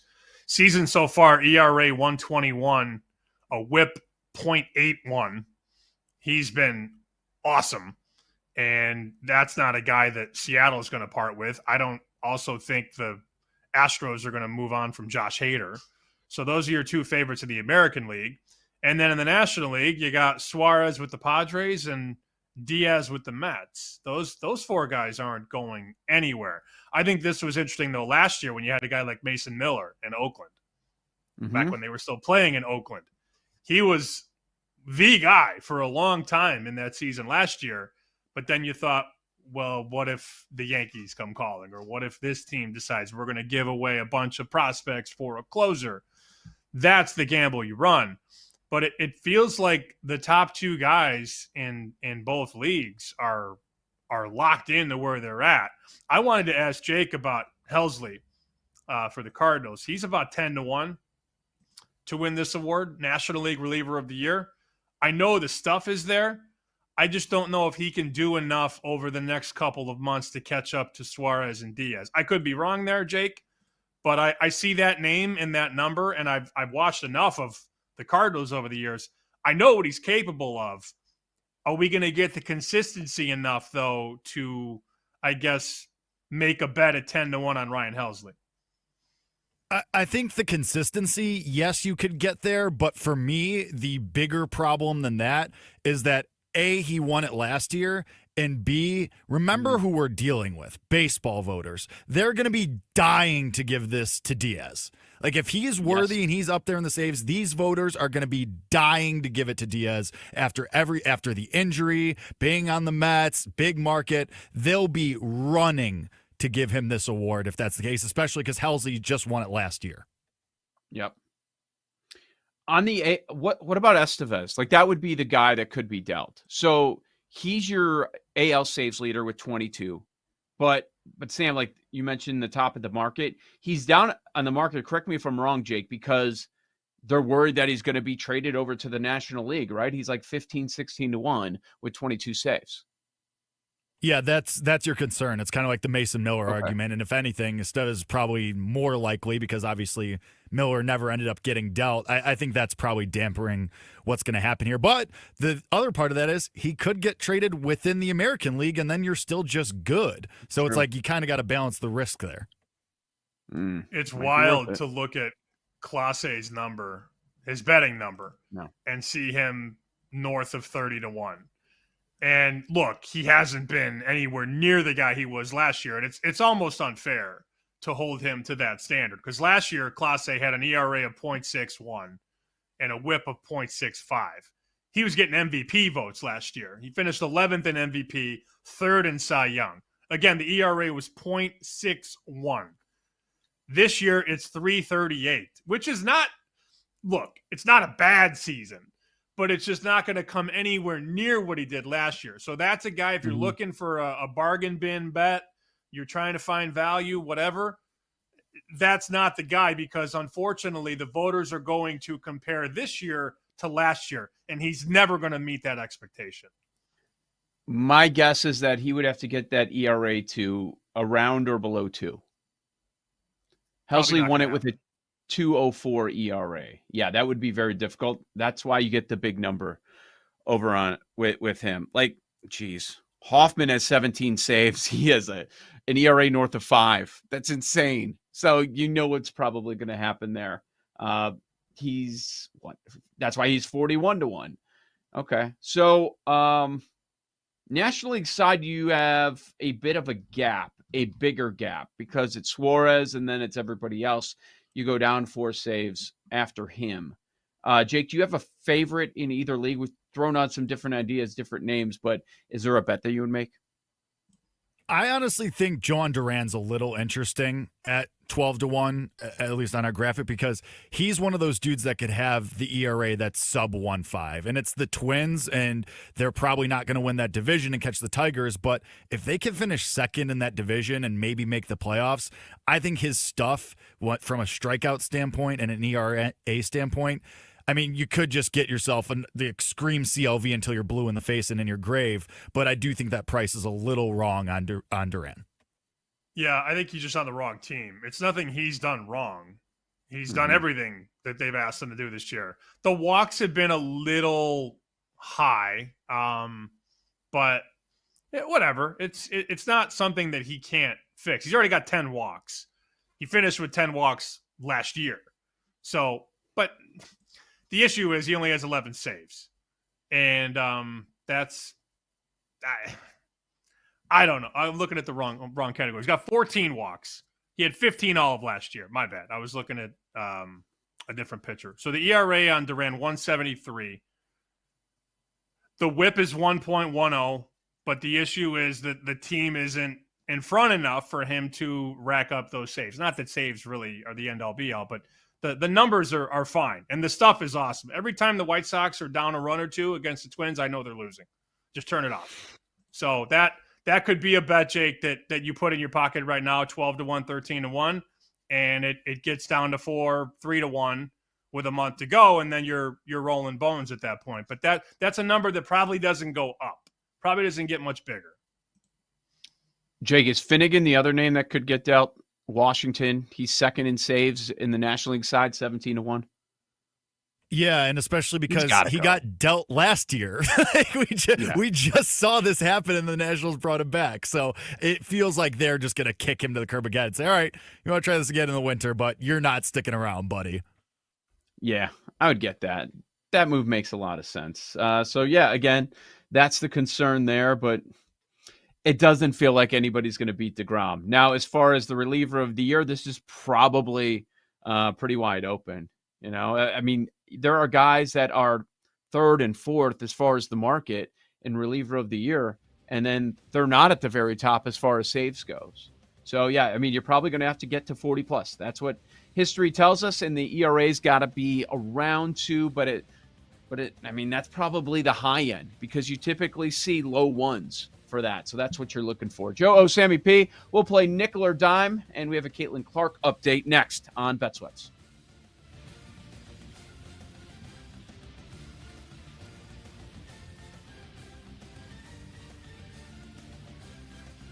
You're listening to Bet Sweats with Joe O and Sammy P on the BetMGM network.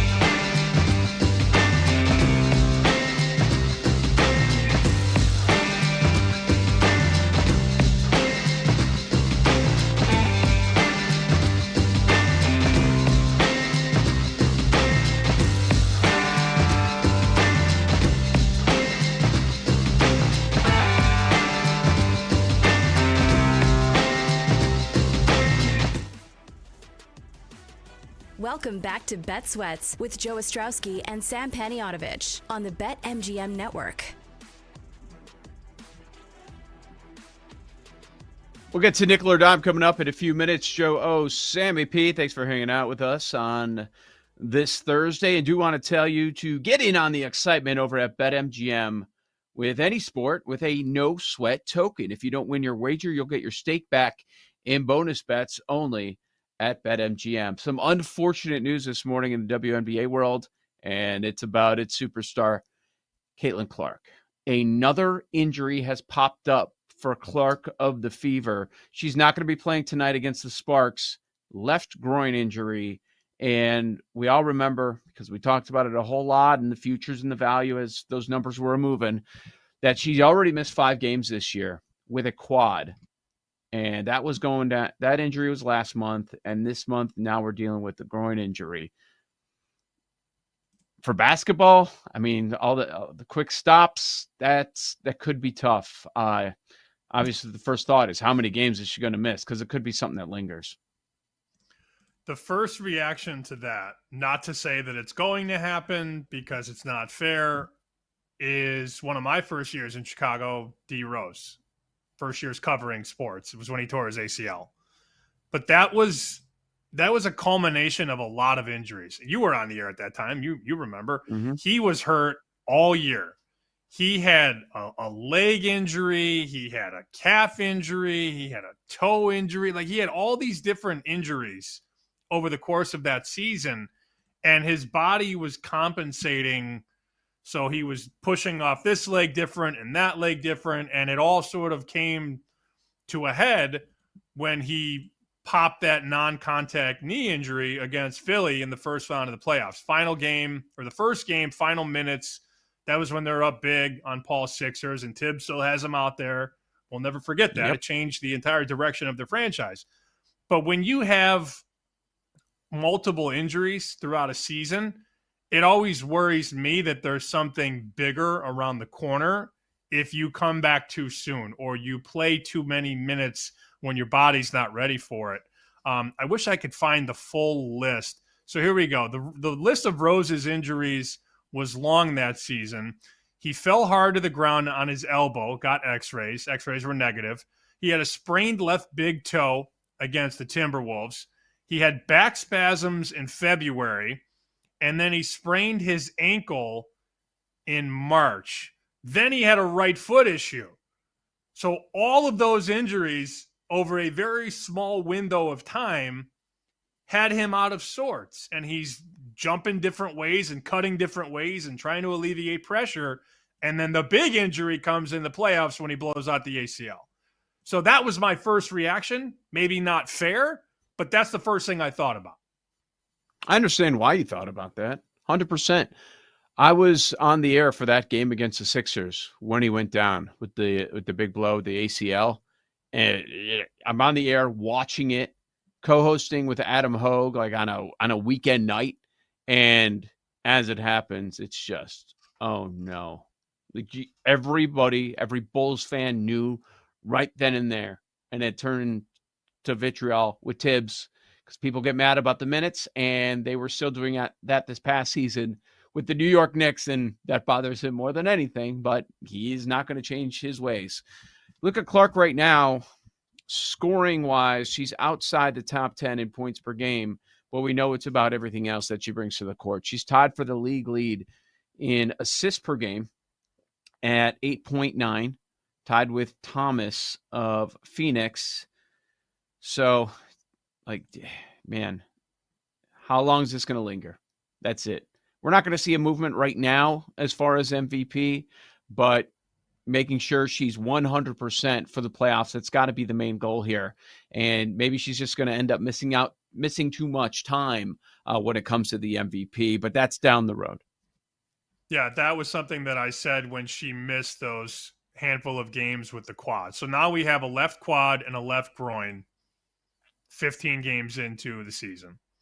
And if you don't think those injuries are correlated, I have some oceanfront property I'd like to sell you in Iowa, if you're interested. They are 100% correlated. And now the hope is that she just gets enough time to rest and recover. But I remember when the quad became an issue the second time, because she had sort of a preseason aggravation, they called it. She had a preseason injury that was the quad. Then it was an aggravation of the quad, and now it's the groin on the same side of the body. I would not be betting her MVP. I don't think it's that important to the team. I don't want to say it's not important to her, but to sit here and bet her at 2.25 at BetMGM is not something I have any interest in. I was happy to bet her the day before she came back when it was 450, 475. But now that you're at 2.25 and we have another injury, a different injury, no, you will not get my money on MVP. No way. Now, title's a different story. You can still bet them 5-1 to win the title if they just make sure that she's cool and are precautionary with this. Of course they could win the title. But I'm pumping the brakes on anything in season, whole season, big picture, because it shouldn't matter. Like, you shouldn't care about throwing her out there for 30, 40 minutes a game in the regular season when she's already had 3 injuries in 2.5 months. It's not important. It shouldn't be. Look at it this way. It's a 40-game season. She's missed 5. I'm no doctor. My first guess, without seeing anything, any reports on it, would be this is at least 2 weeks. She's going to miss at least another 5 games. So now you're talking about missing 10 of 40. Probably not going to win it if that's the case. No. And Collier's been awesome. Collier's been as good as advertised. And if you look at the market now, I know we don't want to lay 250 every day. That's not something that I'm trying to do. But if you just think about the trajectory of this season, Collier right now is minus 250. She was minus 400 when Clark came back from the second injury. So it's already cheaper than it was 3 weeks ago or whatever. Mm-hmm. After Collier and Clark, you have Brianna Stewart at 25-1. Asia Wilson is 66-1. Barring injury, I don't think anybody's going to catch Collier. Barring an injury to her is what I'm saying. So should we be betting Collier and hooking that with other things like Collier to win the MVP and the Bills to win the division? Is that a stupid idea? I don't think it is. I'll get you the math on that in a second. But I'm at that point now where I see a 2-horse race and one of the horses has another injury. Mm-hmm. So it's probably going to be Collier, man.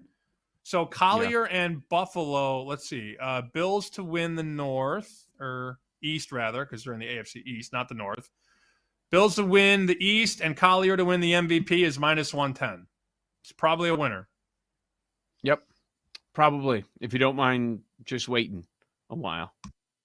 I get it. I get the idea.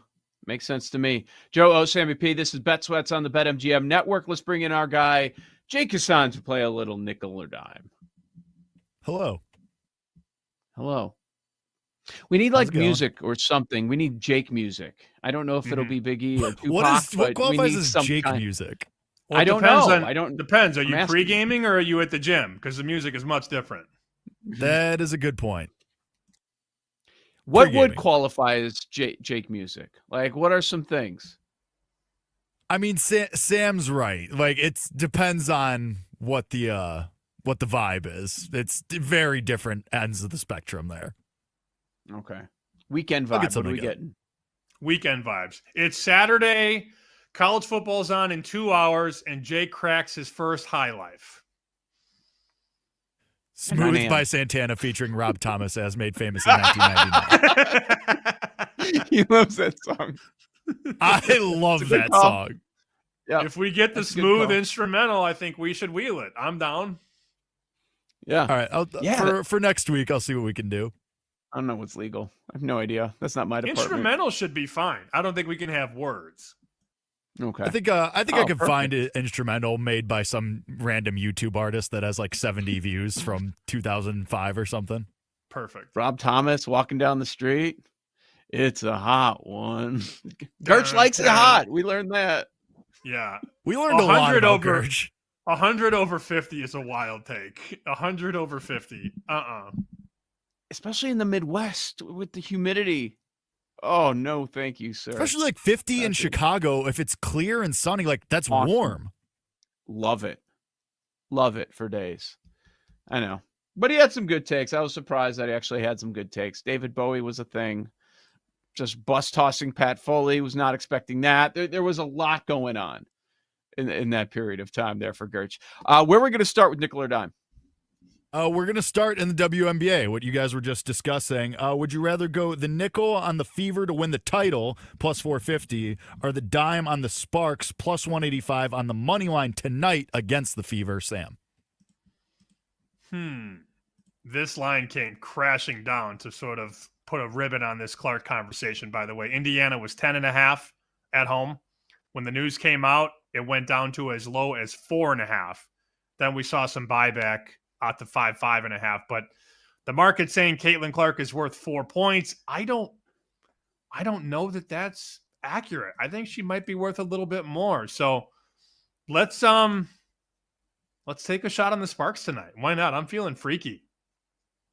Last time Clark was out, they start a road trip. They lose back-to-back games, Washington and Connecticut. Yeah, I don't mind that at all. That sort of value.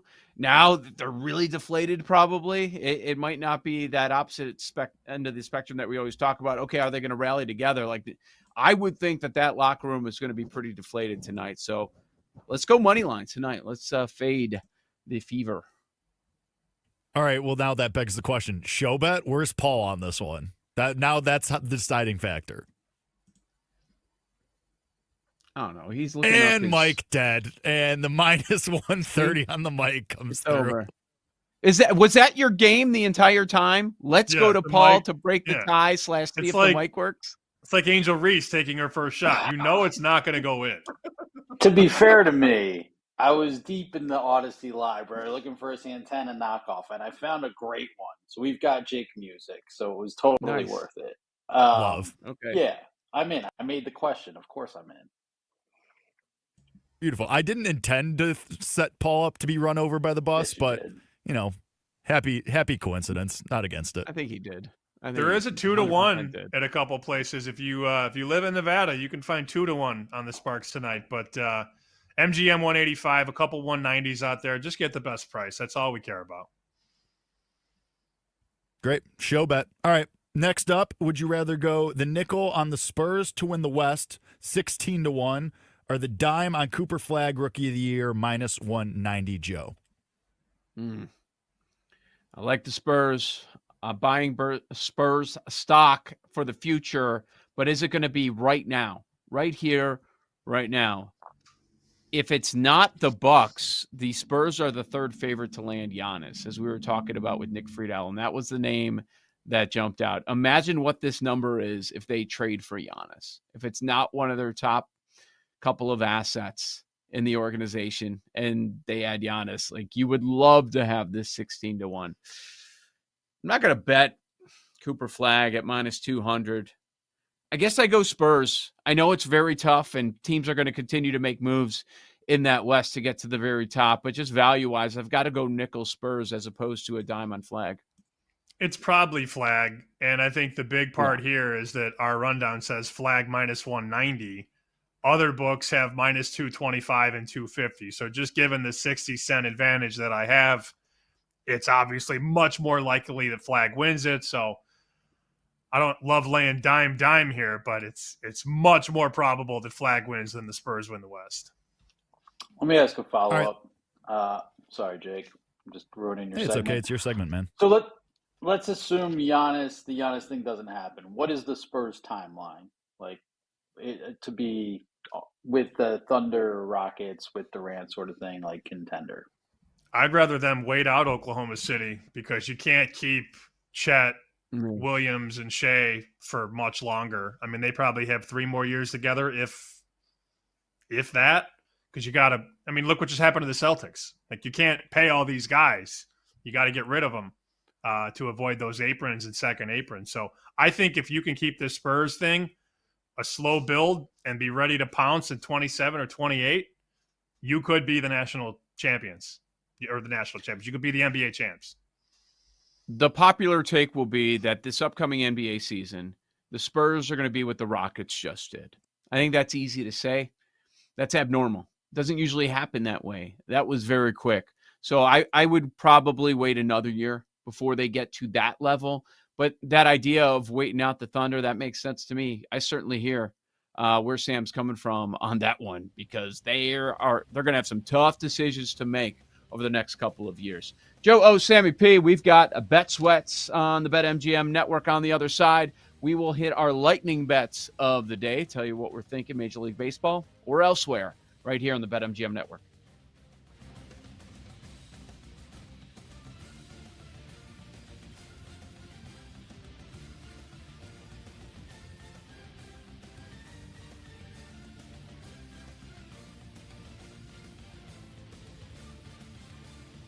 You're listening to Bet Sweats with Joe O and Sammy P on the BetMGM network.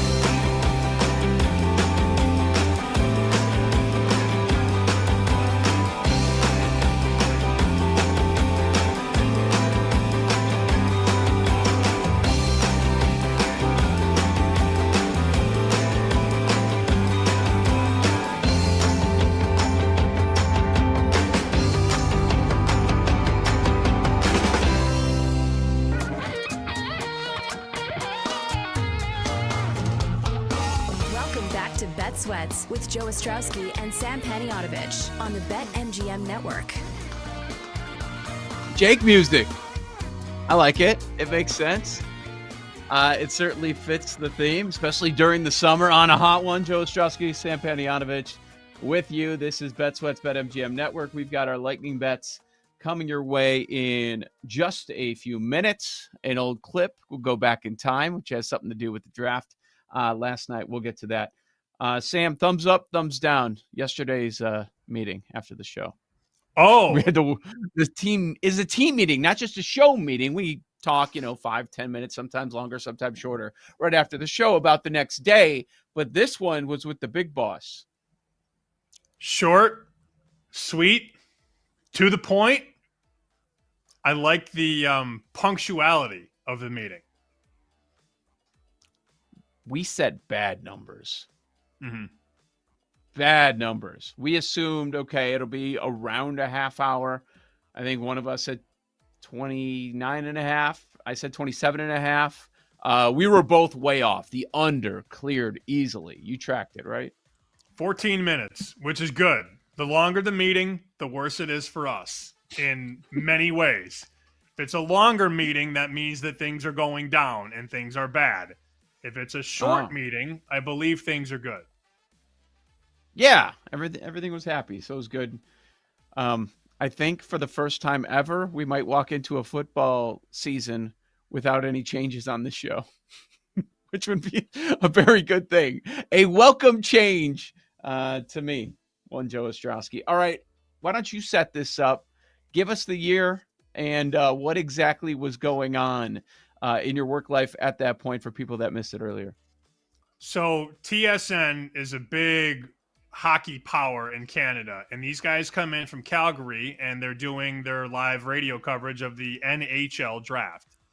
And I was doing Blackhawks radio at the time. I had been there since 2012, so it was an easy fix. They needed a stringer to come in and interview the players as they came off the stage. And believe it or not, TSN radio had the first crack. So my job was to go there and get the player like a minute, 90 seconds or so as they came off the stage. And then we would send it to the station and they would play the radio call or the radio audio when they were ready. It was not live. The reason I wanted to talk about it is because I know, as awkward as some of those interviews were with Monica McNutt last night and the players and their families, I didn't have to do it live, and I didn't have to do it with all their little brothers or their mom and dad, because that's just weird. But I'm talking to 18-year-old kids from Sweden and Finland and the Czech Republic and Russia, and they're younger than the NBA guys, and a lot of them don't really speak English that much. So I have two clips. If the first one's solid, we can do the second one. This is the first pick in the 2017 NHL draft, Nico Hischier, who was taken by the New Jersey Devils, and this is 2 minutes after he's selected. This is me and him live at the United Center.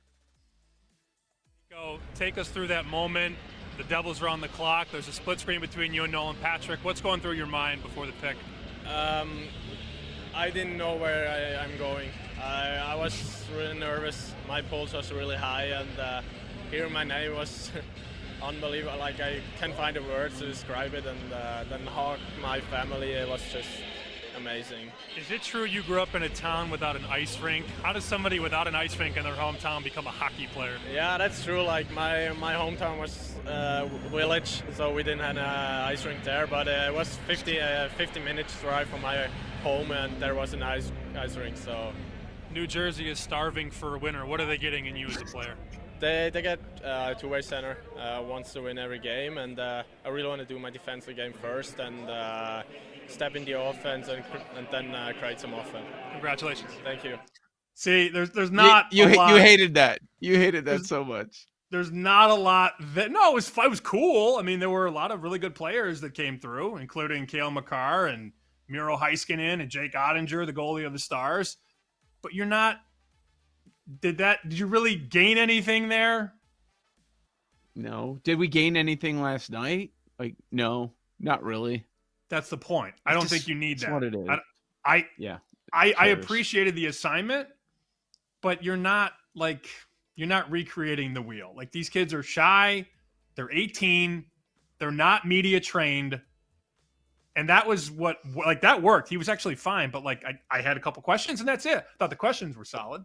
But you're banking on this huge response from a kid. Maybe I'm looking for something different. Maybe I'm different as a viewer. But I did notice last night, whatever channel you were watching, we're going to talk to Cooper Flagg, the star of tonight. One of the best prospects we've seen in a decade. New member of the Dallas Mavericks. Okay, cool. Like every channel. And then some of the other shows on ESPN doing the same thing. We're going to talk to Cooper Flagg and, pumping that up. As a viewer, I don't care. Yeah. I'm probably not supposed to say that, but Cooper Flagg isn't going to tell me anything. I would much rather have somebody on, just with, whether it's Billis breaking down College Game and how he's going to add, or you brought up Fraschilla, which I think was a great idea that maybe ESPN should have used somebody in-house that could really give some intelligence on some of these players. I would rather do that. Marks from the management perspective, what they were thinking in that spot. I'd rather hear from those kinds of people than the actual players, because I'm not going to get any insight. I'm not going to learn anything. It's just going to be a nervous kid doing his 80th interview of the day, and it'll be nothing special. Right. And that's basically what the point was. You're not put in a good situation. You don't have this veteran. It's one thing if it's Jonathan Taves or Patrick Kane and these guys are trained and they've been in the league. If I could get one of them to talk about the player the Blackhawks took, fine. But talking to an 18 or 19-year-old kid once they get off the stage is not really that entertaining. And I had to do that with every player in the first round. The one kid I felt bad, the Russian kid who went 31st, Klim Kostin from Russia. He basically looked at me and said, I am sorry, I don't speak English. I'm like, all right, well, good. Thank you for your time. But that was just kind of understanding that it's not as easy as it appears because you don't get a lot from the players. But I also wasn't trying to be buddy with them like Monica McNutt was. I love that you were so annoyed last night with Monica McNutt. It's bad. It's so funny to me. Oh, man. But maybe here's a thought. If they don't speak English, don't give them to an English-speaking reporter. I don't know. Crazy thought. Why put the kid in that position? Doesn't make a lot of sense to me. The one guy, Sam. Yeah. The one guy from Finland, real quick. I didn't find this audio. He kind of talked like this, and everything was like this, and I couldn't find Mickey it. Mouse. I don't remember which player it was. It was one of these kids from Finland. They had a bunch of kids from Finland that year, the 2017 draft. And I bring two-way play. I center. I move up middle. I'm like, oh my god! Oh my god! I sent it in. That's what they wanted. But yeah, it's very, very entertaining with 2017 and an NHL draft. All right, lightning bets. I'm doing it. I don't care. I'm going back to the Cardinals here. I'm going against Imanaga, and I can get plus 120 with Palant and St. Louis. That's my only bet today. Not a big card. Don't love it, but I'll go against Imanaga and the Cubbies. Okay. He's fading Imanaga. I certainly understand that, making the return from the hamstring injury after nearly 2 months. All right, I got two baseball plays. Be careful. Sam, it's been a 5-0 week so far, so be very careful with these two plays in baseball. Your favorite team, it's the Atlanta Braves. Give me Grant Holmes taking down the New York Mets. That is minus 110 on both sides. I like the Braves, and I know they're not scoring any runs right now. That scares me. They were shut out last night. Before that, 1-2-1. But matchup-wise, I like their side. The Kansas City Royals are a dog. The total keeps jumping, so I'm thinking that we're going to get some runs. It's hot in KC. Wind is blowing out. I think the Royals bats finally show up this week. So give me the Royals plus 108. So Braves minus 110, Royals plus 108. And the big question, Sparks money line a show bet. Is that happening? Yeah, I think so. 2-1. I could do it. Yeah, why not? All right, good. Good stuff. 2-1. Paul and Jake, what you guys got? All right, so Sparks is show bet. One other team I want to nominate for a wins in the first 5 games, first 5 weeks, or I guess lack thereof, would be the Broncos to have 1 win at plus 500. Look, we're giving them the W in week 1, which makes this a little bit of a. Although I'll probably be on the Titans there. I don't know. I got like more than 7. I just think the Broncos are getting a lot of undeserved offseason love. We want to talk about a sophomore slump. Bo Nix. And defense is not necessarily sticky year to year, so that's definitely a team I'll be looking at. But if you look at Titans at home, probably a win. On the road at Indy, they're favored. It's on the road, so you never know. Chargers, Bengals, Joe Burrow in prime time, and at the Eagles.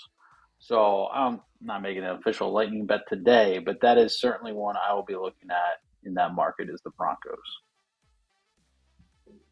All right, very good. Jake Hassan, how about you? This is a matchup of 2 of my favorites, Christopher Sanchez and Hunter Brown. I'm going first 3 under a run and a half at plus money. 2 guys who have just been absolutely slinging it, and it's a game I'm going to watch anyway, and it's going to be a lot of fun. And let's see if Hunter Brown closes the gap between him and Scooble for Cy Young after Scooble kind of opened that door a little bit the other day, as did Skeens yesterday. Also, I want to throw something out. Would you rather, this was in the nickel or dime for DeGrom, but DeGrom's 11-1 for AL Cy Young.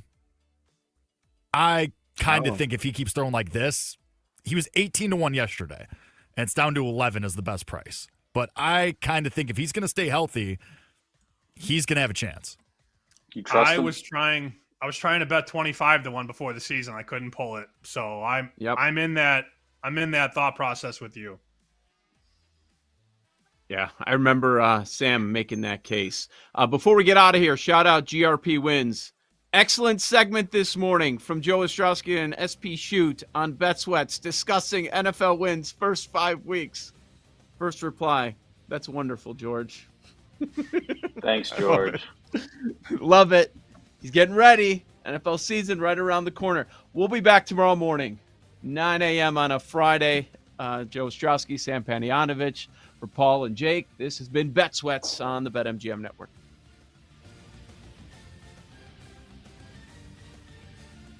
Thanks for listening to Bet Sweats. If you missed anything on today's show, make sure to listen back on the Odyssey app or wherever you get your podcasts.